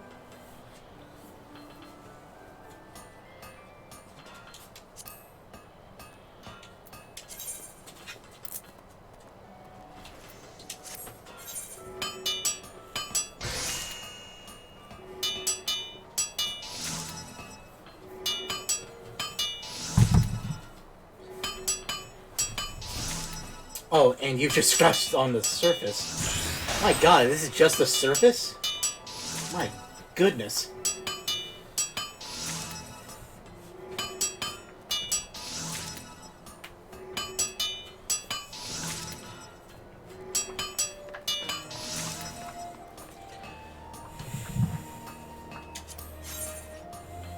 Okay.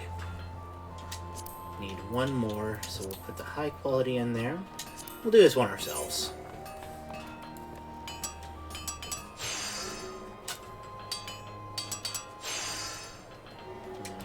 Heal.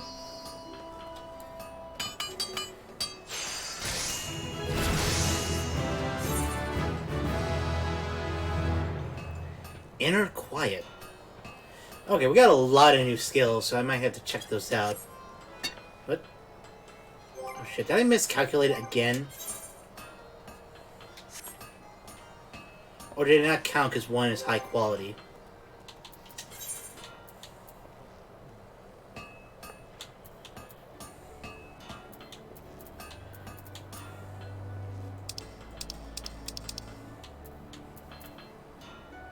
Ah, two are high quality, that's why it's not counting. Oh, but I need to... Damn it.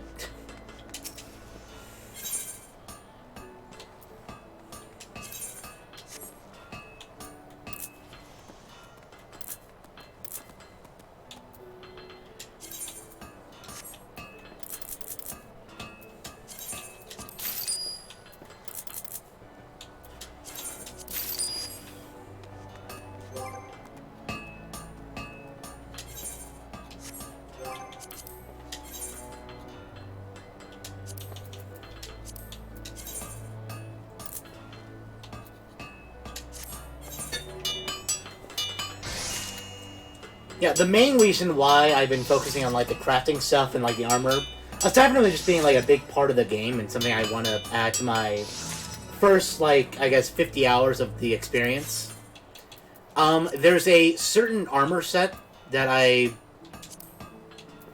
looked ahead on that I really want to get, and I think to get it you have to be like a level 80 armor.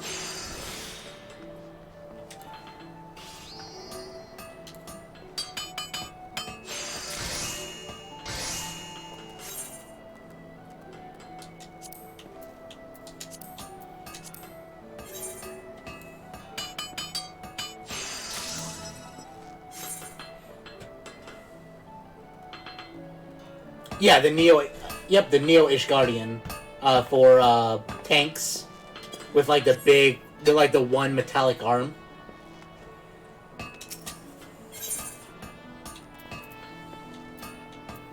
I know it'll take quite a while to get. But, like, I'm dedicated. It's another one of my goals, so... And when I have a goal, I'm gonna put my mind to it.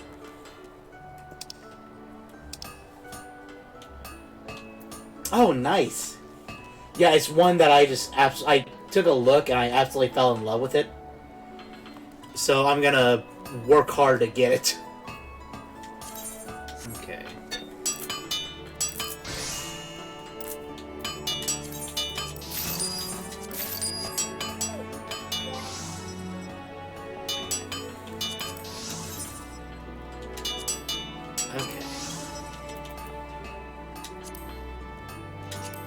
I do these myself so they'll turn out high quality.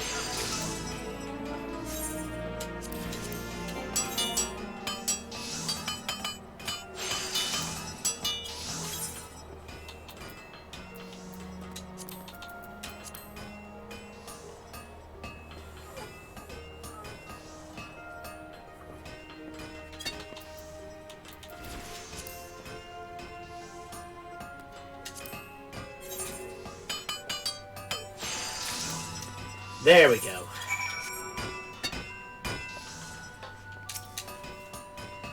Oh, you must be Goldie. The Guildmaster told me you'd be... Wait, where did I put my hammer? Ah, there it is. Sorry, what were you saying? Right, yes, I would be most grateful for those extra sheets of bronze plate.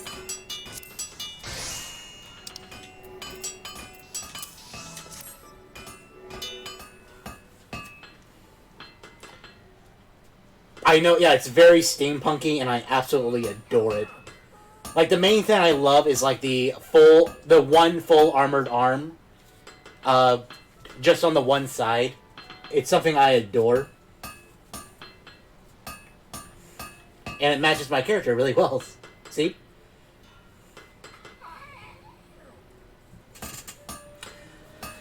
Gods, did you craft these yourself? Why, they are absolutely... Whoa! Nearly dropped them. No harm done, though.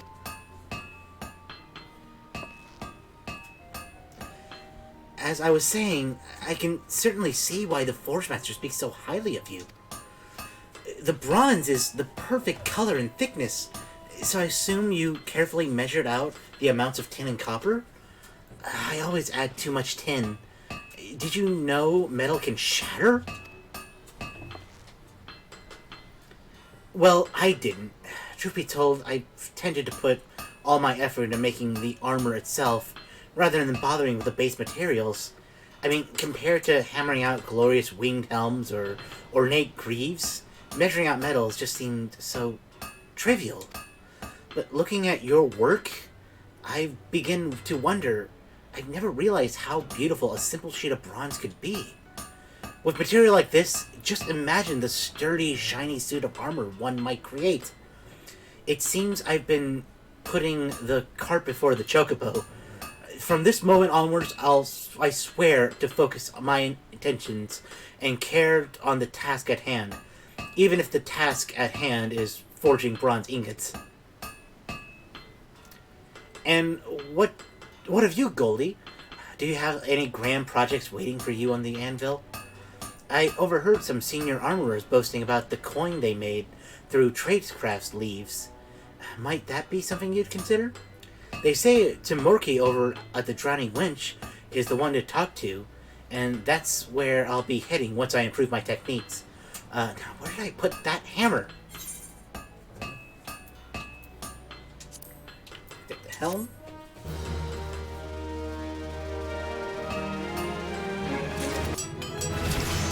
Okay, what a beauty mission. Every time you use an action, receive damage or suffer a KO, the gear you have equipped is damaged. When your gear condition reaches 0, its functionality drops off severely. Gear condition can be viewed under the character of the main menu. The vertical bar indicates the approximate condition, and exact percentage can be viewed in the item health text by mousing over the icon. NPCs conducting them on the map for a small fee. Okay. So everything seems to be put on the recommended gear. Update it. Okay. Time to go back to Paladin real quick.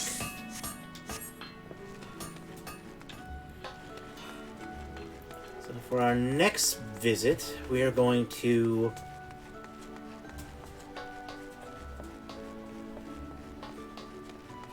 take the airship and get ourselves a crap ton of copper and tin.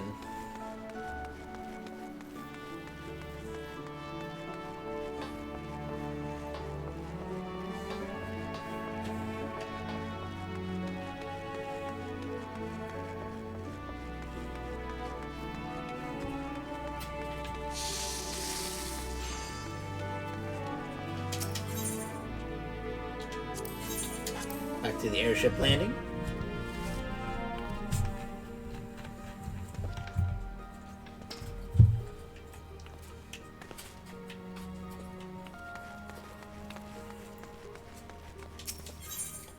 One ticket to Oldal, please.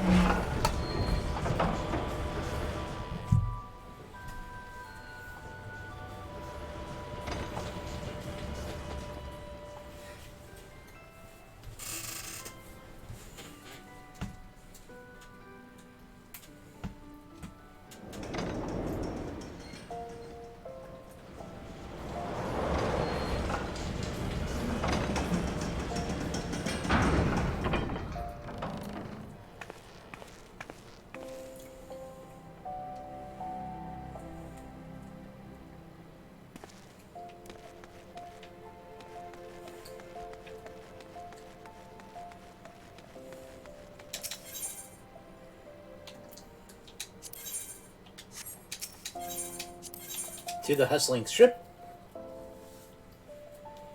Damn it. I keep confusing the Ruby Road Exchange and the Hustling Strip.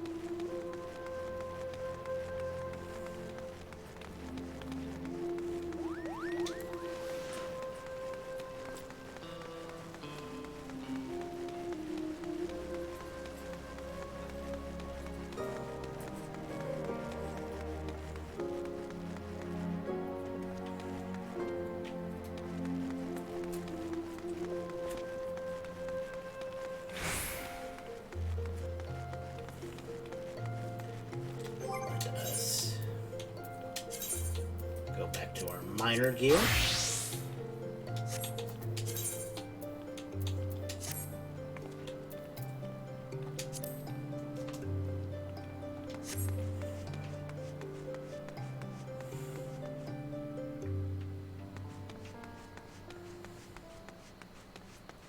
Turn on Prospect.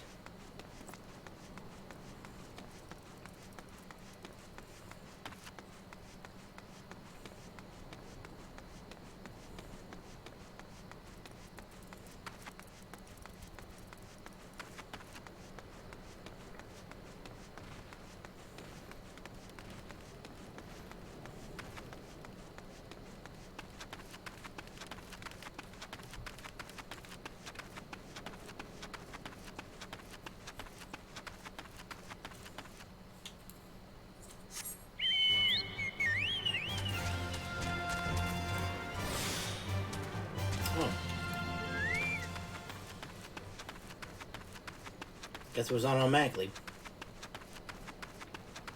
Okay.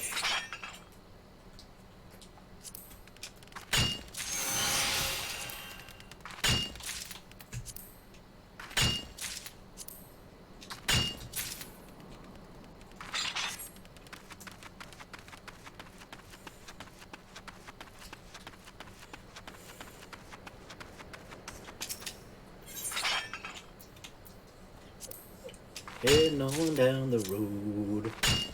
Brave, brave, brave.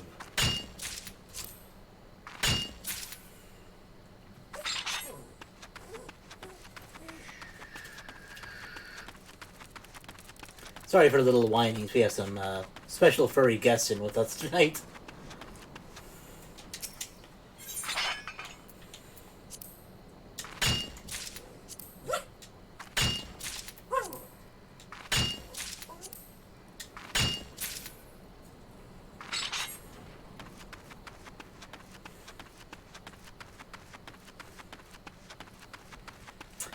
Yep, I got my two doggos in here with us.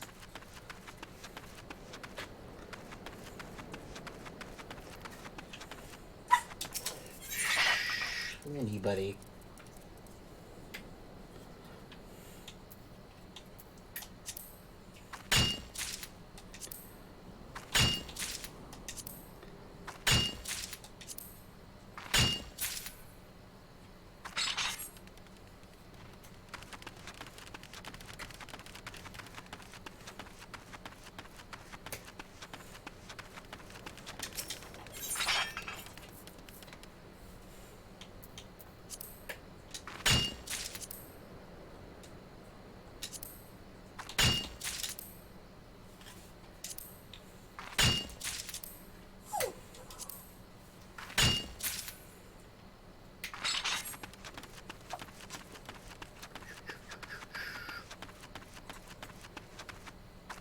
Ooh, my go-to tank set. Okay, let me take a look at this real quick. Ooh, yeah. Ooh, that's what the. Okay, the red is a lot brighter. Did you dye the I'm gonna bring this on screen like this. Did you dye the red to get it that shade? Because, like, the red I saw was a lot less, like, crimson than this. Ooh, that with the red sword? Ooh, that is nice.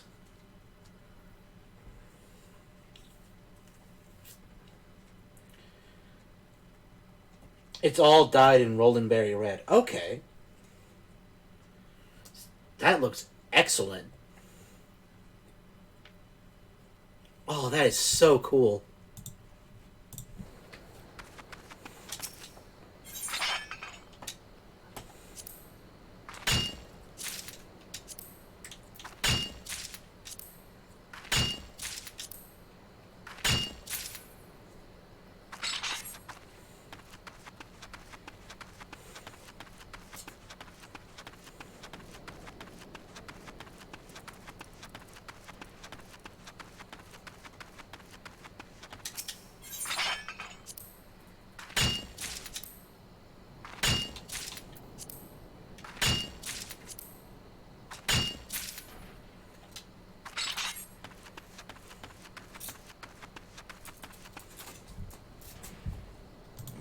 Backside real quick.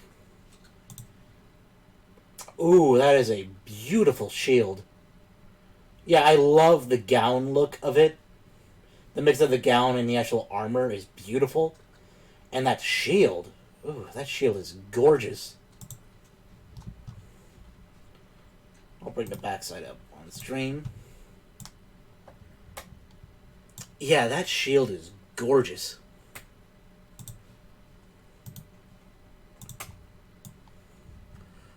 Oh god, it's on. It has particle effect. Has like the fire particle effect. Damn. That is badass. Oh, that is so cool.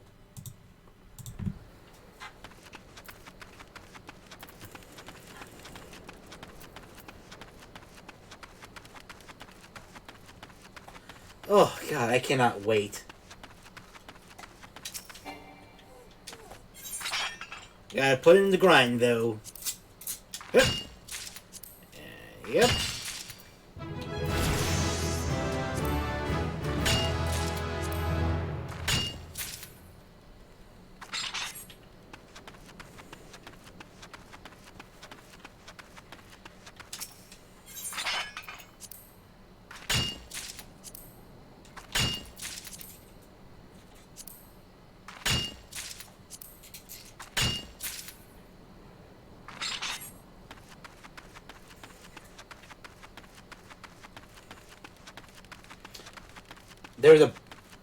There's a blue fire version.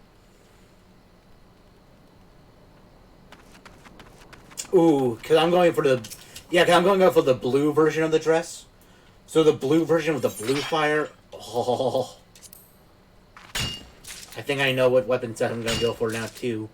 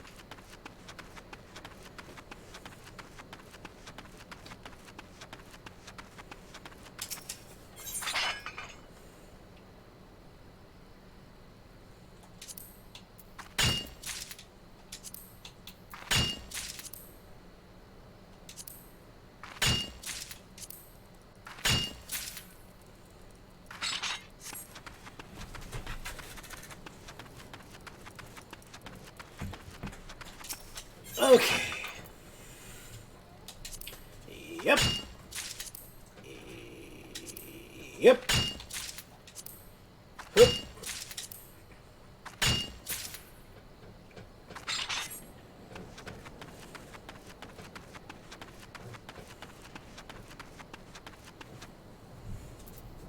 Ooh, okay.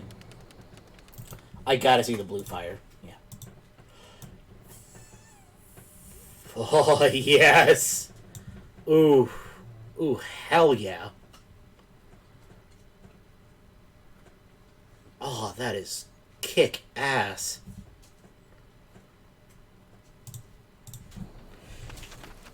So how are those from a higher level dungeon, or is that more from crafting?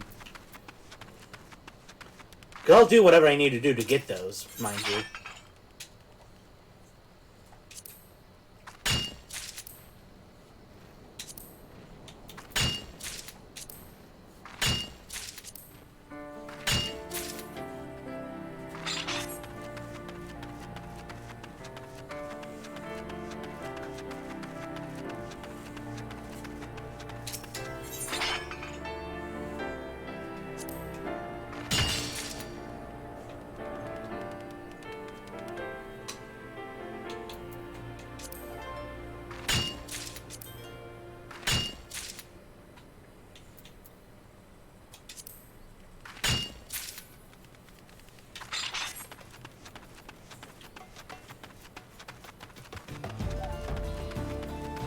Neither really. It's one of the relic weapons.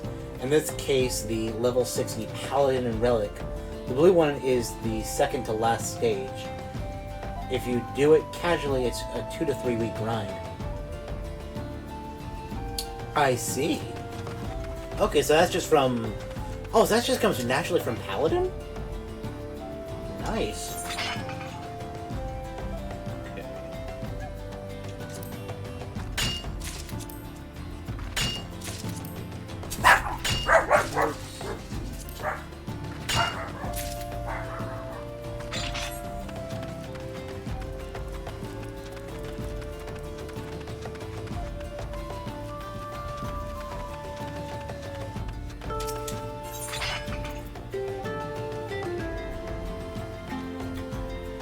Okay, that's another thing I gotta add to my list. I should actually write this list out, actually.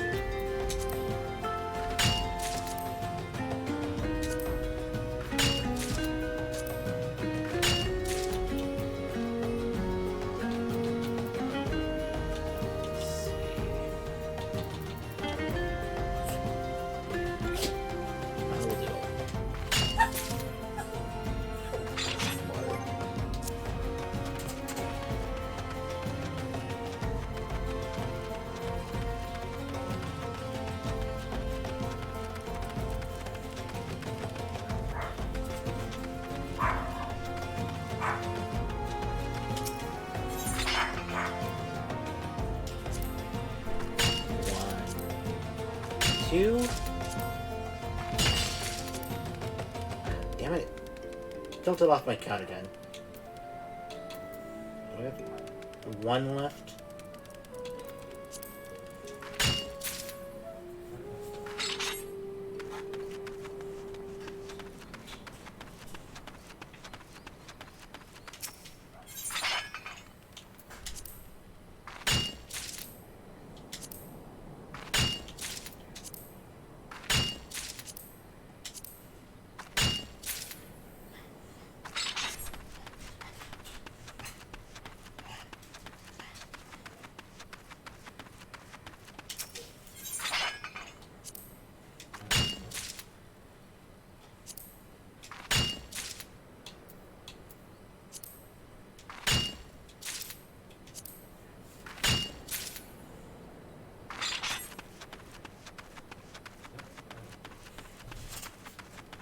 Ooh, we're almost at level 10. Then we do the level 10 mining.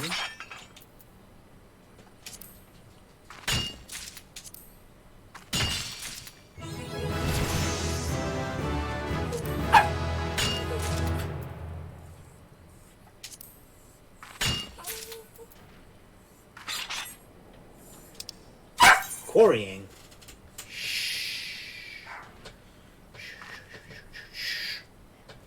Sorry, I'm trying to calm my dog down. Shh. Calm down, you two. Calm down. In addition to mining, miners can use secondary tools to quarry items from patches of stone referred to as rocky outcrops. As is the case with mineral deposits, these locations are only discernible when using the action prospect. To quarry, you must first equip a sledgehammer to your offhand. Sledgehammer can be obtained from shops, markets, or quests. Okay, so it looks like we can start to quarry. So let's head over to the mining guild and see if we can get a sledgehammer for ourselves. Ooh, you know what's really nice though about doing all this crafting stuff is now I actually have something I can like legitimately grind in my off time.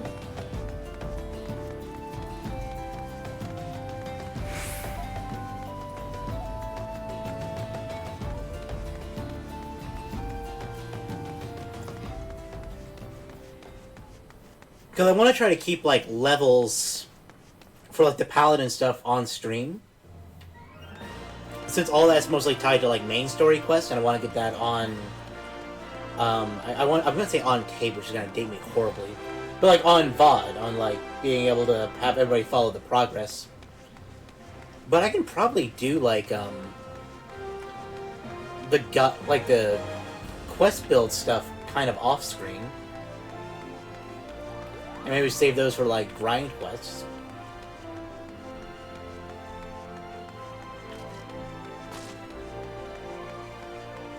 My god, we're almost at 5 hours. Damn it. Damn it, time flies with this game.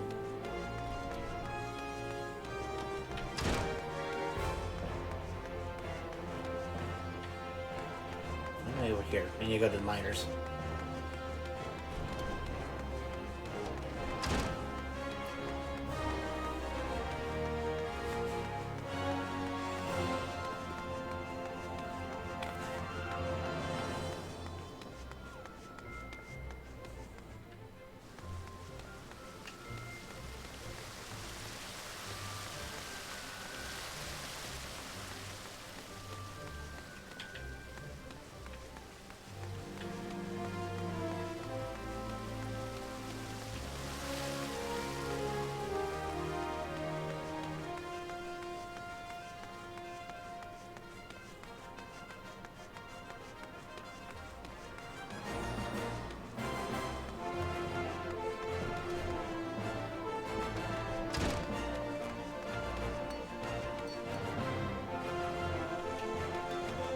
Whoop, wrong guild. My 99 Calamora just sold for 372,000 guild. My goddess.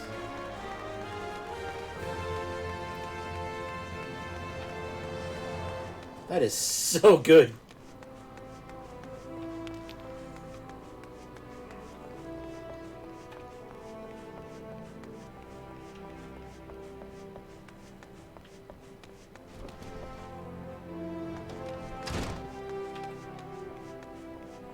Alright, time for another mining guild, Adalberta.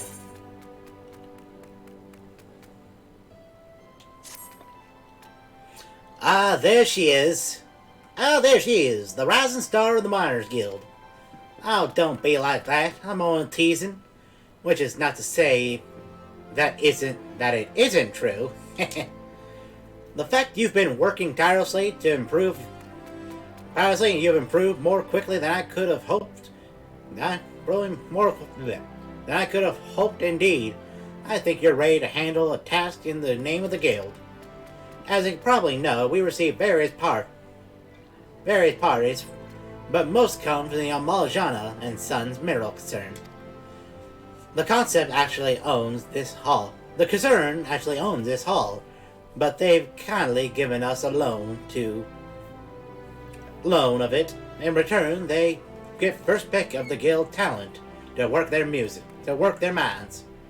On occasion, they send requests for us to procure less widely used minerals commodities required in quantities too small to warrant anything beyond an ad hoc arrangement. One such request happens to have arrived just now, and I want you to take care of it, Goldie. This time the concern is 10 pieces of obsidian, and I'd like you to procure them. You'll have your best luck searching around the hammers in Western Thenland. Let's go get some obsidian, guys.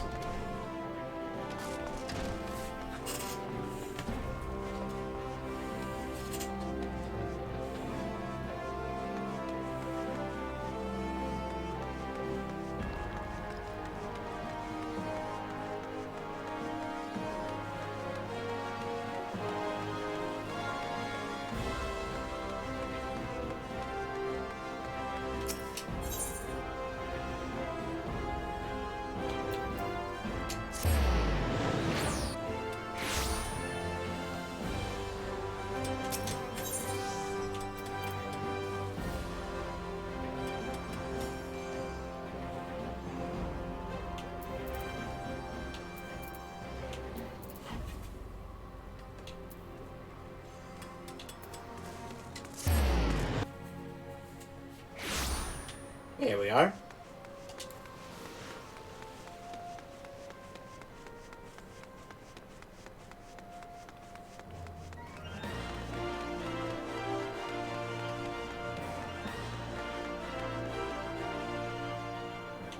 Come, Starburst.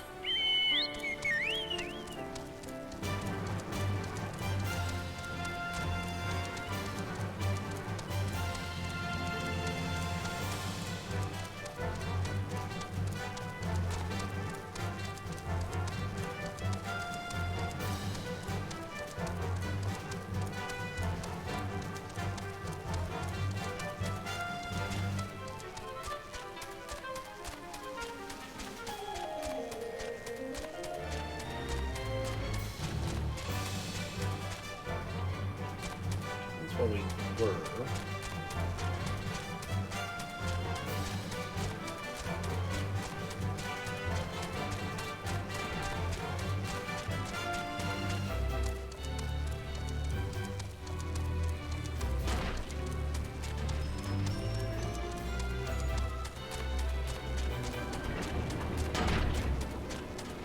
Ah, here we go. Here's some level 10s.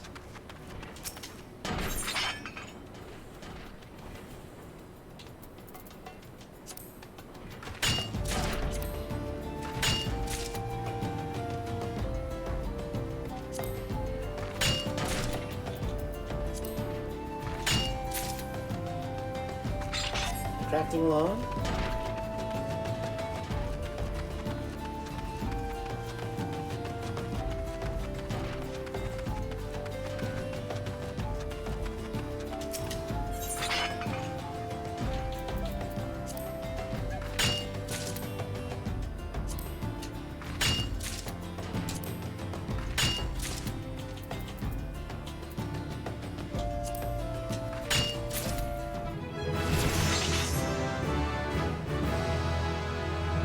Stone Whisperer. Yeah, we should actually read some of these traits. Okay, so Lay of the Land is just to tell us where the nearest one is. Sharp Vision, as we improve, increases it by 50%. My god.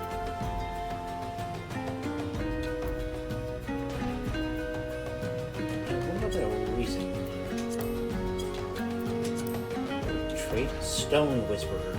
Allows you to better identify the characteristics of mineral deposits or rocky outcrop, improving gathering rate when conditions are met.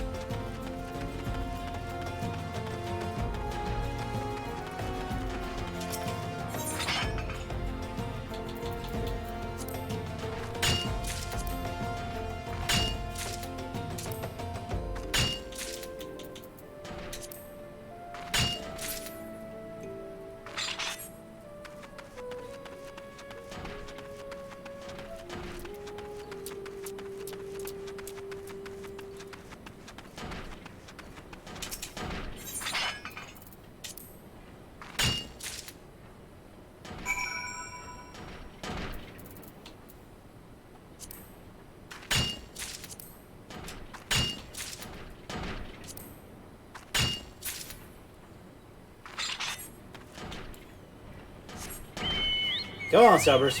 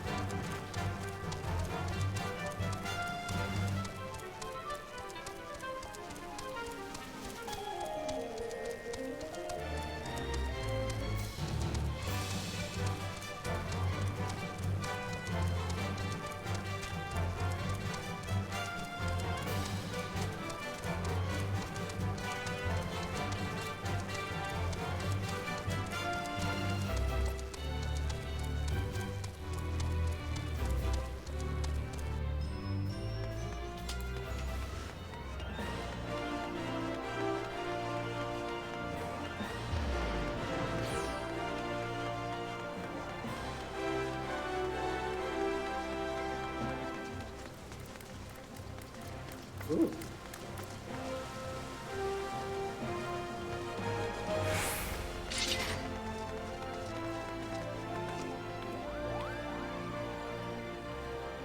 Nice.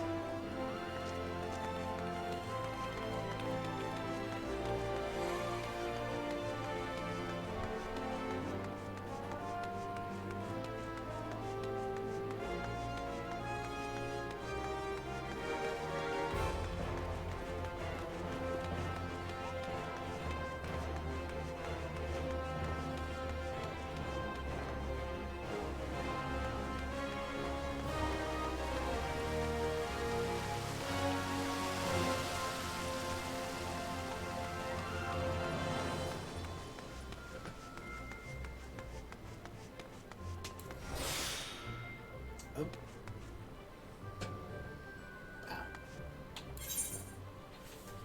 Ooh, we need oh, we do need an ice. Oh, we need an ice shard. That's what this final level is.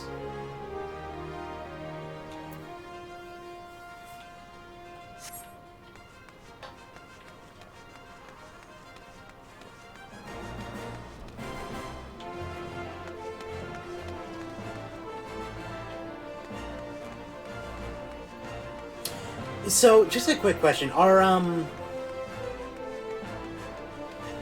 like minerals region specific, or like materials? I rather can I only mine materials in Ul'dah for like ores, and then like logs in Gridania? Or will there be things where like each region has like certain materials of its own?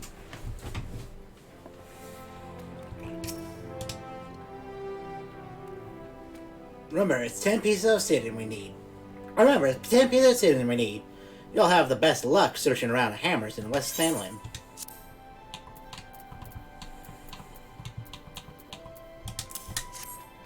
Ten pieces of obsidian right here. Woo! This is some fine obsidian. The concern will be pleased.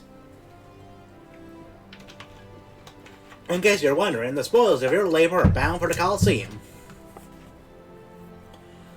I'm told there's to be an exhibition featuring ancient arms. One of these is the Malika. Is a Milshote, a wooden sword with shards of obsidian embedded in the edge. Before man learned to work metal, he used various kinds of stone to craft blades for his weapons. Obsidian was the most coveted thanks to the razor-sharp edge it could achieve. These days, of course, blades are commonly forged of steel, and obsidian has fallen out of favor. But there's still folks out there willing to pay good coin for it nevertheless. As an ambitious young miner, you do well to pay attention to such customers. May the effort stay abreast of demand, and your efforts will be richly rewarded. You continue to impress with your progress, Goldie. It's past time you learned how to use a sledgehammer. Each zone has specific nodes for all gatherers. So let's say like Northern Fanland has nodes for miner and botanists and also fisher. the materials you get are different for all three, of course, and the zone itself is also split into subzones. So gathering a north of the zone will give you other materials than the south, for example. Okay, so each one is like there's very specific zones for it. So that's why, like, when I was out in eastern and southern Finland a while ago, is why you couldn't find any deposits, because they're just not out there. That makes sense.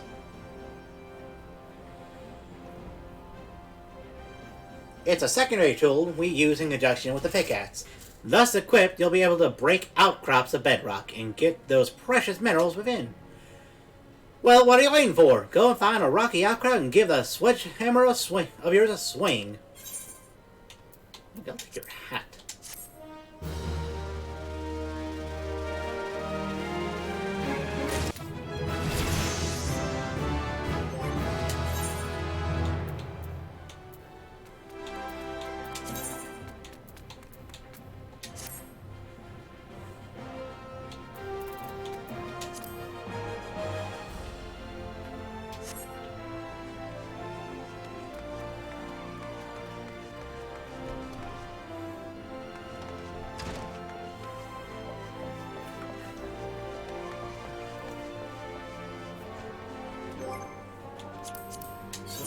Curious.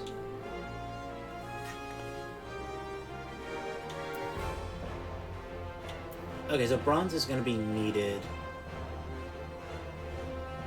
You have skills that tell you in which direction to find nodes. For botanist, it's called Arbiter's Call, and for miner, it's called Lay of the Land. They'll show you an arrow of the mini-map to where the nodes are. Okay.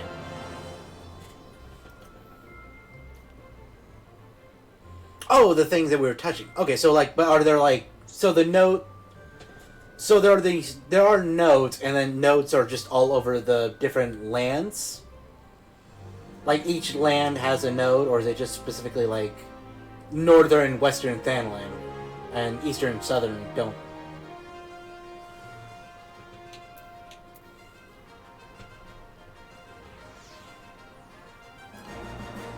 Okay, so we need bronze for a crap ton of these. All zones have nodes. Okay, that's kind of what I was getting at. Okay, perfect.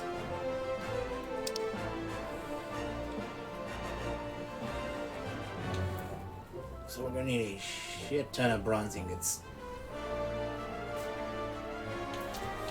Shit ton of bronze ingots, and it looks like a shit ton of maple lumber.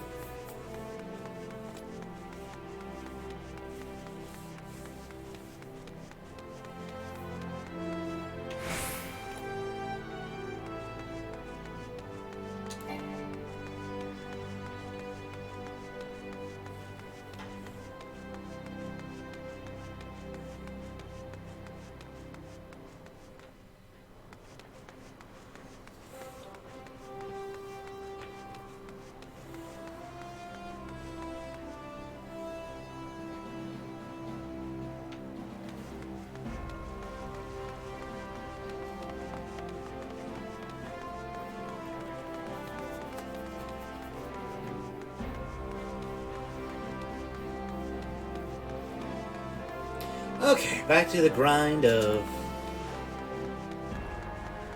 getting some copper.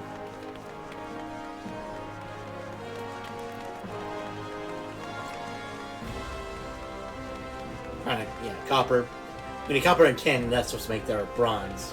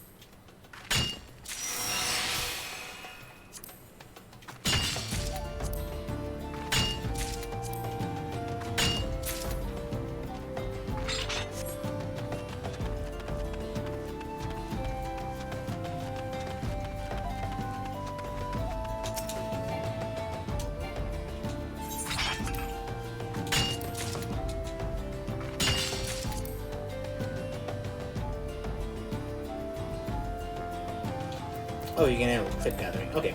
Yeah, 'cause I think, like, just... Yeah, 'cause I think, like, getting each thing one at a time is probably going to be better than, like, having to do 2 and 2.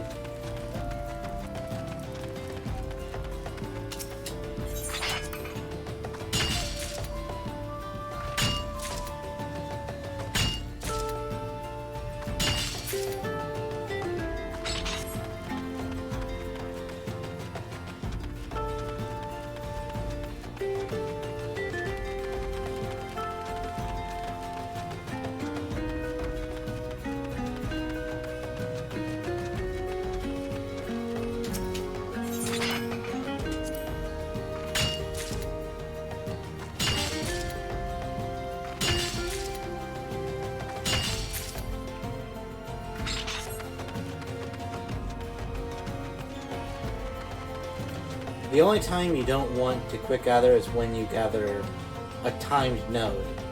But on these, the quick gathering is off by default anyways. Okay.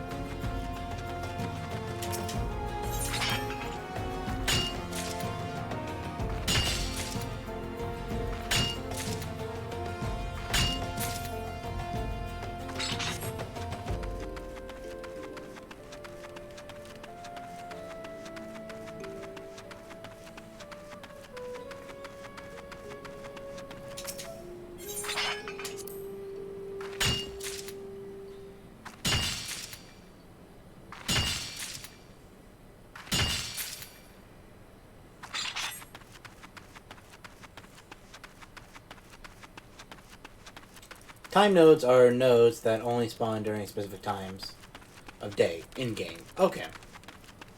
Oh, so these are probably when we get to, like, higher level, these are going to be, like, the ones that,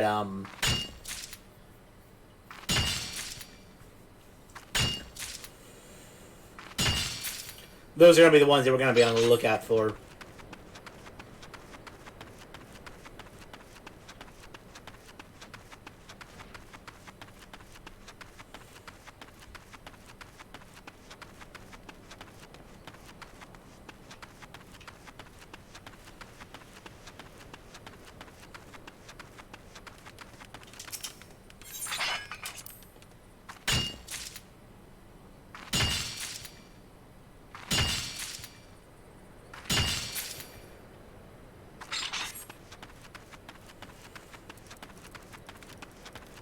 Most of the higher level crafts need a mix of both normal and time nodes for materials. Okay.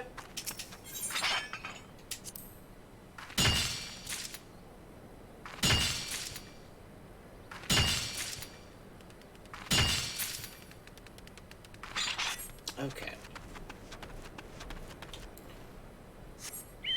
Come along, Starburst.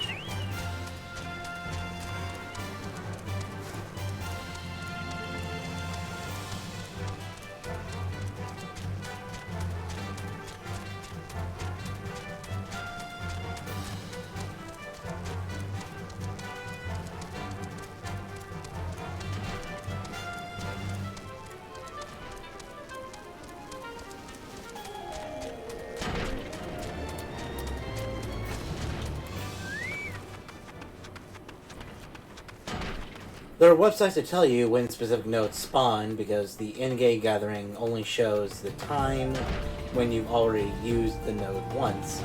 So that is not always very helpful. Okay.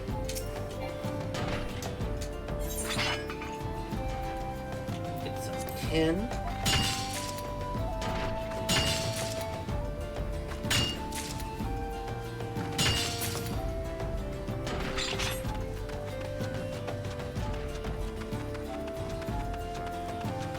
Yeah, definitely when we get to those higher levels, I'll definitely check those websites out. 2, 3, 4.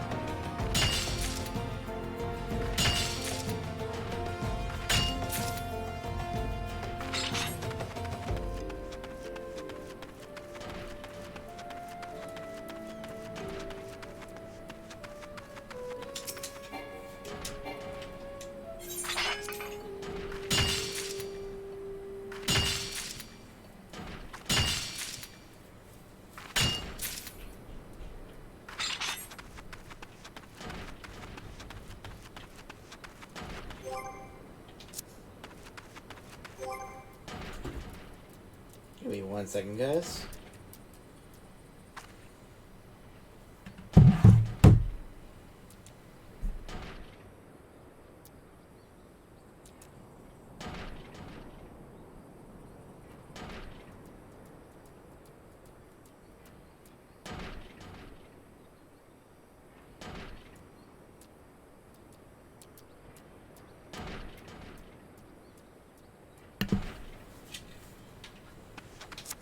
There we go.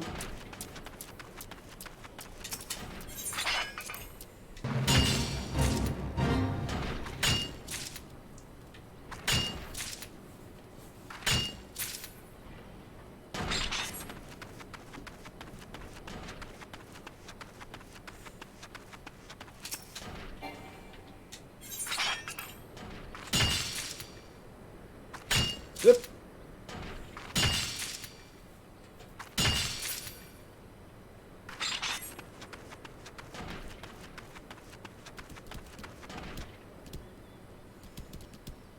Yeah, tie nodes are for later. The first ones you'll encounter are level 50. I see. Okay, well I think from here...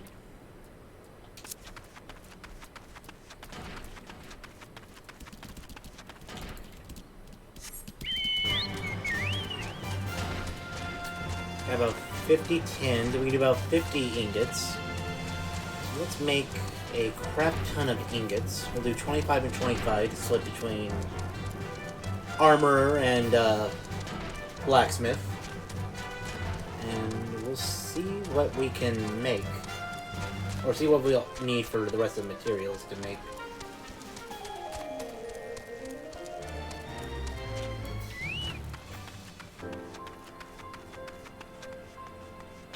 Okay. So let us capture gear sets.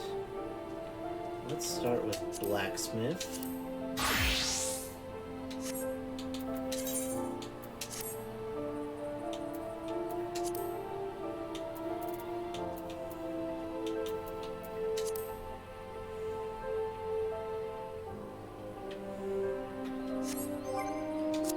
Repairing gear. Disciples of the Hand have the ability to repair their own items. To begin mending an item, select its icon and choose Repair. Each item has a class and level restriction on who can repair it. Must also use the proper grade of dark matter. Okay. Aren't my things really that low? Okay. Crafting log. Start with the bronze ingot. We'll quick sympathize as many as we can. Oh, shit. Hang on, man.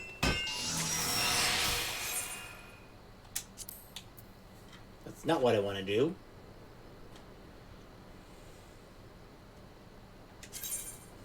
Okay, 52. That'd be... We'll do 25 to start with.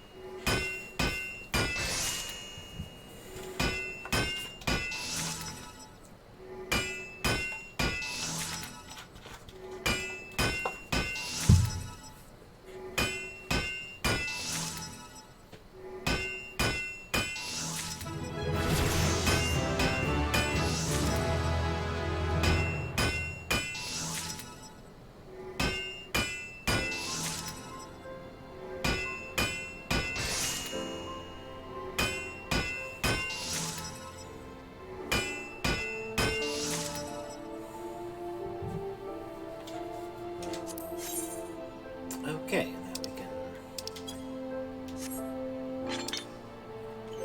switch our character to Armorer.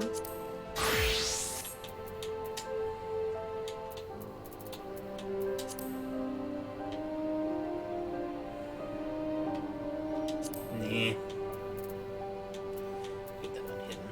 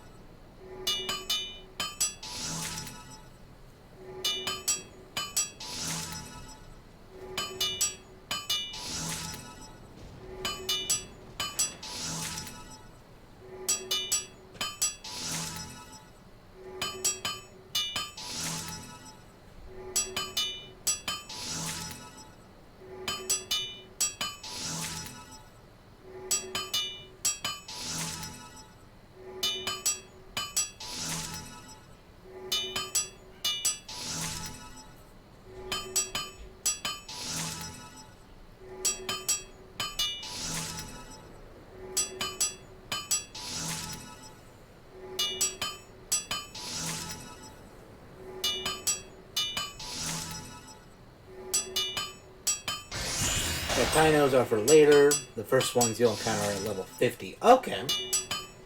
So it's still a ways off.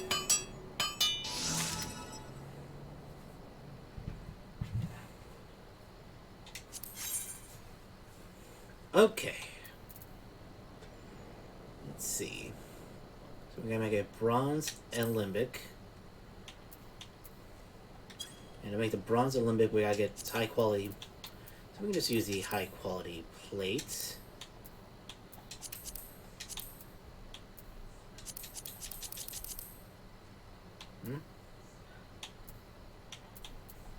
Oh, it just needs 1 and 1. Okay. Let's manually synthesize this.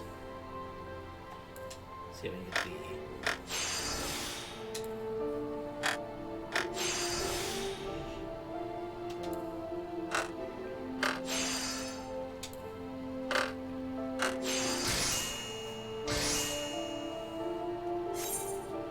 Taking care of our crafting log.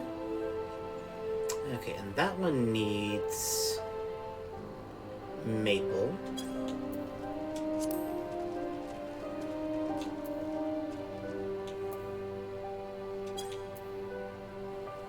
How about for leather?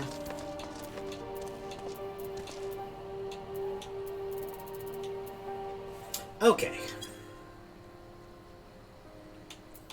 So at least we got one more thing down, so we probably will need to... I'll probably need to head to, Gridania to get some wood at some point. Or actually... just for the sake of experimenting...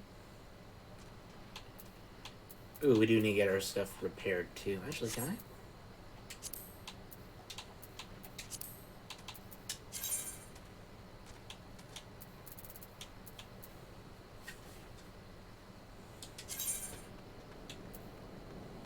Seven fragments of grade 1 dark matter. And we got 13. Yeah.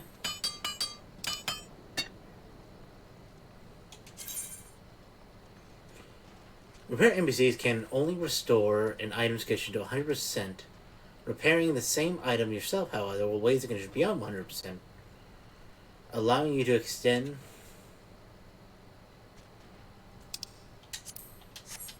Okay, well that at least brought us back to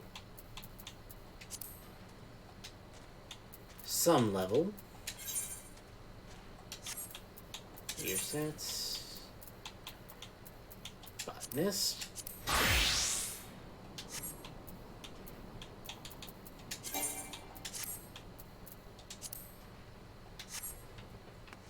By the way, little pro tip, not that many people know that, not many people know, funny enough, you can display the materials required to craft an item in a list.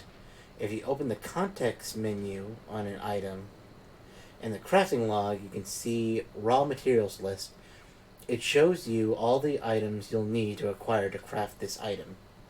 All the base items that are needed in process. Okay, so, so if I go to crafting, and then let's say we're doing our bronze skillet. Go to our raw materials list. Oh!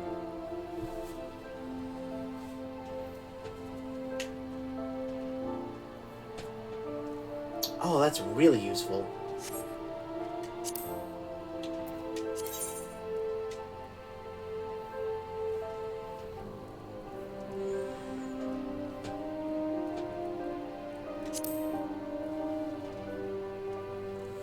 In the top right, you can change the amount of items you want to craft and show you how much stuff you need.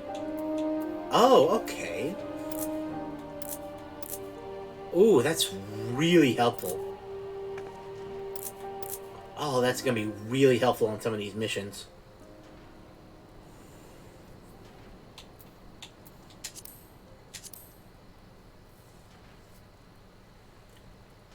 Oh, we have 32 maple logs.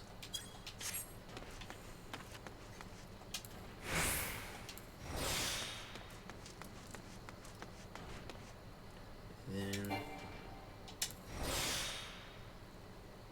there's no mature trees or lush vegetation. Like I thought. Okay.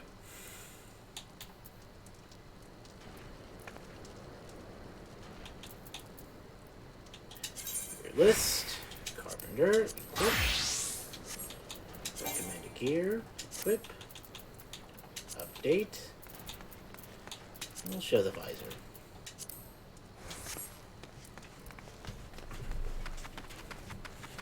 You also display the recipe tree, which is neat, but not as helpful as the list. Is clearly more useful. Oh, absolutely.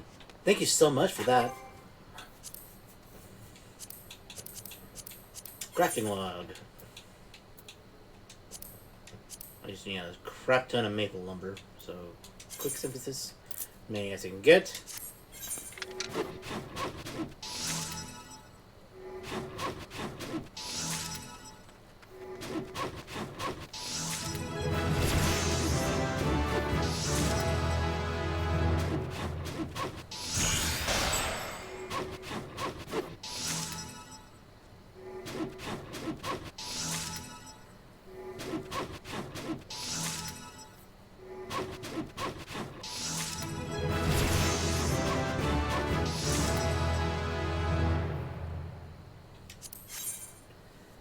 Ooh, excellent. We got the Lumberer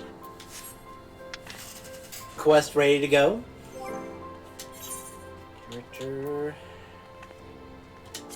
Recommended gear.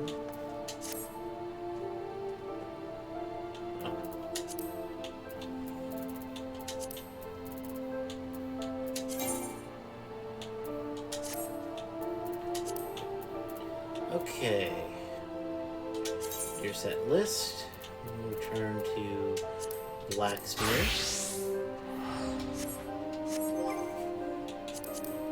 Crafting log.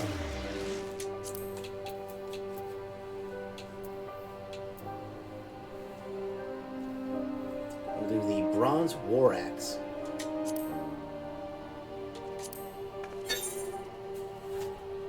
Let's see.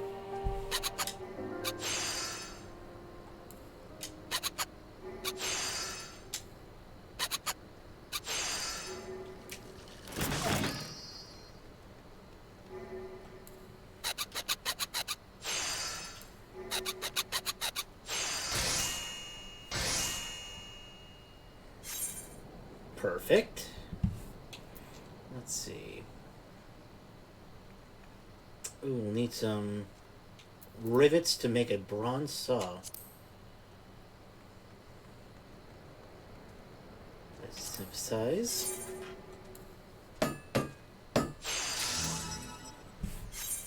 And then we'll do a bronze saw.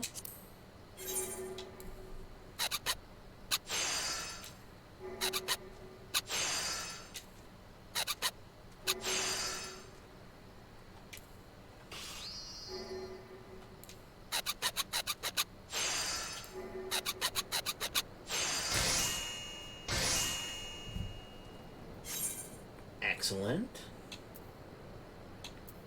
Let's see. Oh, we need a bone chip to make a dagger.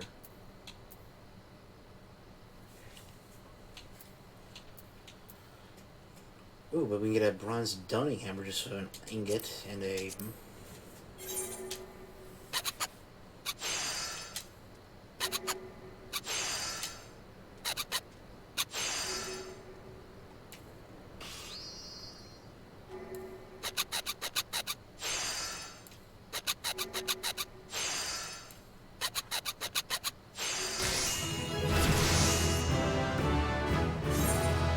And we're level 2 on our blacksmith. So let's go back to armorer. And let's do... Oh. Oh. Because I'm blacksmith, not...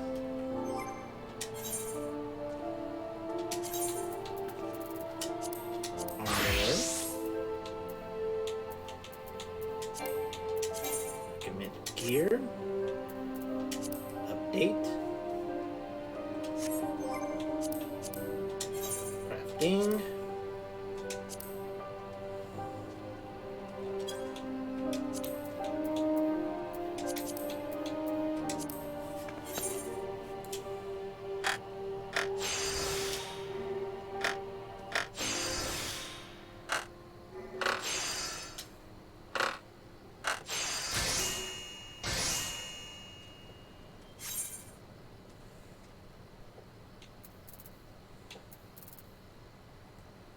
okay. So for the Happinger, we need 3 sets of bronze rings.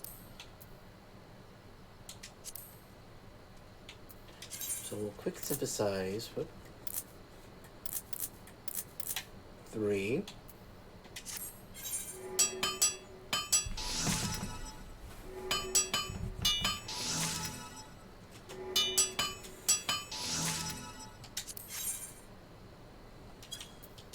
And we'll need some undyed hempen cloth. Here's that. Weaver. Most up to date for the Weaver. Turn the head off. Update. Crafting logs. Undyed hempen cloth. Oh, we need 2. We don't have any of them. Sorry, chill. Get it? Okay, so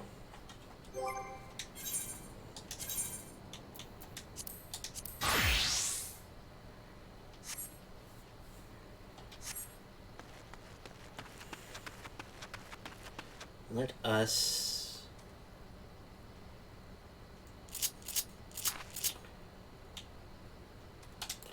go along, Stoppers.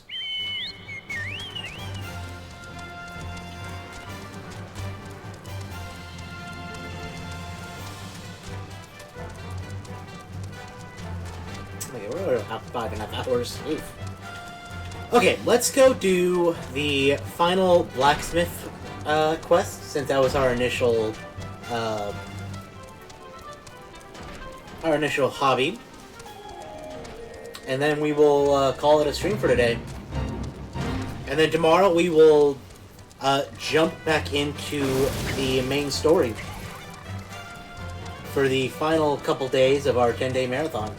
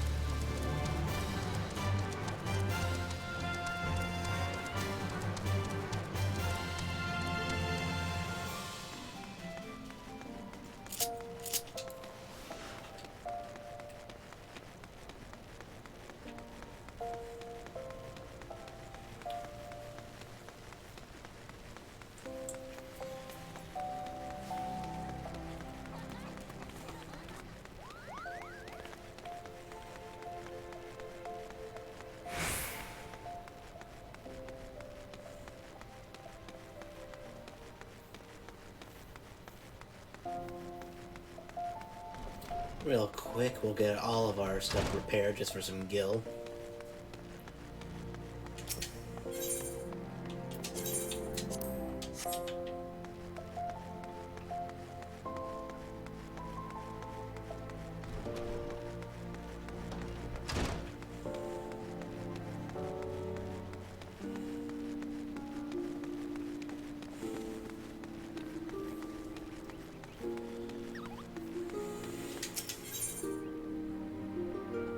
Do the airship landing.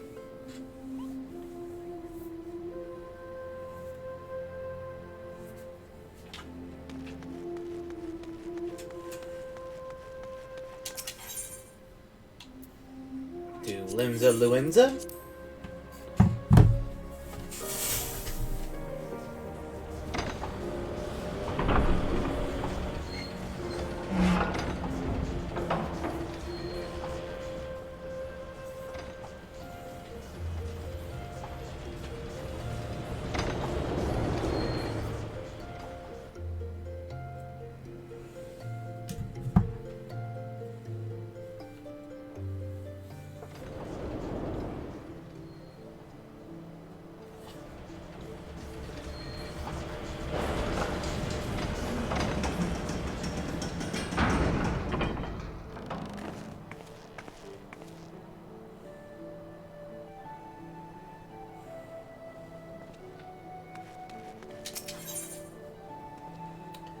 Go down the drowning winch.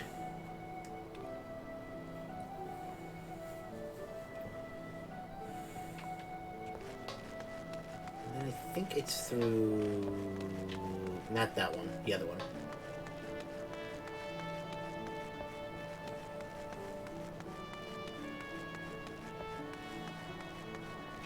Nope.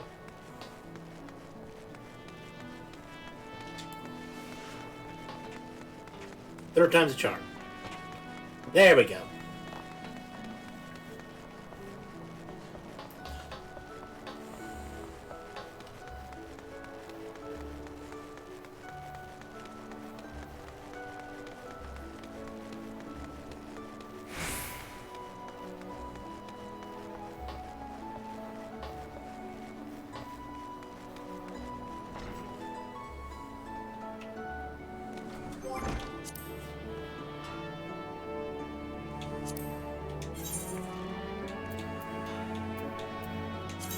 Set for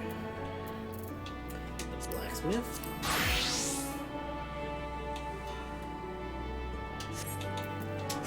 Gear. Headsets.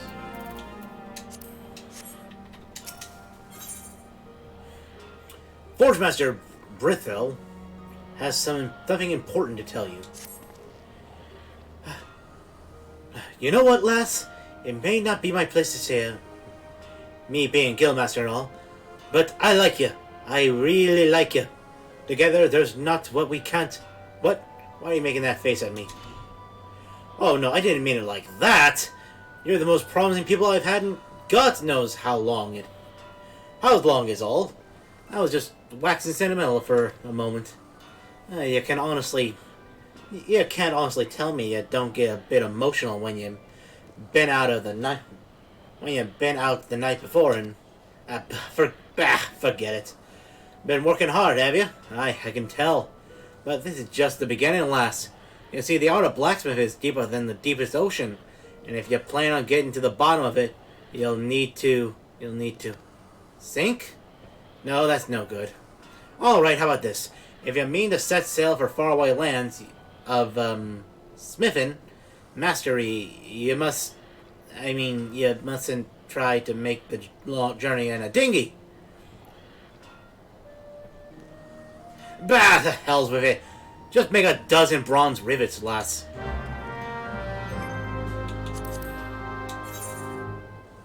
Okay.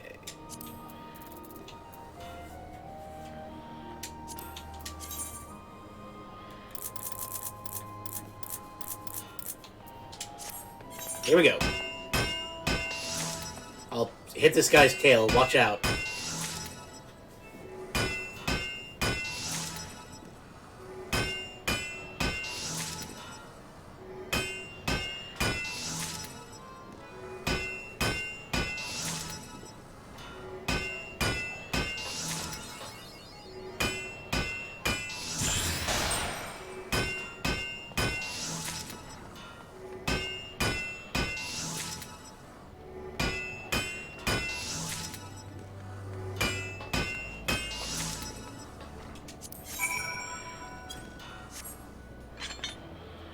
Here you go, 12 bronze rivets.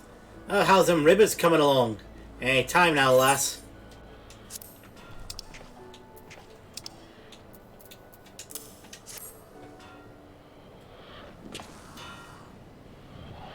Praise the builder, you done it again! These rivets are perfect! But don't take that to mean they're special, because they ain't. You see, rivets have got to be perfect, and I'll tell you for why. If you pounded something and a hammer breaks, you can just grab a new one. But it's a whole other story if the rivet fails.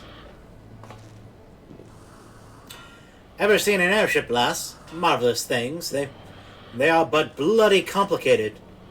Now imagine if you're a dozen mums above Limissa, and your fancy flying boat starts springing rivets. Maybe you might be as it's from the engine, might be from the hull. Don't make no difference, whichever it is, you're royally buggered out.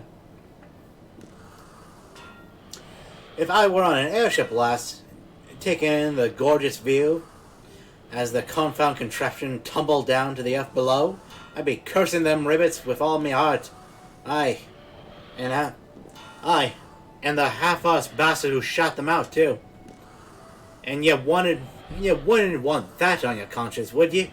Which is why you must always make quality products. What stand the test of time? Oh god, I'm getting Vietnam flashback building an airship. I built 2 couple of weeks ago. That was something. You can build airships? Like, full-on airships.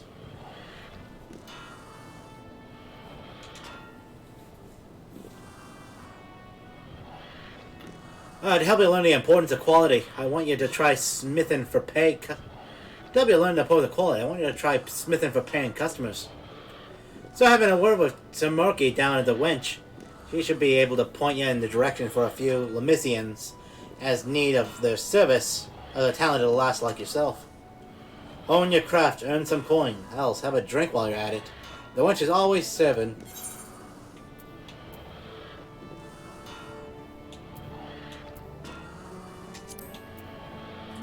Gloves. We can't fly them around, but player guilds can send them on exploration missions. They require a lot of materials. Ooh. That sounds extremely rough, but I'm also fascinated. Character.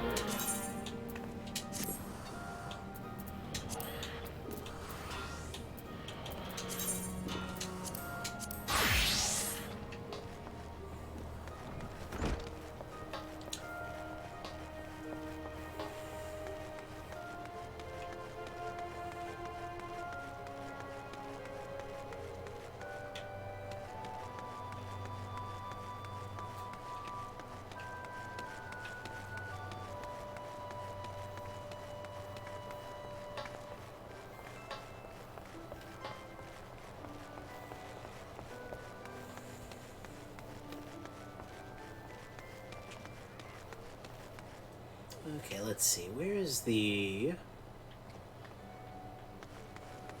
Ah, here's the innkeeper. Greetings, lass. What can I do for you on this fine evening? I'm gonna retire to my room. Have a nice rest. Yeah, ha ha ha! What's the ruined lemons that look like? Ooh, this is nice. Okay. Yeah, but still, the idea that you can build an airship is pretty cool. Okay.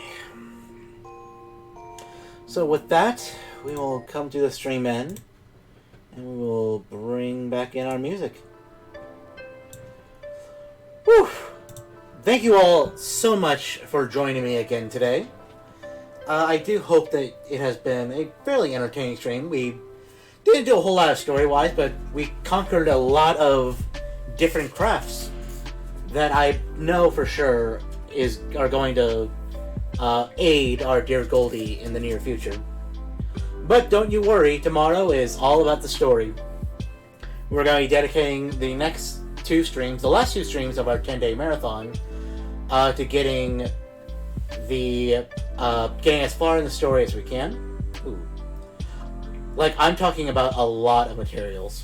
I was gathering the stuff for like 2 weeks, talking about like 1,800 iron ore. Fuck. 1,300 dark steel. It's a time node. Oh my god. And many, many more. Ooh. God, that sounds brutal. Ugh, I'm kind of second guessing my thought of trying to continue then. Of like wanting to go down building an airship. Is it part of like the guild mission and all that?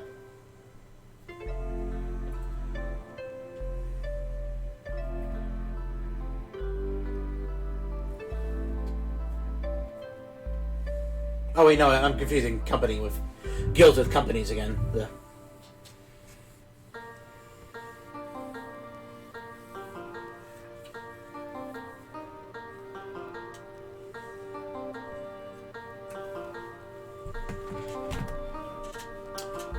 No, you need your own guild and also a house so you can build a company workshop. Oh, okay. And this is just a way for the guild to earn, like, some good gil, I'm guessing? That's, like, the reward, is that, like... or you build them and then you can send them exploring, which like brings you back like materials and stuff. Managing a guild is a whole other science. Oof. Yeah, it's probably science I am probably not going to learn.